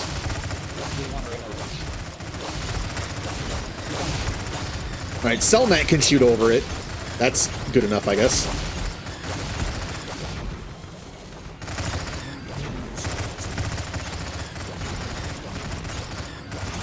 God, there was so so many Jaffa.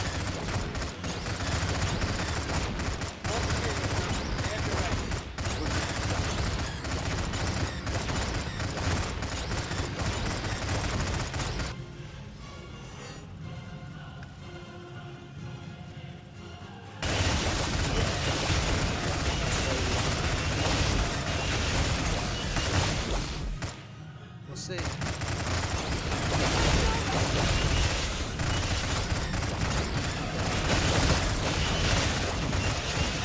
Nice. Okay. On my way. This has already been a big fight, and we haven't even really gone anywhere. We're gonna go... I probably should have gone this way to begin with. We're gonna go south, so we can get more people. Oh, there's somebody at our spawn. And they're probably gonna kill us. Here. Run away! Get to the turrets for help. Oh, they're stuck. Can they even get out of there with the turrets killing them? I am Salmac of the Tundra, commander of the ship. What do I have to do? Shall we? They're just gonna... oh, there they go. They attempted the turret, and it did not work out for them. Sir, whenever you're ready. Yeah. I don't understand.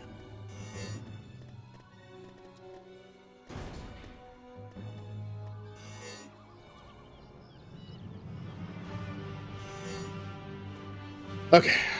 You gotta be kidding me.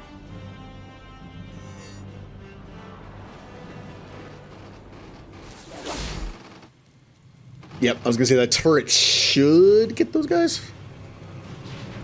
I am Salmac of the Tundra, On my way. commander of the ship.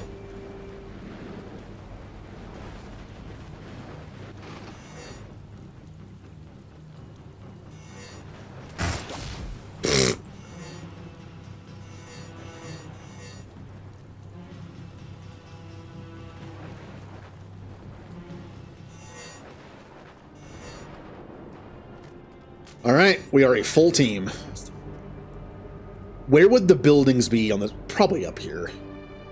Considering how many enemies were up there when we came up here last time. I don't understand. I'm betting where they spawn is like right up here.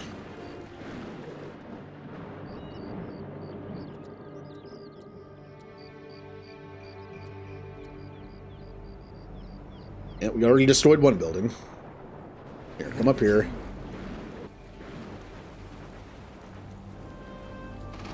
Aha! What's the catch?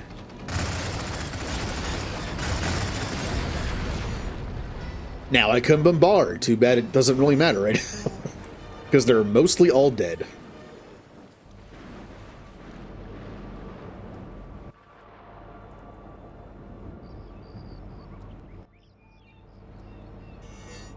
Okay, nothing here.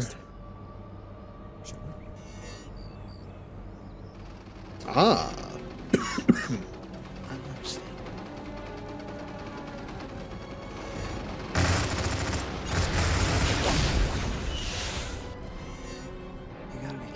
Okay, is that the last building, or is there one more? Normally there's just 3. Even if the planet has more than 3 build slots. Yeah, I was gonna say, usually it's 3. Wasn't so bad, but the beginning was rough. They just sent everything at us. Alright, let's get defenses going. Unfortunately, I still need every defensive fleet I have in their current positions. So I'm gonna have to make a new one. Luckily, I think I was doing that. Yep. Okay. Here comes the Cold Warrior again. This is an incentive to do this part of the story. Because they're just gonna keep coming.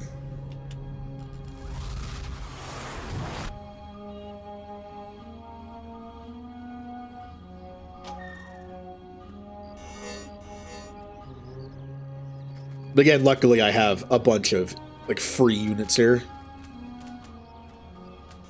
There he is.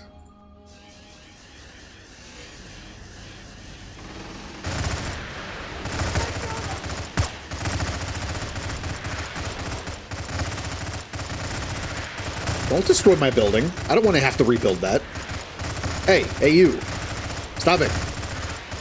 Stop it. I'm gonna have to do all the researches in it again.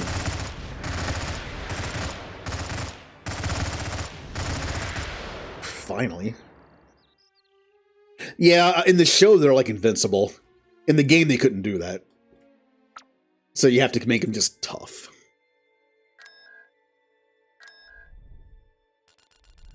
A massive gold fleet appeared over Talana. We don't know how they were able to defeat the Tolans. However, the fleet is a serious threat to the Alpha Site and Earth. We must destroy it and liberate the planet from gold occupation.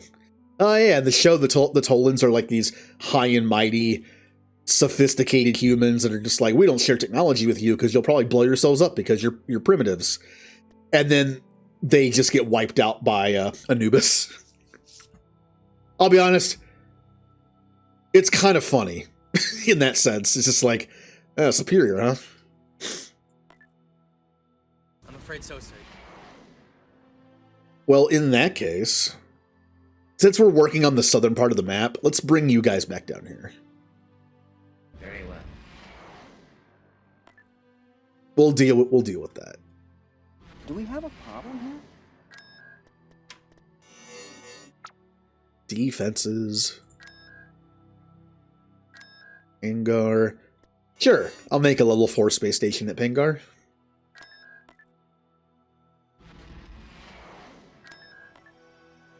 We do have 20 more population room, so I will make more ships.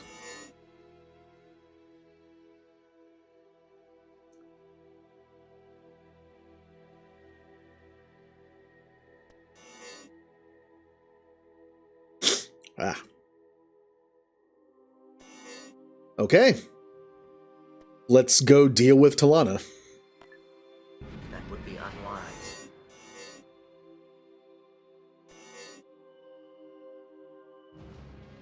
Ooh, they have one of those ships. After their homeworld Tolan went down due to heavy earthquakes and volcanic activity, the Tolan settled on another planet and called him Talana. They built several modern cities and protected them with a network of ion cannons. Several gold ships could be destroyed by these powerful planetary guns. Talana has many mountains, lakes, and grasslands. There are dozens of trinium deposits below the surface. Since the Tolan refused to demonstrate their phase change bombs against Earth, after the failed defense against a ship of Anubis, the entire civilization was wiped out. Yeah, they basically told the Tolans, if you don't help us take out Earth, we'll kill you. And they were going to. But then when they found out what was happening from a friend, and they didn't go through with it. So, because that, Anubis was like, all right, well, you guys are useless now, and just killed them. It's kind of what happens when you have a peaceful society that's built on your technology, and it's peaceful in that you have these big cannons protecting your planet. But if someone ever figures out how to bypass them, you're dead. We can only hope that this will be the last. Like, they had no fighters. They had no ships. They didn't feel the need for them. So because of that, they had nothing to defend themselves.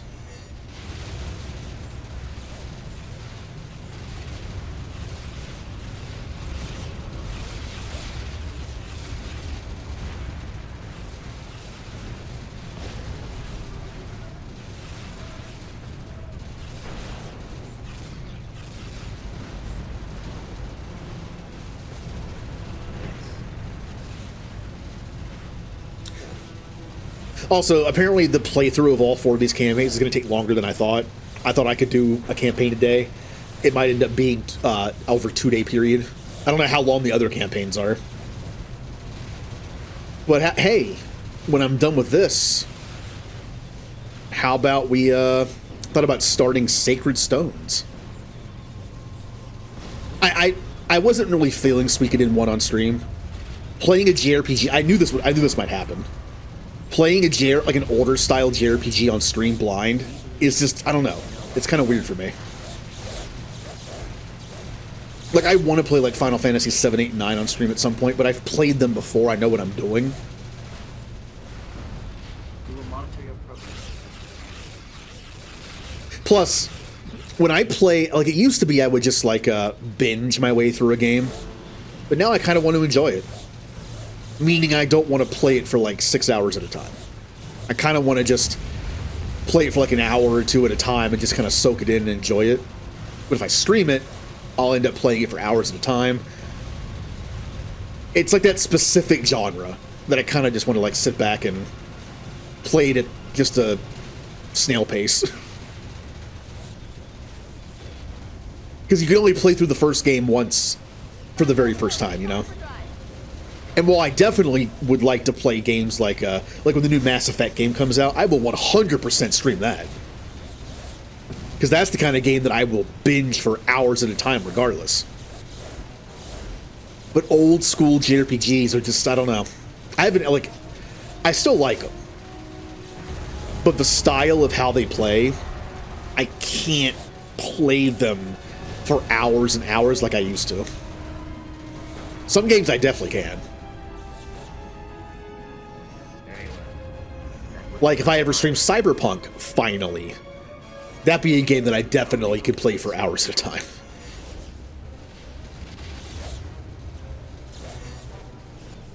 Look at this big, cool looking ship. Now kill it. Oh, stupid shield ability. Fine, go after that one.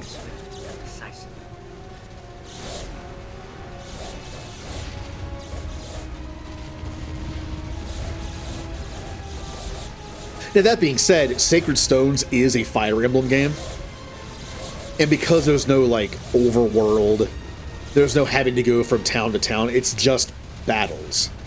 That's a little different.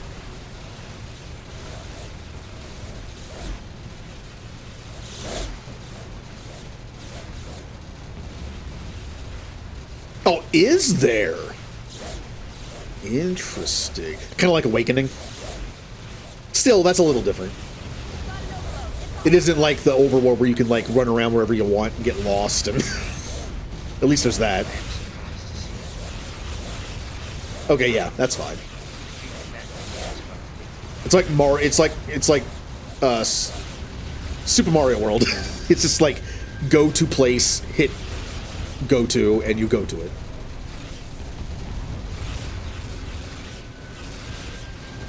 We're actually taking some losses in this fight. Huh. I don't know how I feel about this.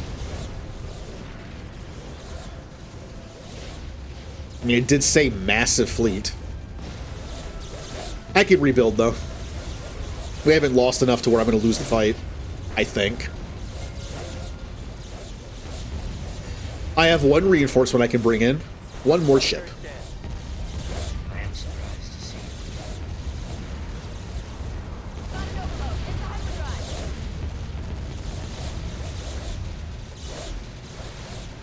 And as for the sci-fi game that I'll play in the other slot,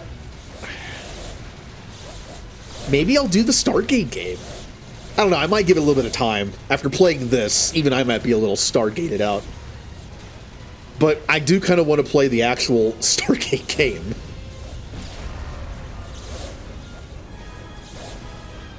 But if I do like put something in between to kind of like put a buffer there, what should I play? I mean, I have plenty of space games to pick from. I still kind of want to play Exian on stream. I did restart, but I only played the first, like, intro chapter again. There's a game called The Crust, which is kind of like that combined with, like, Satisfactory. There's a game that's like a colony ship sim game that looks really fun. It's kind of built like a tabletop game. Did Thor just die? Uh-oh. Uh-oh. I'm afraid so, sir.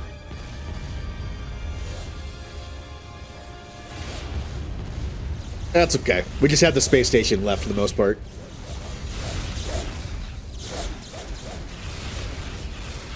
I mean, and maybe right after Sacred Stones, I might play Vision Quest. I've really wanted to play it. Again, the story just sounds like a fun thing. And since Sacred Stones mechanics will be fresh in my mind, maybe I'll just move on to it. Plus, Sacred Stones isn't that long. Whereas I've heard that Vision Quest is a little long. So Sacred Stones can be kind of like a prequel. I lost a lot of ships in that fight. including Thor. Thor will also be back. You can't perma kill Thor. Forget it. Get us out of here. Running planetary scans. Just give me as many ships as I can get right now. I do want to play. I do want to stream Cyberpunk at some point. Cyberpunk is one of those games that ticks a lot of boxes for me that I would like, but I just couldn't get into it. And honestly, maybe it's because I wasn't streaming it. It could be one of those kind of games that's like more fun streaming, even if it's a single player game. I don't know. Sometimes with single player stuff, it's more fun to stream and like share it. And then when I play it by myself, I'm like, eh.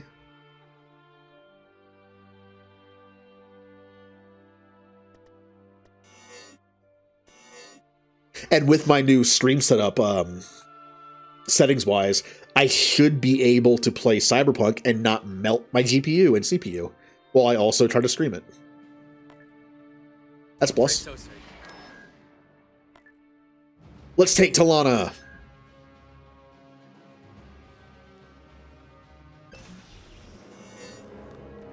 Oh, we can only have 3 people to start. I'm sure that's not going to be terrible. You hear something, Harper? I'll clear for the moment. Let's get as much population as fast as we can, because we're probably going to get overwhelmed at some point. We've seen the game. We know what game we're playing, where it just sends like 50 Jaffa at me.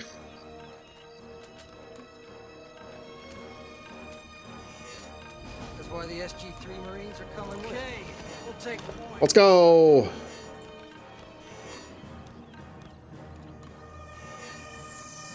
I don't know, it seems pretty peaceful. I mean, the Goa'uld did, like, bomb them into just genocide. They didn't really send a lot of people down, so it would make sense there's no one down here, really. Maybe they sent a few people just to clean up.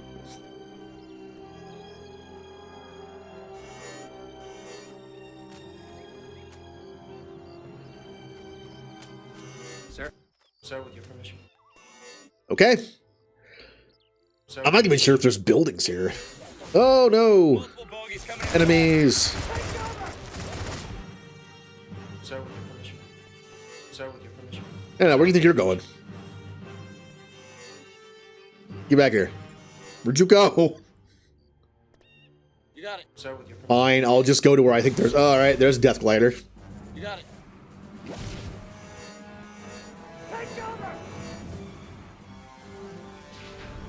You hear something, Harper? I know it's kind of annoying to shoot those things, but try.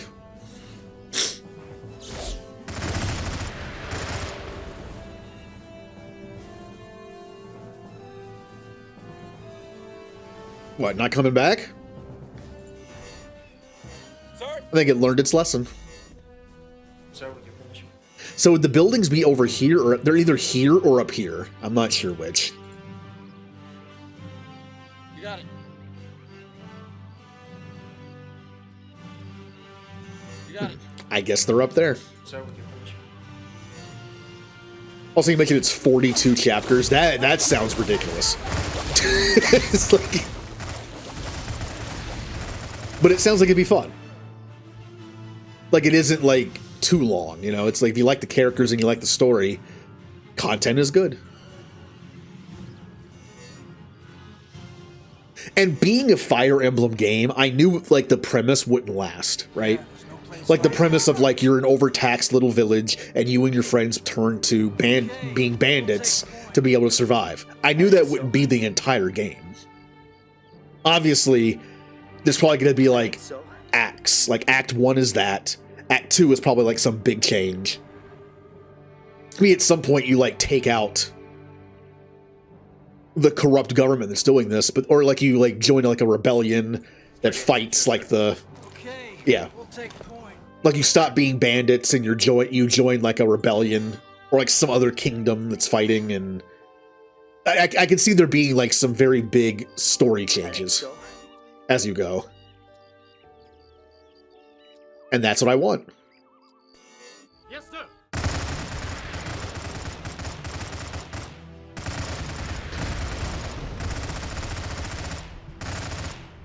Roger that. We gotta move now. Why is that voice line so loud? So they're trying to order Burger King or something. It sounds like it's going through a really bad speaker. Stargate is secure, sir. Yes, sir. Is anybody behind you? Okay, we'll take point. Speaking of Burger King, I have been kind of craving just some junk, garbage fast food. And Burger King definitely fits that criteria.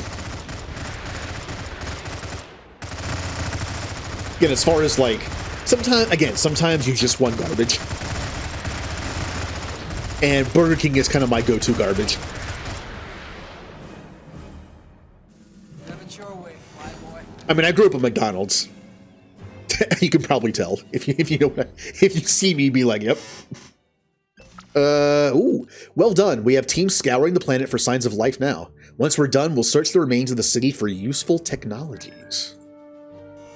We're gonna get some technology. Also, we can already leave because I don't have to defend here. Again, our goal is going to be to get this so we have like this whole part of the galaxy under our control. That would be nice. Planetary scan. By then it will be too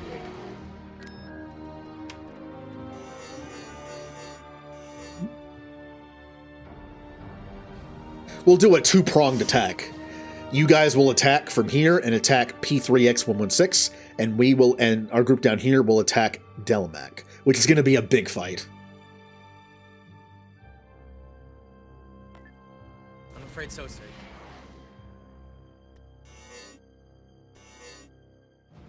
Just a couple gliders.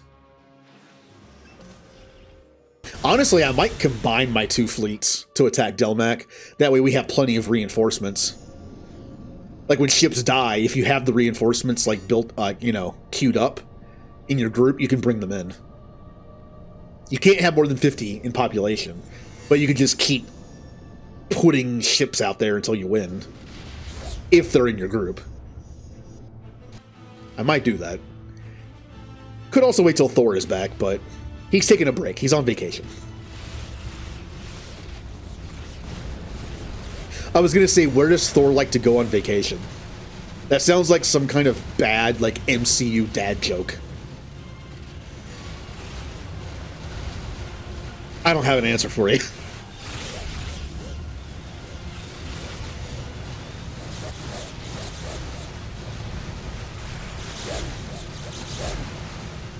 And we're done. We'll have to move fast. We still need this because of Kelma. Still need that. We still need that. God, we need like once I take these though, we can move this one at least. We're able to salvage an ion cannon from the ruins. After a thorough investigation, we successfully managed to duplicate it. It is now at your disposal. I think you can only build the ion cannon on Talana. Yes, ion cannons can only... Wait a minute. Ion cannons can only be built once on Talana. But it says Talana. Yeah, the ion cannon can only be built on Talana. But it's not even... that's kind of stupid because it's under no threat. At this point in the game, we already have, like, you know, Alpha Site, Vorash, and Latona. So building the ion cannon here is kind of a waste. I'm still going to do it because it's cool, but...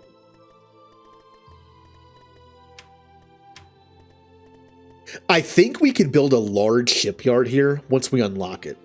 Which means I'll want to save some build slots. We'll do that. And a little more money, and we'll save one for the large shipyard. Okay. After the Asgard heard of the Great Gold Fleet in Talana, they decided to supply us with blueprints for their ships. Unfortunately, our scientists have yet to been able to make heads or tails of them. Should send Major Carter to Earth. Perhaps... Oh! I've lost that much? Man, auto-resolve is terrible.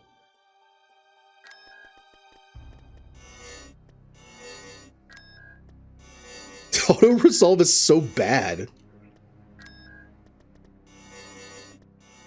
Now I'm gonna have to make a bunch of new troops again.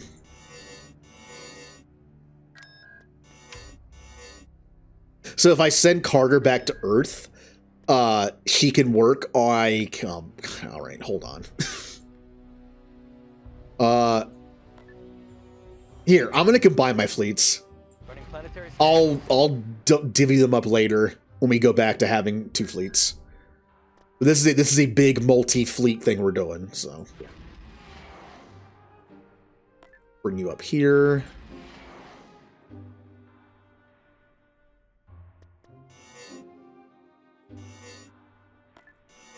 Okay. Can we make Asgard ships now? At least the starting one. That would be cool. Might take some time. All right, let's do it. We have our joint fleet operation. Why are you in there? Why was there one random Marine in there? Major Carter was able to design an advanced spaceship shipyard, which will allow us to build Asgard ships due to its special material requirements and complex design. Only certain planets allow construction. Talana, for example, would be an ideal choice. Like I said. Construct an Asgard shipyard. I believe I have to do it from orbit, which means I have to get rid of one of these. Yeah. I forgot. In order to do that, you have to build it in orbit. Which means you have one less satellite group thing. Should I wait and build some Asgard ships to attack Delmont? Maybe. Having 1 or 2 Asgard ships might be nice. We can only build, like, the crappy ones first. I believe they're the Daniel Jackson design. They named it after, of course, Daniel Jackson. And, yeah. Oh, no, I can build all of them. Huh. I'm just going to go ahead and build some of these. That way each fleet can have 2 of them when we're done. And there's the Cold Warrior. I have got to get there just so this can stop.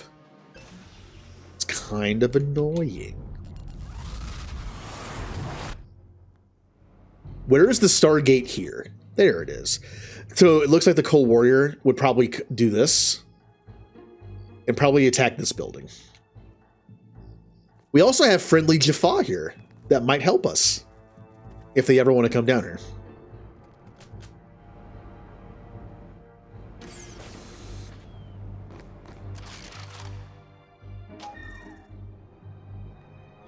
You want to come down here and help us, please? Oh, there he is.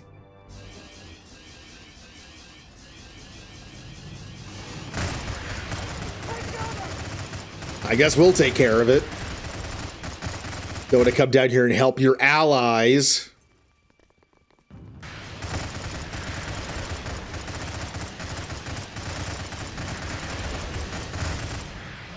Hooray! Okay, we're going to make some ships. I kind of want to wait for these ships to be done before we attack Delmac. I think that'd probably be a good idea. We do need more ground forces anyway. I didn't want to have to combine my ground forces.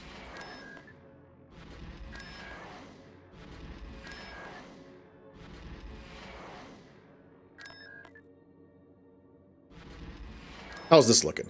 It's...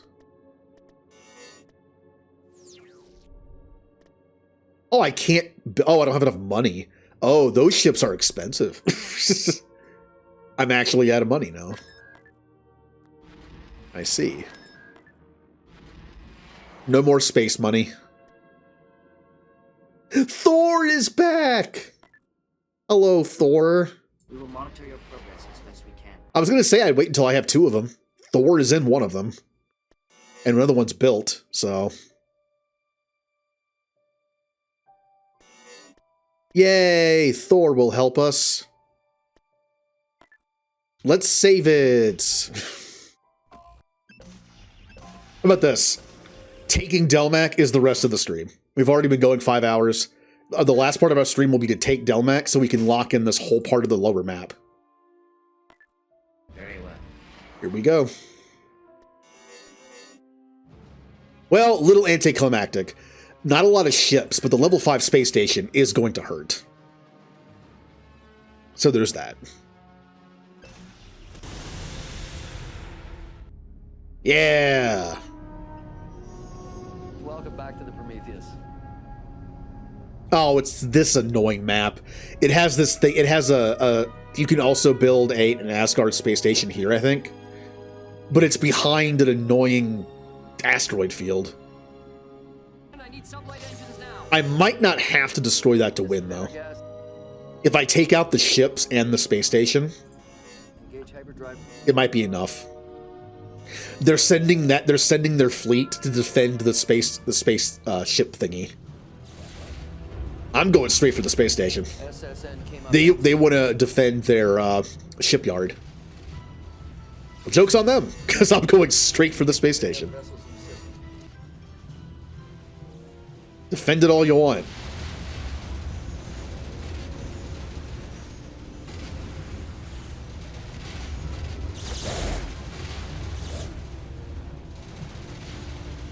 No, oh. Okay, yeah, they're going down there too. Why are they they're abandoning their one chance of, like, any chance of winning this. Shields to maximum. To stay with the space station and just rain fire down on us.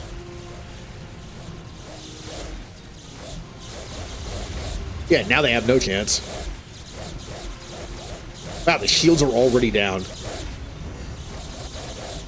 Focus fire.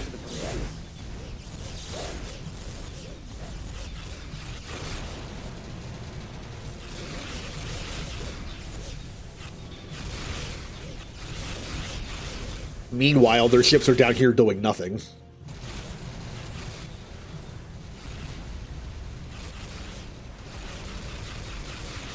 Okay. The Asgard ship seems to be soaking up a lot of the damage.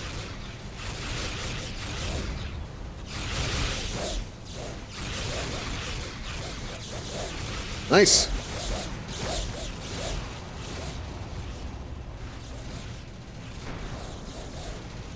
Don't let them get away.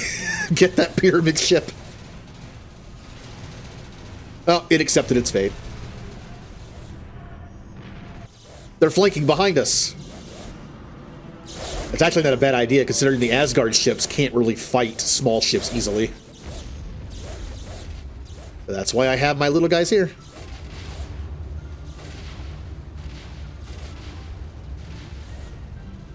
They keep the small ships off of our big ships. Oh, now it's coming over here. What a waste.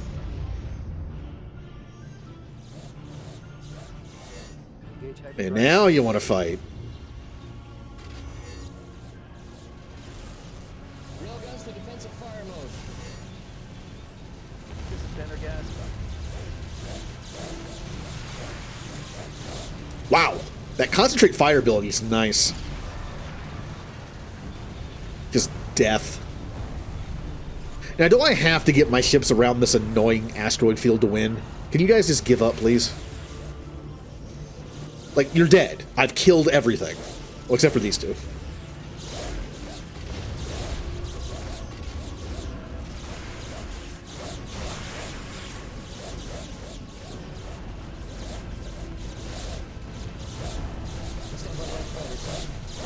Overkill.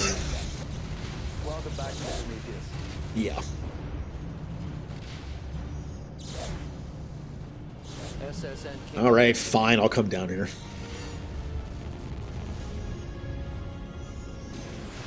Oh, there's more. They really did abandon their level 5 space station, didn't they?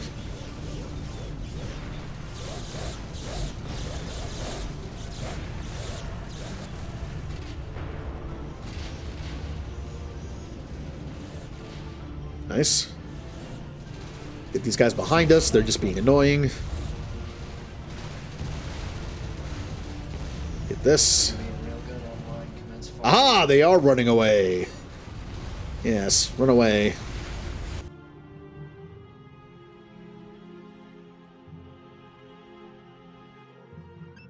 I lost nothing. Now for the ground combat. where's SG1? Oh, that's right. I brought you back to Earth to do the design thing.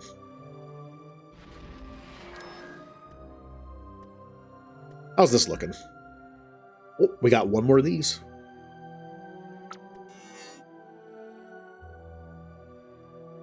We should be good. We have plenty of ground troops. I'll wait for that, I guess.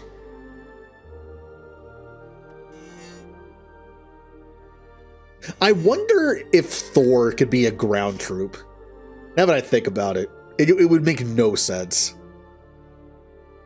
It'd be funny if he was like just a little gray alien walking around and can't do anything.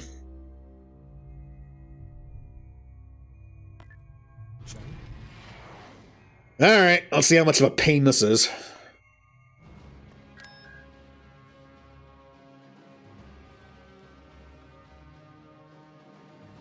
Oh, it's this map. I hate this map. Speaking of pain, I know this map. If I had known it was this map, I might have just done auto-resolve. This map, I might just retreat and do auto-resolve. This map sucks. You have to go to every single one of these little alcove areas to take out buildings. And they also have these really big, like, turbo laser things that just murder you. Yeah, I think I'm just gonna do auto-resolve on that one. Hey, I lost. But they took out a lot of the stuff for me. Here. It's fine. I can rebuild my ground forces again.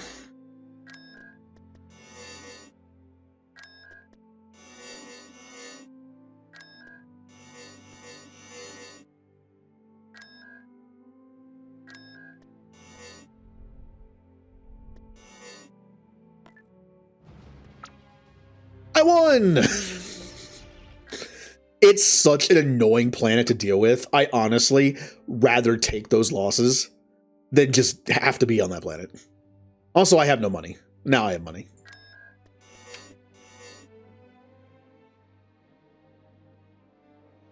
General Hammond, why are you still...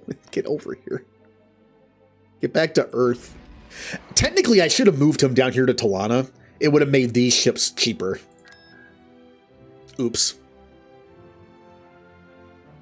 In fact, hey Hammond, would you like to take a trip to Talana?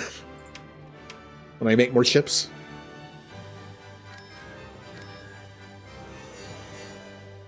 I am out of money. We have only one ground force left. I do only have one fleet, but I can split them.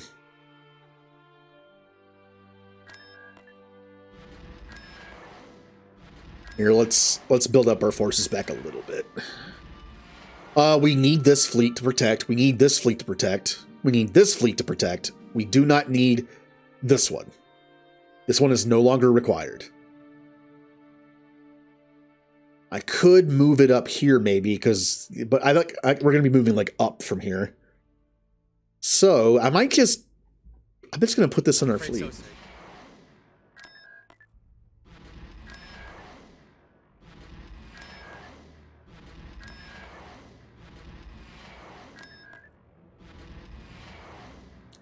I do need to eventually split that into two landing parties.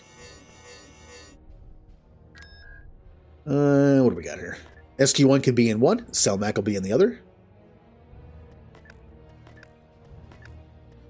Got 3 of those. Oops.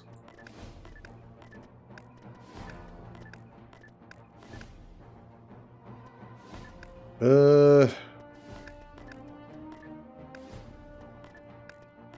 don't have any anti-air, do I? Well, it would be anti-air, then SG unit, then medic, and then we can put the vehicle stuff down here. So SG team, medic,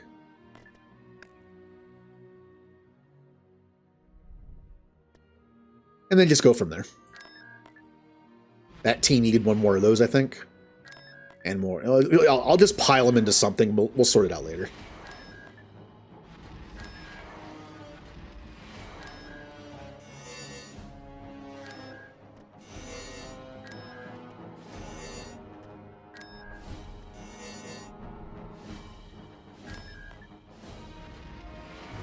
Here, just do this. Like, I don't know why I bothered doing that early. It was going to be messed up.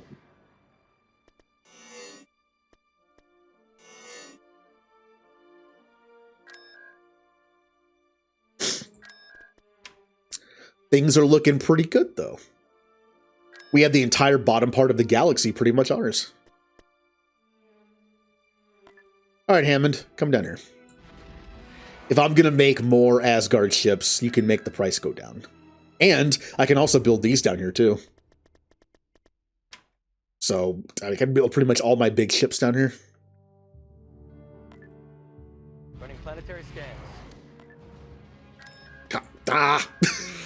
Stupid Cold Warriors. You're not going to beat me. I have enough stuff on these planets where you can't beat me.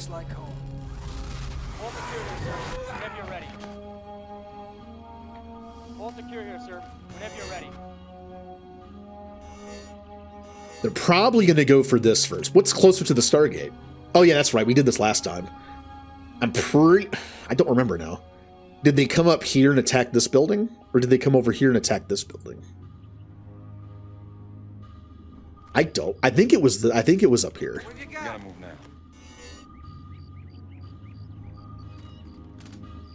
So we wait. Yep, it was. Stargate is secure, sir. Don't you worry, boys. Yes, sir. Get him.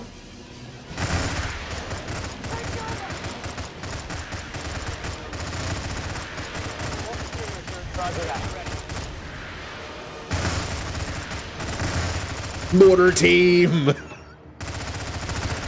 Oh, these guys are fun. You deploy them, they just launch mortars. They're fun.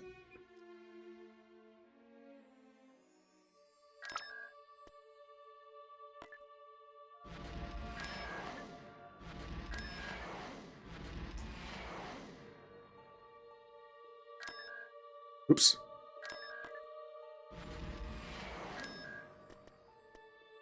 Okay. Yeah. Once we take Dakara, we'll pretty much have a line of planets, like right here. With a little bit on the left. And we take Dakara, we just have to go through Lingara, and then we can get to Tartarus and take out the stupid Cult Warriors that keep attacking us, and it's kind of annoying.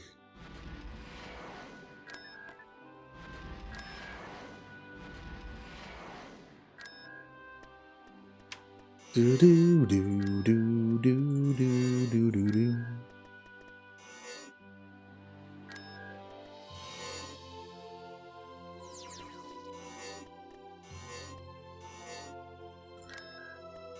Yeah. Do do do. Yeah, we look pretty good. Ugh. Today was not a good allergy day. When it got later in the day, it got better, but...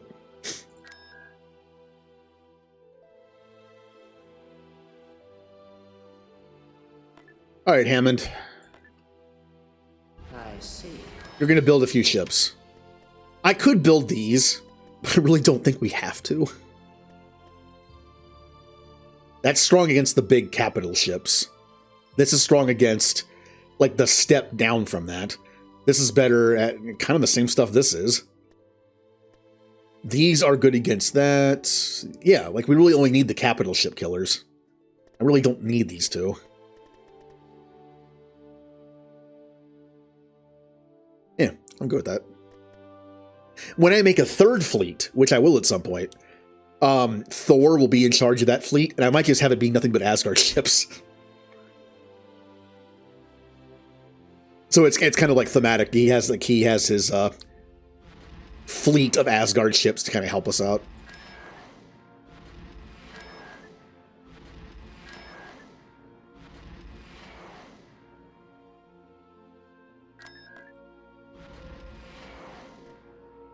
We still have some population to mess with, too.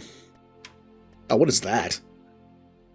Heavy bomber. I didn't even see we unlocked this. Okay.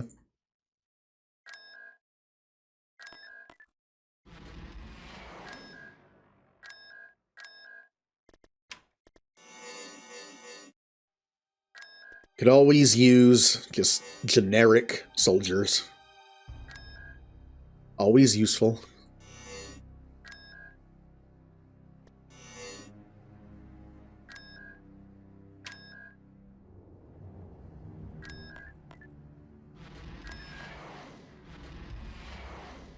All right, how's Earth doing? I still have my 2 Hataks. They're just sitting there, not doing anything. General Hammond is now on Talana, which can make this stuff cheap. Hero units, all our stuff is combined into one thing right now, so they're all in one place. Yep.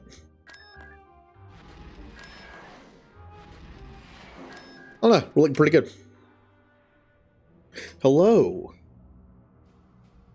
We're back in Empire at War, or as I've been calling it, Stargate at War. This is Star Wars Empire at War with a Stargate mod. We're doing the Tauri, or Human, or Earth, campaign. We're on day 2 of it.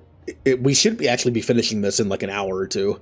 The campaigns are not that long, unless extra stuff has been added since I played it. Because again, I'm playing the beta version, which does have like a few extra things thrown in from the stable version. But as you can see, we have a lot of the galaxy. I know it's kind of small, but at the mini-map down here, the green planets are ours. The orange planets are the System Lords, and the yellow planets, which we see none of because they're all over here, we can't see them yet, are probably Anubis. We have a good bit of the galaxy. Again, this isn't the greatest simulation of the show, since if you've seen the show, you know humanity doesn't take a bunch of planets. They just go through the Stargate, meet people, find stuff, and then come back. This is kind of like a what-if scenario. What if Earth was able to make like a fleet of ships? Most likely because this Stargate is more known. Even if it's secret from the public, maybe like all the countries know it and they pull their resources together. It's a fun what if. Also, again, if this show had the budget for it, it's a lot easier to send people through a special effect into like a park or a small town that they can easily film. Most likely in Canada, because that's where I think most of it was filmed. Than it is to make like a bunch of ships and have them fight in space. Alright, I think, yeah, we combined, at the end of last stream, we combined both our fleets and our armies to do a surgical like strike on Delmac, which was kind of hard to take, but we took it. It's nice and secure. Yeah, you don't have to fill all the build slots, because we pretty much already have the essentials this planet can build. Not every planet can build everything, but just so, I don't know, I kind of like to fill the slots just so we can't see that it has anything available. There you go.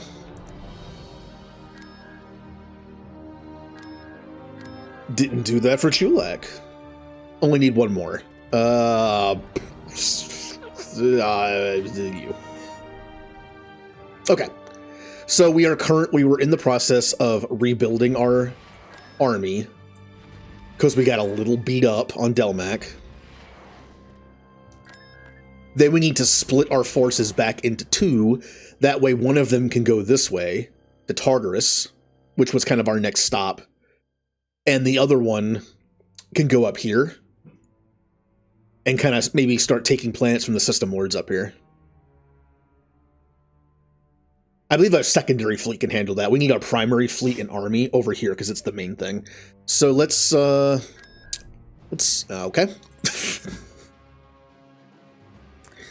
See, just like the show, Anubis has access to these things called Cull Warriors that are very powerful. Our technology may be inferior. And until we take out the facility that's producing them, we have to keep dealing with their attacks in random places. That's why the SG-3 Marines are coming. We gotta move now. Luckily, I have enough free units because of the buildings. Each one of these buildings will produce some free units for you. The headquarters produces some. The barracks produces some. The vehicle factory is supposed to produce some, but I don't know why it's not. Yeah, it isn't giving us one, even though it's supposed to.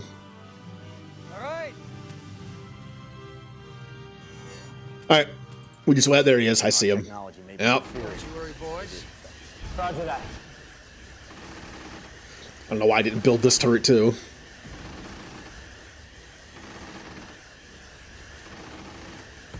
Well, the turret did a little bit of work.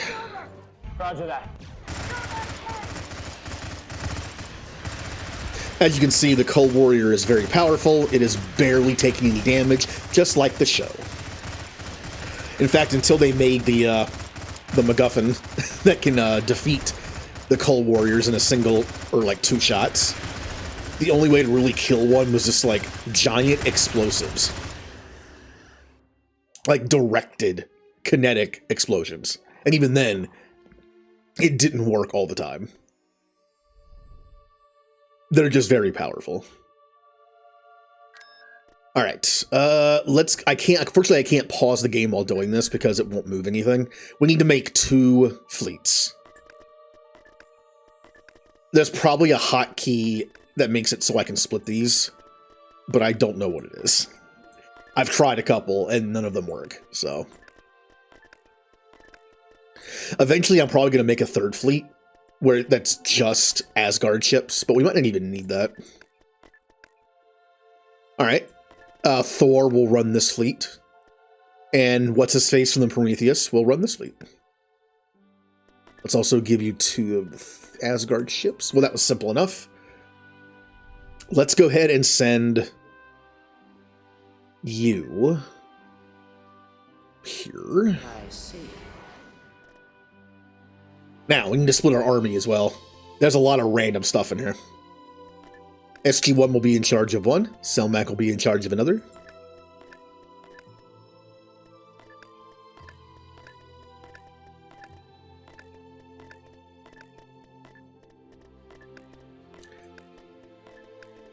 I know there has to be an easy way to do this, but I don't know the button for it. Every time I try different buttons, it just doesn't do anything. Let's do some Alps. At this point for ground fights, we're doing auto-resolve, because ground fights are just kind of a slog in this game. Fortunately, auto-resolve, you lose a lot of troops. I want to organize my stuff properly. And then after that comes the anti-air.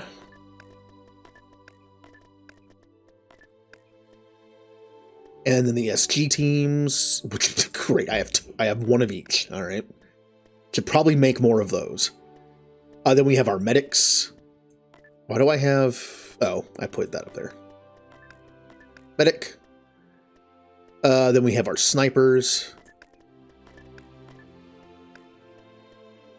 Then we have a mortar team. Then we have Malps. Then we have our bombers.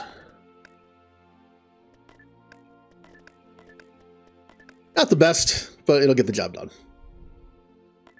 All right, SG-1 will go over here. Do we have a problem here? Our main fleet will go over here. We can only hope that this will be the last. All right, we're good to go. I probably should have done that work at the end of last stream last night, but that's okay. We're pretty full on population, so I can't really make anything new. I can add a few extra units though. Might as well add it to SG-1. Since they're going into the biggest fight. Okay. First things first, we have to take Dakara to be able to get to Tartarus. We will monitor your progress as best we can.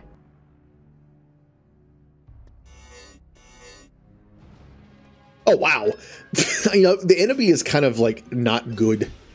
I feel like when I played it last time, they had better defenses. It's kind of funny.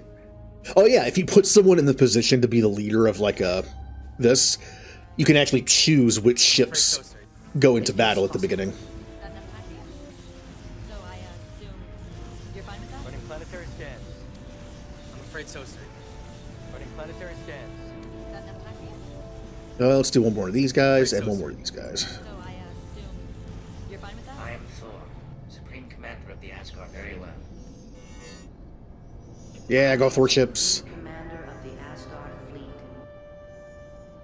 That would be unwise. I was actually watching some Stargate last night, just for fun. And I watched the episode that introduces Thor.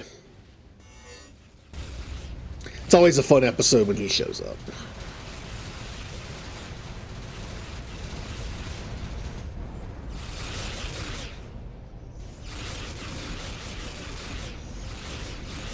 I'm here. We can fight them along the way. Kind of like in ground battles, your one-man fighters can't shoot and move at the same time, unless I think something's like right in front of them. But all our other ships can. At least some of their weapons can. Like on that side of the ship. In ground combat, regular troops like ground troops cannot shoot while moving, which is weird. But any kind of vehicle can. Very well. I kind of appreciate in RTS games when troops can shoot and move at the same time. It just makes it easier to move them around. Otherwise, if you run into an enemy, you have to stop, or else you're just going to keep moving and getting shot without shooting back. What level are you? You are level 5. Okay. We're going to lose some ships here.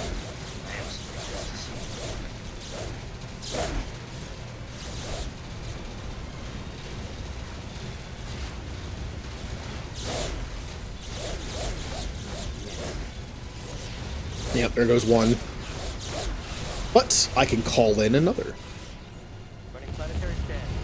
I am Thor, Supreme Commander of the Asgard fleet. I like these little Prometheus type ships because they can take out these guys, but at the same time they're not very bulky. I mean, they're Corvettes. Their job is we're going to lose that too. Well, I am surprised to see. I feel like I could have done a better job here. I'm afraid so, sir. I am Thor, Supreme Commander of the Asgard. I could have led with my bulky Asgard ships to take the hits.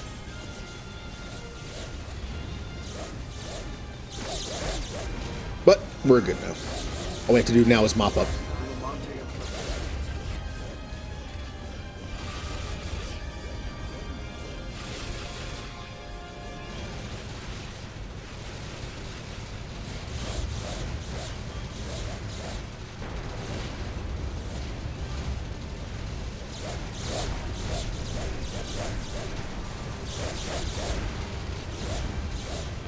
Okay, they are retreating.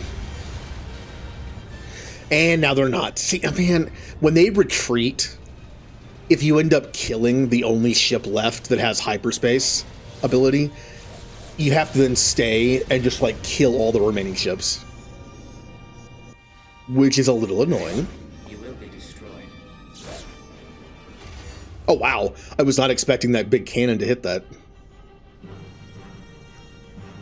The general rule of thumb in this game is, like, the bigger the ship is, the harder it is for them to hit smaller ships. That ship was obliterated. Forget it. Get us out of here. We lost a few ships, but we're still good. Alright, let's go ahead and take Takara. This is a sacred place to all Jaffa, since the first Primta took place on Primta, I believe is the process of turning a Jaffa, basically like giving a Jaffa their first symbiote to hold.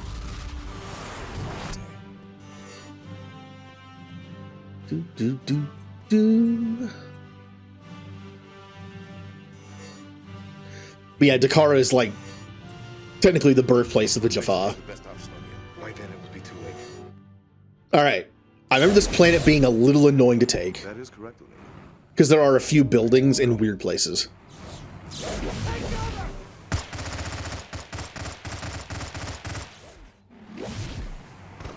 Also, once again, flying units are kind of annoying as well. Luckily, we have SG-1 on our on the ground. They do so much damage because they're hero units. They should be able to take them out. And this is where we just speed around the map, trying to find... Look at all those Jaffa just standing there. It's unfortunate that I don't have a bombardment.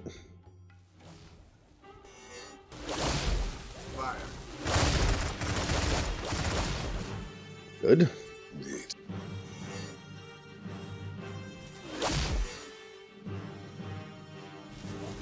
is not time enough.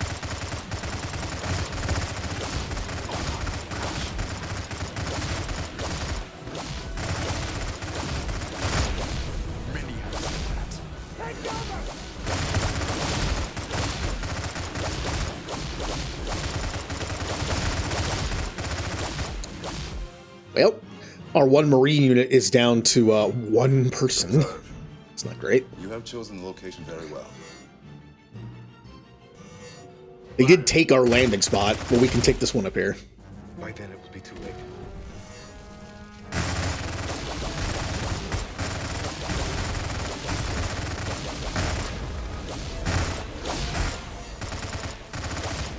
Oh! I just noticed our medicus are also dead. That is Whoopsie. I too will go. I guess the AI is smart enough to go after the medics. I mean, without them, I can't heal. What is an opera? I am on my way. Is it not time enough?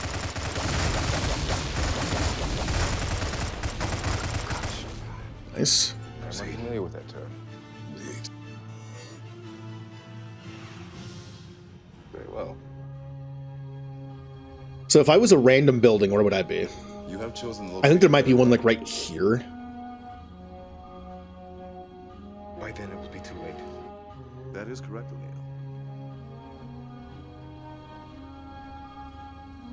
But a good first step is going around the map. I too will go. I'm going to take our landing zone back just so we can call in more people if we have to. There is another way.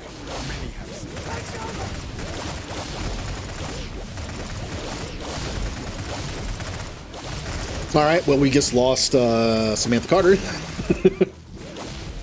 That means SG-1 is going to be out of commission for a bit. If you lose one, you lose them all for a while. And we are getting beat up. Is it not time enough? I am unfamiliar with that term.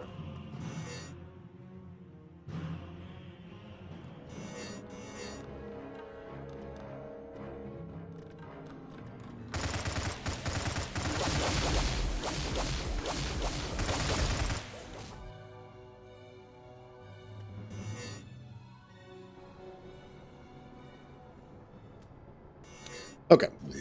Infiltration is the best option. Yeah, there's no place like home. Very well. So we got to find the one random building still out here somewhere.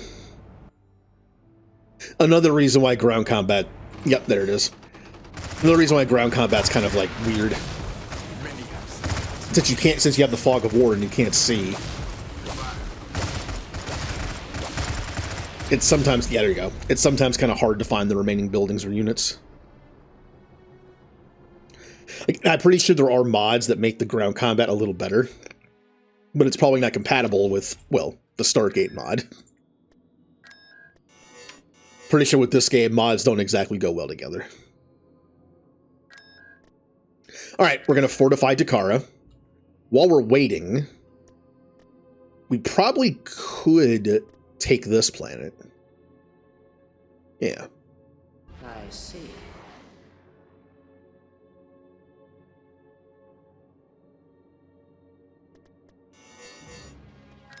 Yeah, it's like a level 2 space station and like no ships.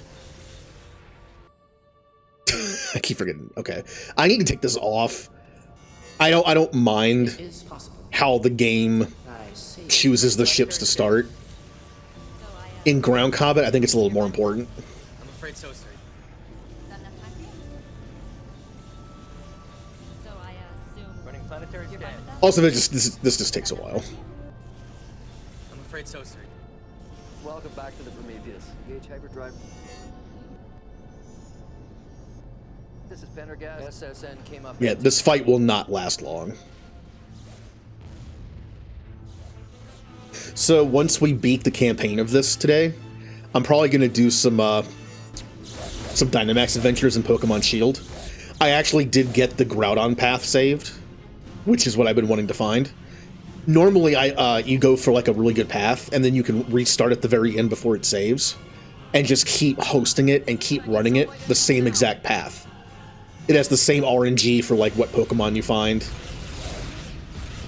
But I actually found a path last night that's pretty good for a solo run. I'm going to have to fine-tune it on stream, because there might be a path I haven't tried yet that is better for it. Because the AI can be stupid. Like, good example, I was able to get a Politoed on the team with one of the AI controlling it. That should have been good, because I'm fighting Groudon. But the AI is stupid. And all they did with Politoed was just helping hands constantly, which does no damage. And half the time they were helping handsing me during the Groudon boss fight, and all I'm doing is just using like a support move. That makes the fight a lot easier. So it was a complete waste of time. So you kind of have to find stuff that the AI won't just be stupid with. I hate having to rely on the AI for all my damage, but Groudon has 3 different moves that hit the entire team. And it hurts a lot. So the Pokemon that I'm using has a move called Wide Guard, which protects from AoE hits. But it leaves me to the mercy of relying on my AI for the damage. So we'll see. We'll see if we can make it good. And while some things do change, like if you find an item person, you'll have access to different items than usual, or like the enemy Pokemon won't do the same moves on the same Pokemon every single run. That is still randomized. But we can take advantage of some stuff that isn't randomized. All right. Let's move our protective fleet back up here.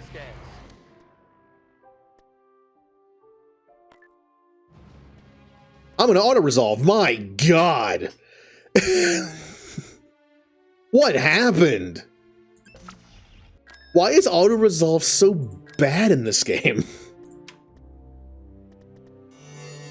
I don't understand like how you can possibly lose that many units on a planet that had barely anything. Now I gotta rebuild everything.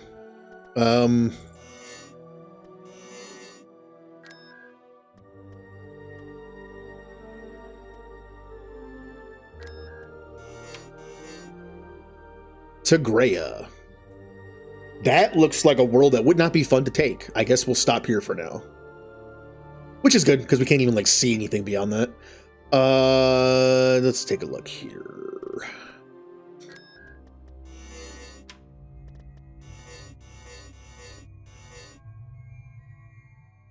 Langara. Oh, this is the world where Jonas Quinn comes from, that has the Nequadria. Yeah, I remember this world. That would be unwise.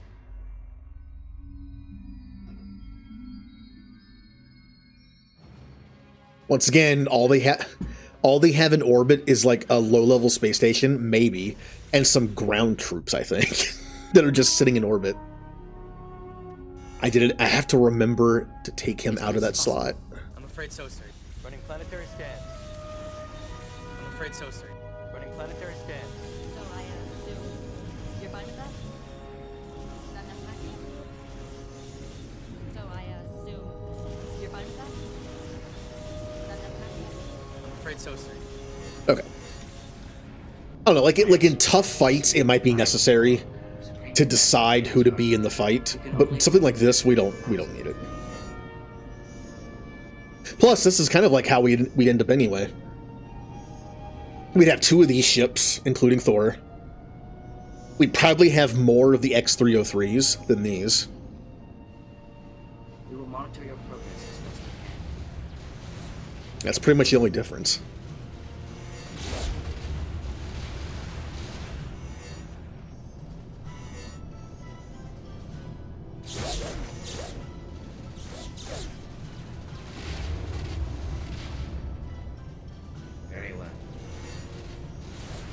Now, I wonder if we get anything special unlocked in the story by saving Langara. We do have access into Quadria. I wonder if they added anything in the beta. Because I don't think you get anything from here in the other version that I played. Response will be swift and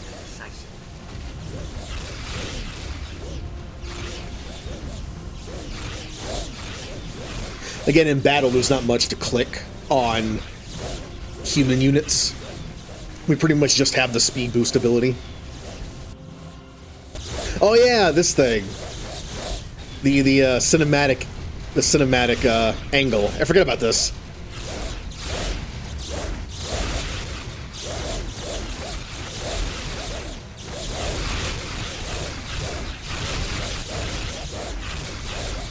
It's kind of fun. I just don't have any control over it.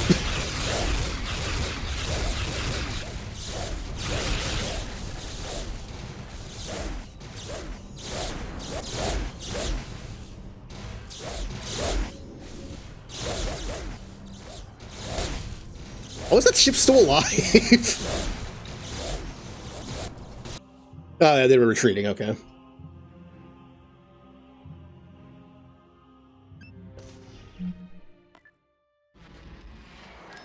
I probably should actually fight this ground fight and not do auto-resolve, because it's so bad. It punishes you so much. This is a big map, though.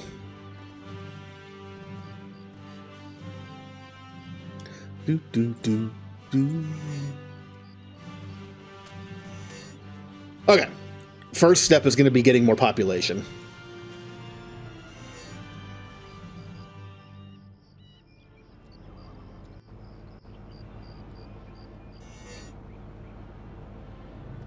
I'm going around the edge of the map because most likely there's no people down here.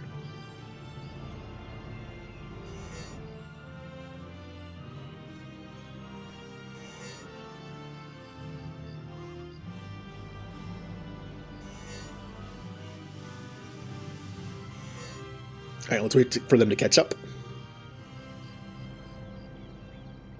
Okay.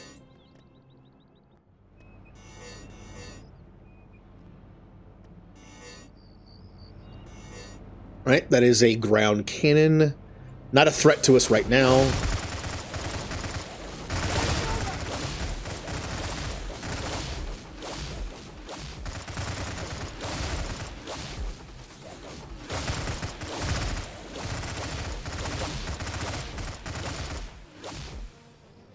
Okay, not terrible. Man, I was really hoping we get this secure before they showed up. I usually don't like to do this, but I'm gonna call people in while we're under attack.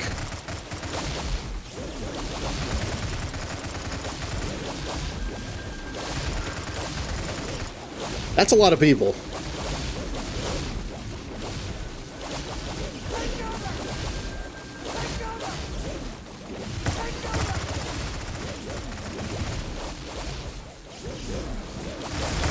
God, we are getting destroyed.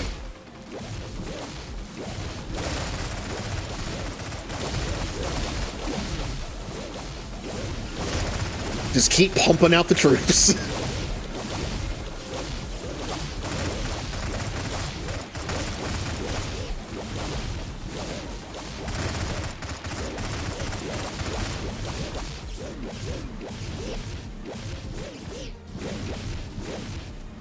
Oh, I see what's killing us so badly. Yeah, it's those guys. The ones that have the deployable cannons do a lot of damage.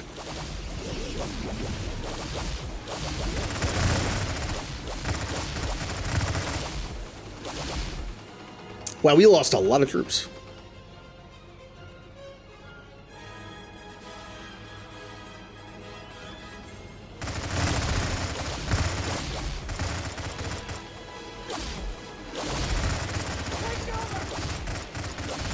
Stargate is secure, sir.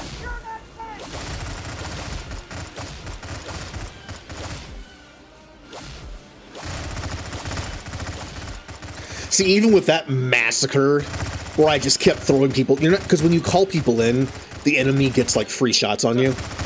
It's just I had no choice. We needed this landing spot to get more troops in. But even then, we still didn't lose as much as we lost with auto-resolve.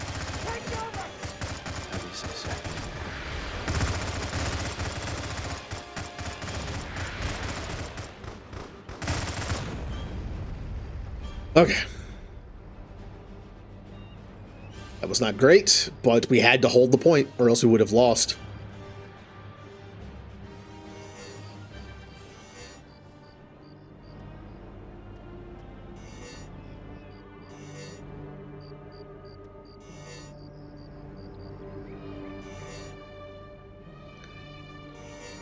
I just wish we had secured the point before enemies showed up.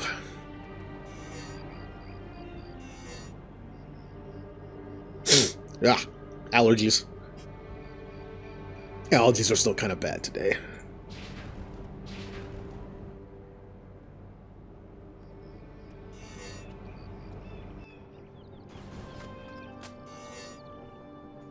Alright, we took that. Come over here and destroy this while I get some more troops down. I usually don't use these. I kind of put these in here just for auto-resolve. I really don't use them that much.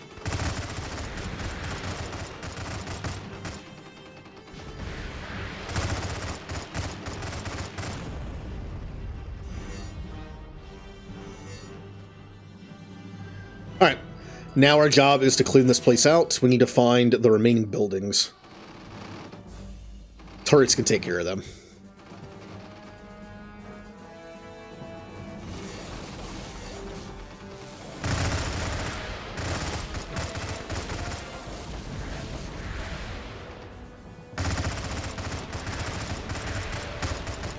Nice. Now, because this place is built like a city, because it is a city, I don't know where they would put the buildings. We found 2 of the cannons, but I don't know where they would put the buildings for units to be made in. Maybe over here? Or right there?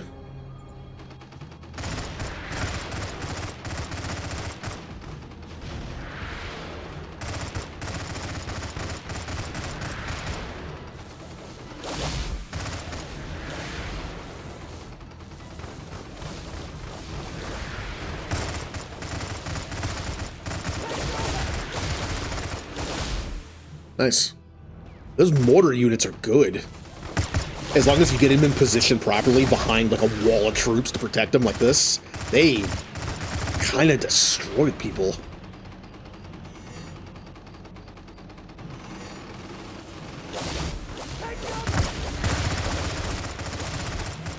They're just slow at getting started.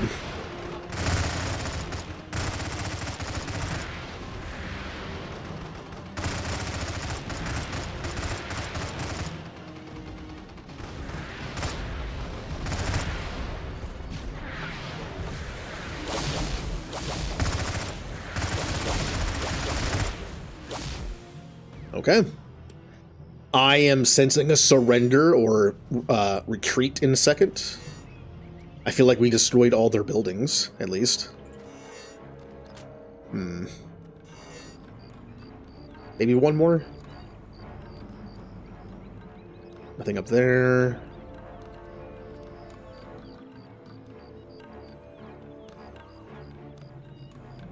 Ah, there it goes.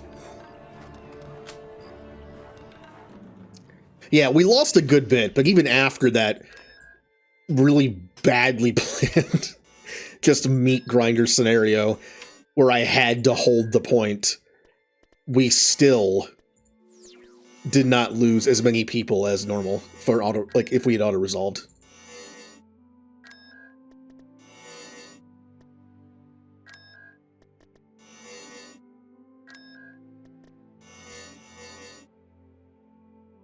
All right, so we're gonna replenish you.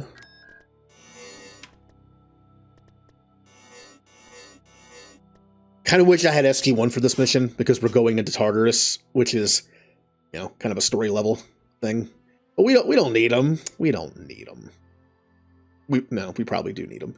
But I kind of don't want to wait like another. Oh, man, it's still not even halfway back. All right. Yeah, that's too slow. We're not doing that. The regular Marines and people can get the job done.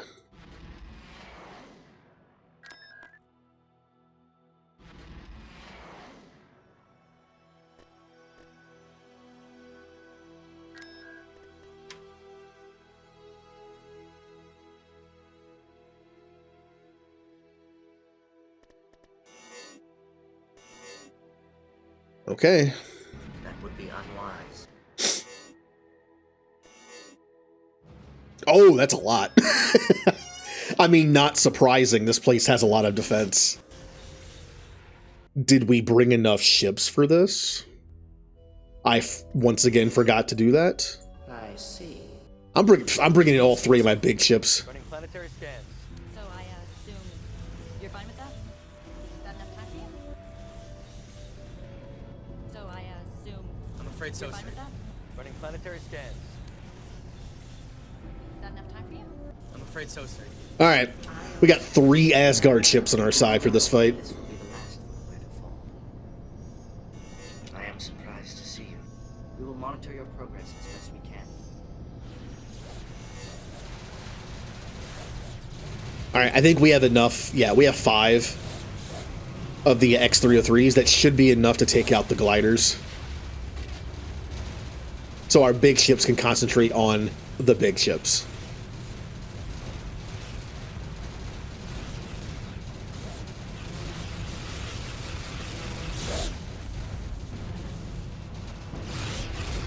All right, well, you're dead.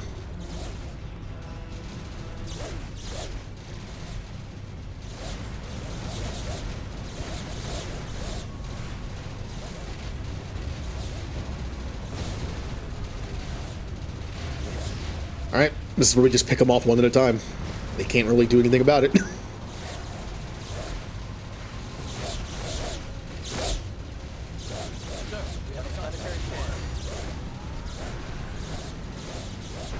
am Thor, Supreme Commander of the Asgard fleet. We believe there is no hope.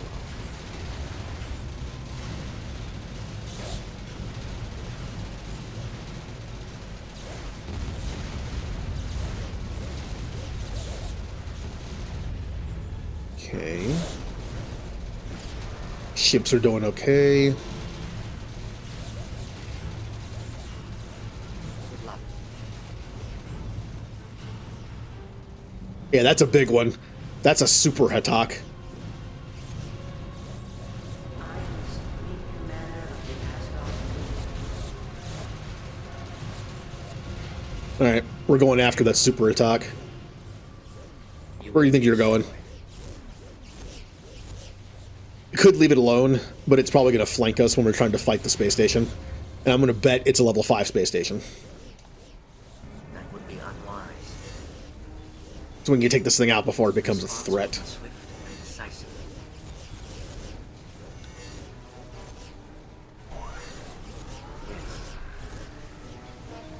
Yeah, it has the stupid shield ability. It's alright. Continuous fire will make it so it goes up slower. Well, while it's up, we might as well finish this ship off. Get him!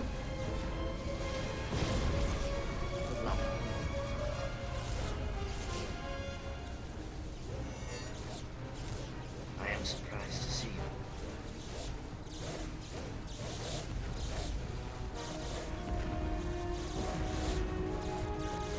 Alright, shield generator is gone. I believe that means it can't use its shield ability again. Also taking out its engine, so it moves slower. Without engines, a ship can still move in this. It's a lot slower.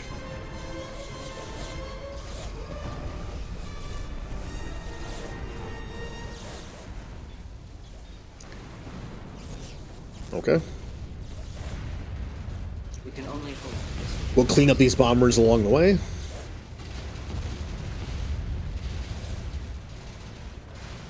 We took some damage.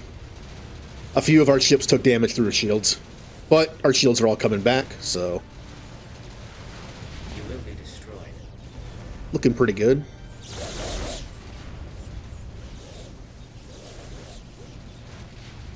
Here, let's just go this way.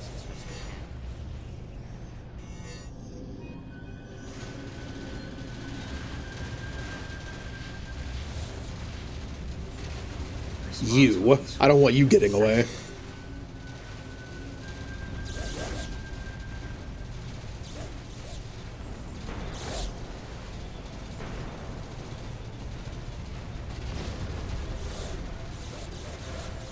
Good. Very well.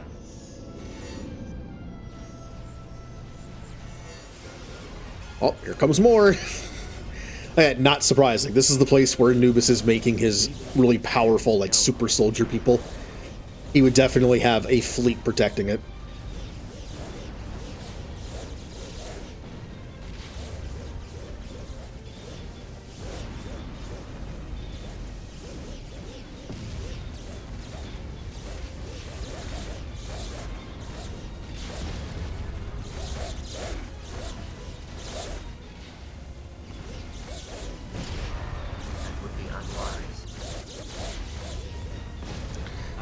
We are losing our death gliders. Again, one of the downsides to having, like, old ships is you end up with, like, old gliders. These ships produce fighters for us. They're free. But because these are older ships, we get the older designed fighters, which aren't that good. But we still have to rely on these things to take out the small ships.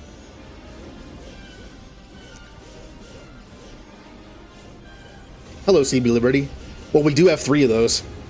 We have the O'Neill class. Yeah. O'Neill class Asgard ship. I am Thor, Supreme Commander of the Asgard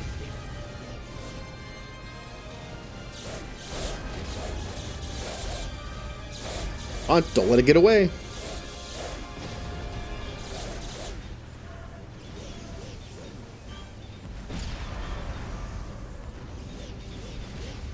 There you go. We can only hope. Yeah, like from like the world perspective, like from like Stargate, the show, we wouldn't still be using the X303s because they're outdated. We'd be using the the BC304s or like the Daedalus class.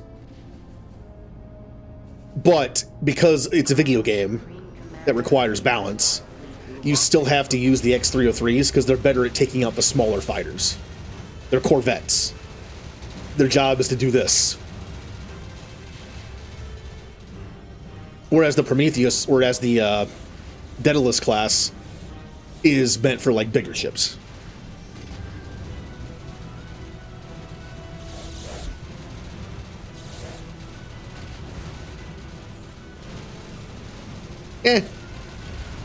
Oh, it's actually turning. Oh, hold on. Oh, it's trying to get away. Let it go. I'm going straight for the starbase. I'm tired of ships spawning in. We're going straight for that starbase.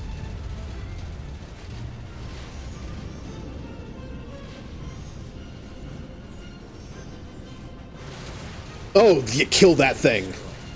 That thing hurts. It's a lightning. It's a, yeah, it's a lightning satellite. It's similar to like the weapon Anubis uses. That thing hurts. Response will be swift and decisive. I believe it's the weapon he creates on his ship from those eyes that he kept trying to find. Yeah, it does a lot of damage. That would be unwise. Now we get to fight a level 5 space station. This thing is going to hurt a little bit.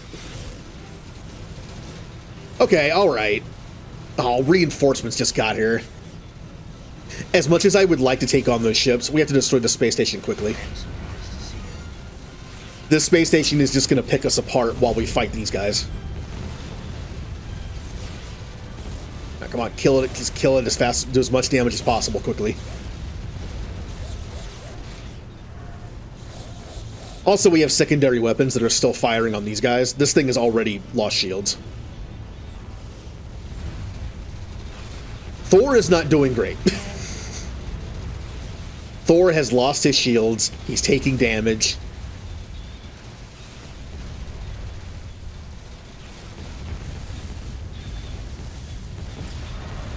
Ooh. Oh, that's not good. All those bombers and fighters are going to kill him. Come on, Thor.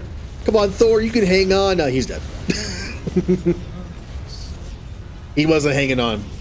That's all. It's all right. He'll get put in a clone body. He'll be back.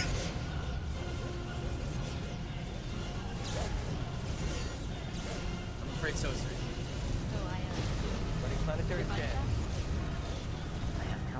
All right, space station's gone. Take out the rest of it.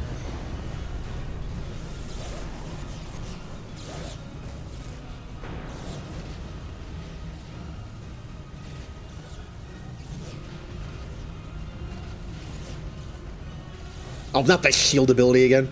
We're so close at this like range with all our firepower. Yeah, I was gonna say that shield ability is not gonna hold up. Being this close and all our weapons just hitting them at once.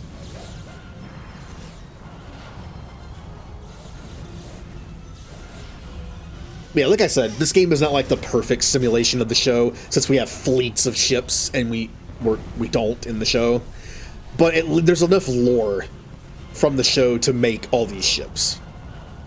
I mean, they had to take some liberty with some of the Wraith stuff that's in the other campaign, because you just don't see like enough Wraith ships to, because you see like the Hive ship and some cruisers, and that's kind of it, and the darts. The game has like 4 different kinds of darts when you only see one in the show, but again, you have to kind of, you need balance. And with the humans, we do have a few extra things. Like, we have the one-man fighters, and we also have bomber versions of them. Because you need that in this game. You need fighters and bombers.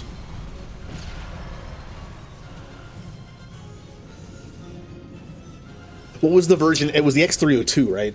The one that was like the first man-made craft that could do hyperspace within the Quadria, and it didn't work, but it's the one they strapped the Stargate to. There's also a bomber version of it in this. Alright.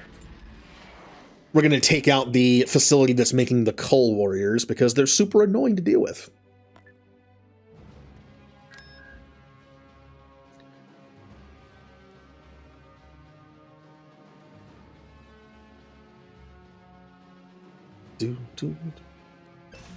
All right, we already start with 10 population because this is a fight. We have to storm this place. They have a bunch of Cull Warriors which take forever to kill. Explosives are actually pretty good against them, so I'm bringing in a bunch of RPG guys.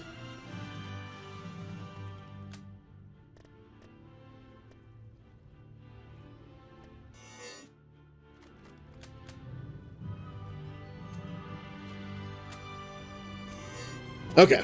I think so. Let's all group together.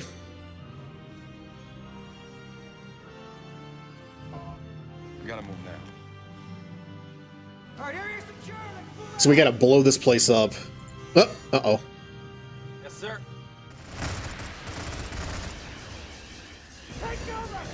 Ah, it's a Cull Warrior. He's gonna murder us all. He's running away. Oh, there's 4 of them. Oh, we might just be dead here. Camera angle's being weird. I can't fight 4 of them.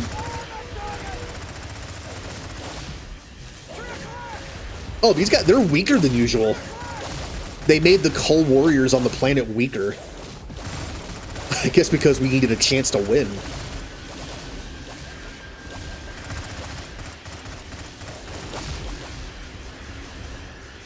They're still messing us up.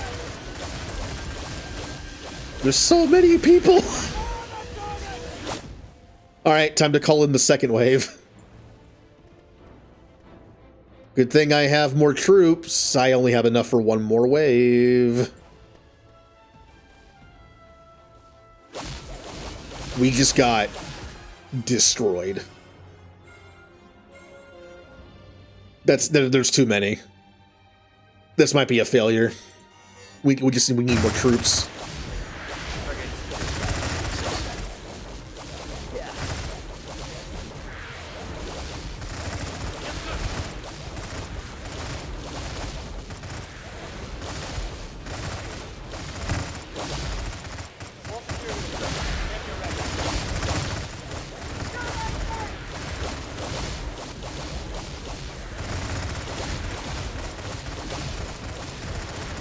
I mean, if this is all they have, and they're just sending everything they have at us at once, we might be able to do this.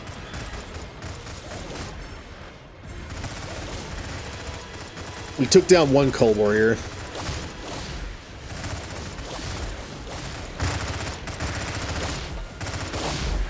Yeah, this isn't great. All I have left are anti-air people. I'm not sure if they can even do damage to ground troops or not.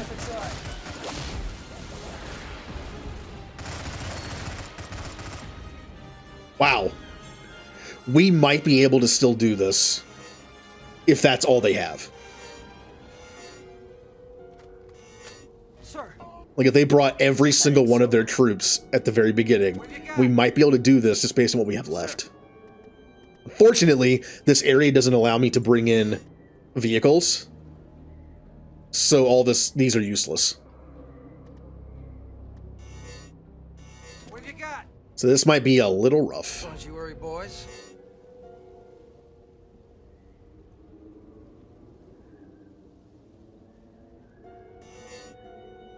Roger that. Yes, sir.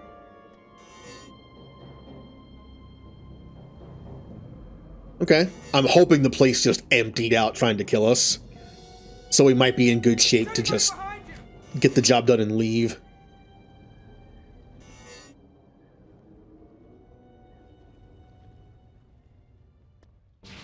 Stargate is secure, sir.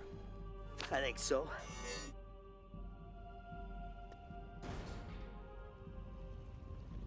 Okay, good. I'm not seeing any resistance. Yes, sir.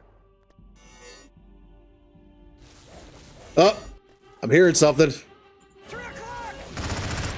We're shooting through the wall. Don't mind that. It's worth a try.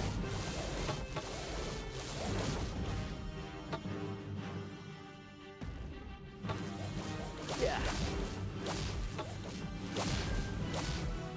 Kind of unfair they're shooting through the wall, but that's okay. Yes, sir. Symbiote tank. Where right now we're destroying the queen that's producing the symbiotes for the Cull Warriors. Have it your way, flyboy. Nice little touch.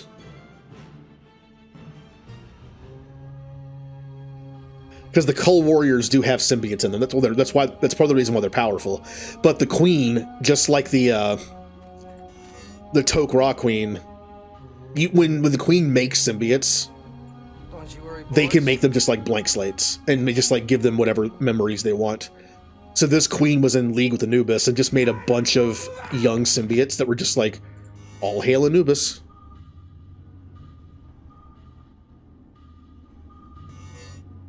Don't you worry, boys. I think so.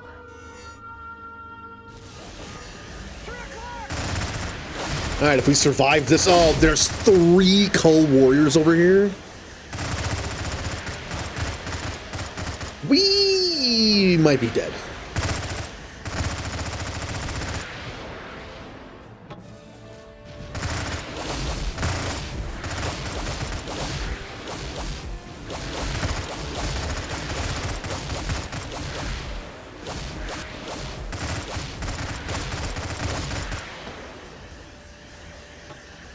Come on, there's so little left. We could do it. We could do it.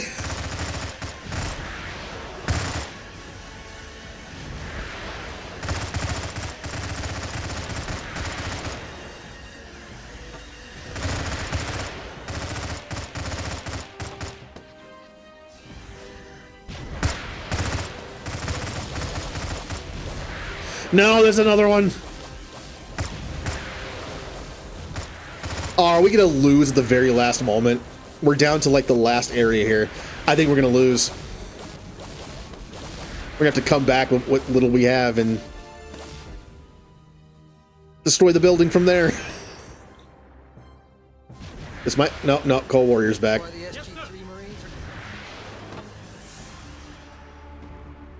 you say, sir. Yeah, we lose.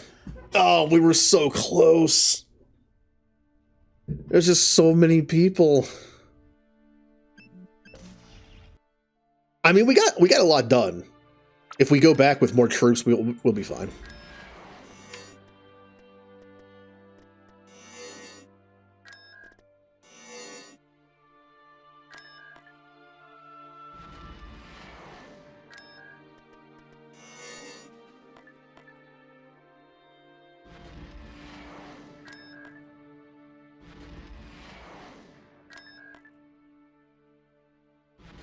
It also doesn't help that we have learned that Yu's campaign against Anubis failed. With his fleet destroyed, it is only a matter of time until Anubis decides to attack Earth. We are recalling Prometheus to upgrade her for the coming battle. You are free to continue exploration of the galaxy for the moment, but be prepared to pull back all our forces to defend Earth. Oh, that's the end of the campaign, by the way. We're almost done. It was a timed thing. Apparently, once you attack this, it's like, hey, Earth. I would like to destroy this before we do that.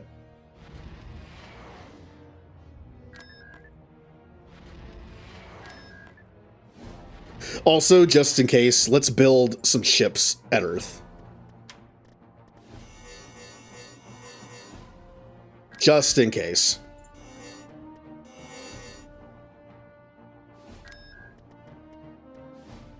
We can also recall this fleet. The time has come. Master Braytek has informed us that Anubis is on his way to Earth. SG-1 has found an ancient repository of knowledge, and with its data in Colonel O'Neill's mind, is trying to find the lost city of Atlantis. You must now pull all our forces back to Earth to defend it against Anubis. Hope that SG-1 can find something that'll help us defeat Anubis' fleet. Alright, well. It is possible. All fleets back to Earth. I'm still gonna fight. I'm still attacking Tartarus, though. Hey, we won!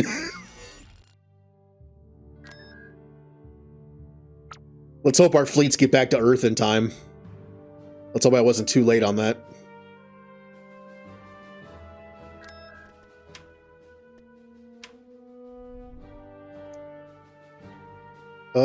Get rid of that. I didn't put that in a missile silo. That was stupid.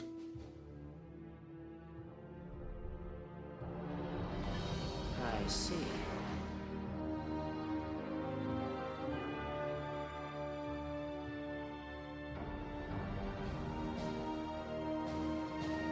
Okay, one of our fleets made it back to Earth. We should be fine. But yeah, this is the end of the campaign. We were only an hour away yesterday. Oopsie.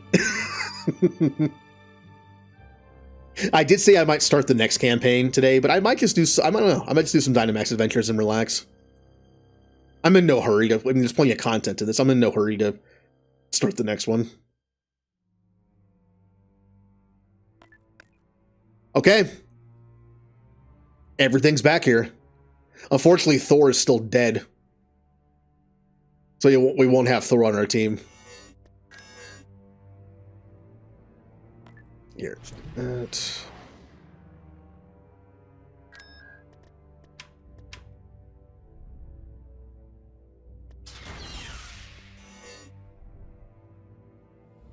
We have a giant fleet protecting Earth. We should be good. Here we go. The time has come. Anubis' fleet is on its way to Earth. A vanguard should already be very close and could arrive at any moment. We have to stop them before the main fleet comes to our doorstep. Regrettably, our defenses are unlikely to defeat Anubis' entire force, but there is hope. SG-1 is on its way to search for the lost city of the Ancients. The city is believed to house a mighty weapon that could save us all. We must hold our position and buy SG-1 the time they need to find and activate this weapon. The people of Earth count on us. Show Anubis that the Tari will never be slaves. For our beloved and our freedom, we stand today tall as ever to hold great evil at bay. They come to take our lives and our freedom. Show them we have none to spare. So the long-range sensors are picking up ships approaching Earth. A lot of ships. Must be Anubis' fleet. They will be dropping out of hyperspace in a few seconds. I'll inform General Hammond. This is Hammond. I'm taking command of the Prometheus. We are about to take off and will join you in the defense shortly. Godspeed. Okay. You have heard of us. So basically we're defending Antarctica, and this is the end of Season 7 when, you know, SG-1 shows up and we have to defend them. And I have come to offer our assistance. fortunately, Thor is, no, not here to help. But... Alright. Here comes the first wave. Further instructions to aid you in preparation will follow.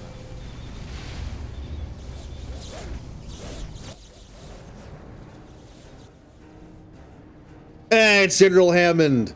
Hammond here. We finally made it. How can we assist in the battle?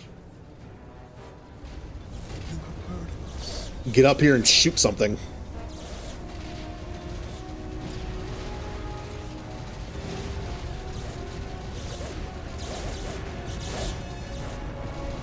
God, there's so many ships just going right through us. No, they're going all around us too. Here, we need to stop those. Those are big ships. Our defenses might be able to stop these guys. But these guys are big. It is your decision.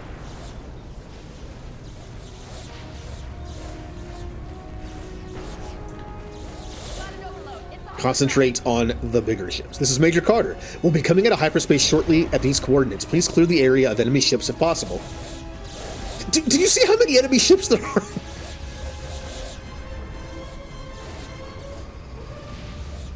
I'm working on the big guys, but...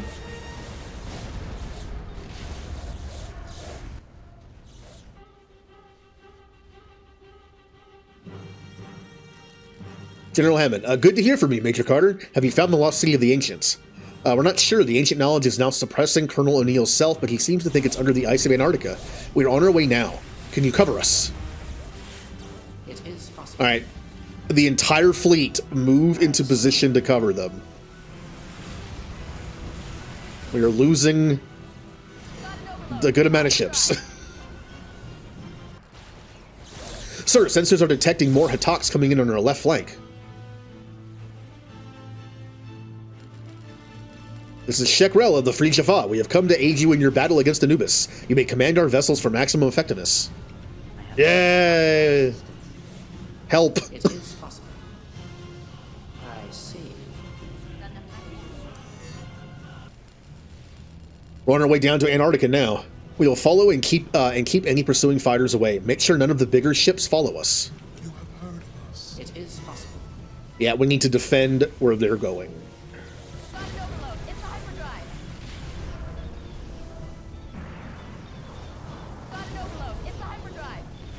Yeah, some of our ships are getting pretty messed up. But we're literally here just to block the path.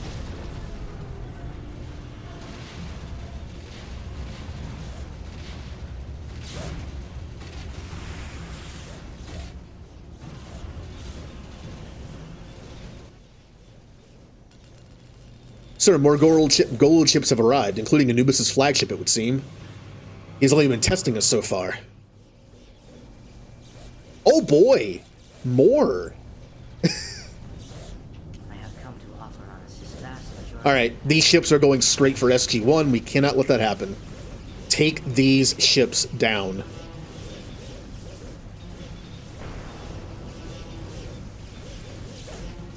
They cannot get to them.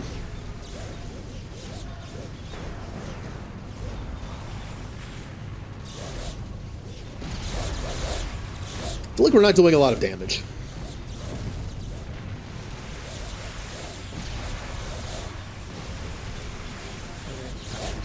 But if we take out the engines, it will greatly slow them down.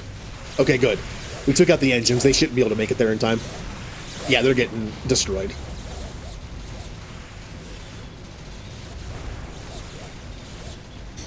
Good job. And now we die. Look at how many ships there are.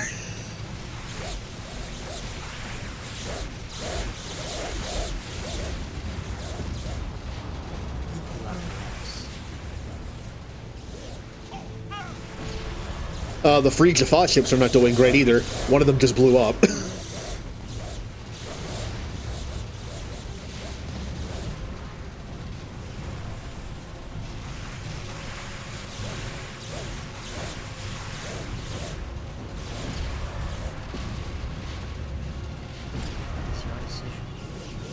Oh, there's Anubis' flagship. Fire!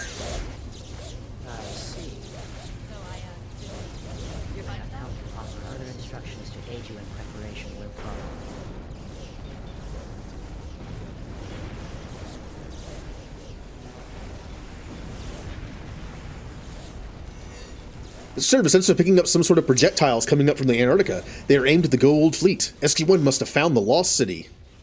Yeah, here come the drones.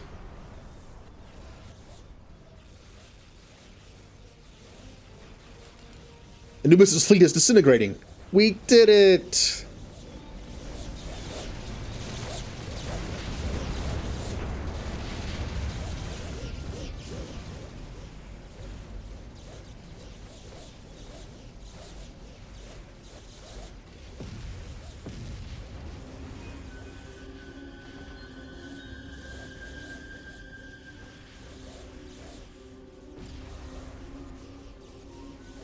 It's just like the show.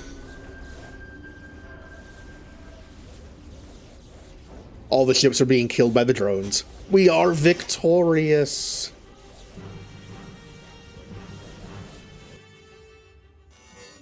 We defeated Anubis, the most dangerous of all Goa'uld, and with the ancient outpost in Antarctica, we now have the means to defend Earth against any future invasions.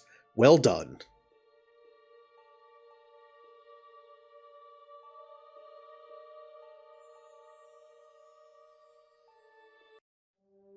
Hooray!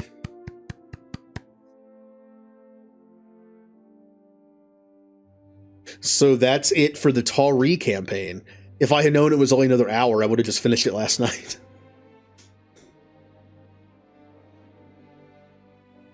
Like I said, I thought about starting the next campaign, the Anubis campaign, tonight, but I'm in no hurry to complete them. These are fun and just like laid back and comfy.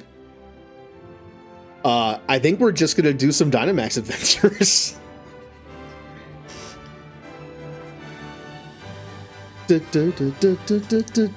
Copyright. Congratulations. We have won and liberated the galaxy from evil. Look, it's bright. Look at how bad this looks. Because it's like a picture in game. This game is old. You can only make it look so good.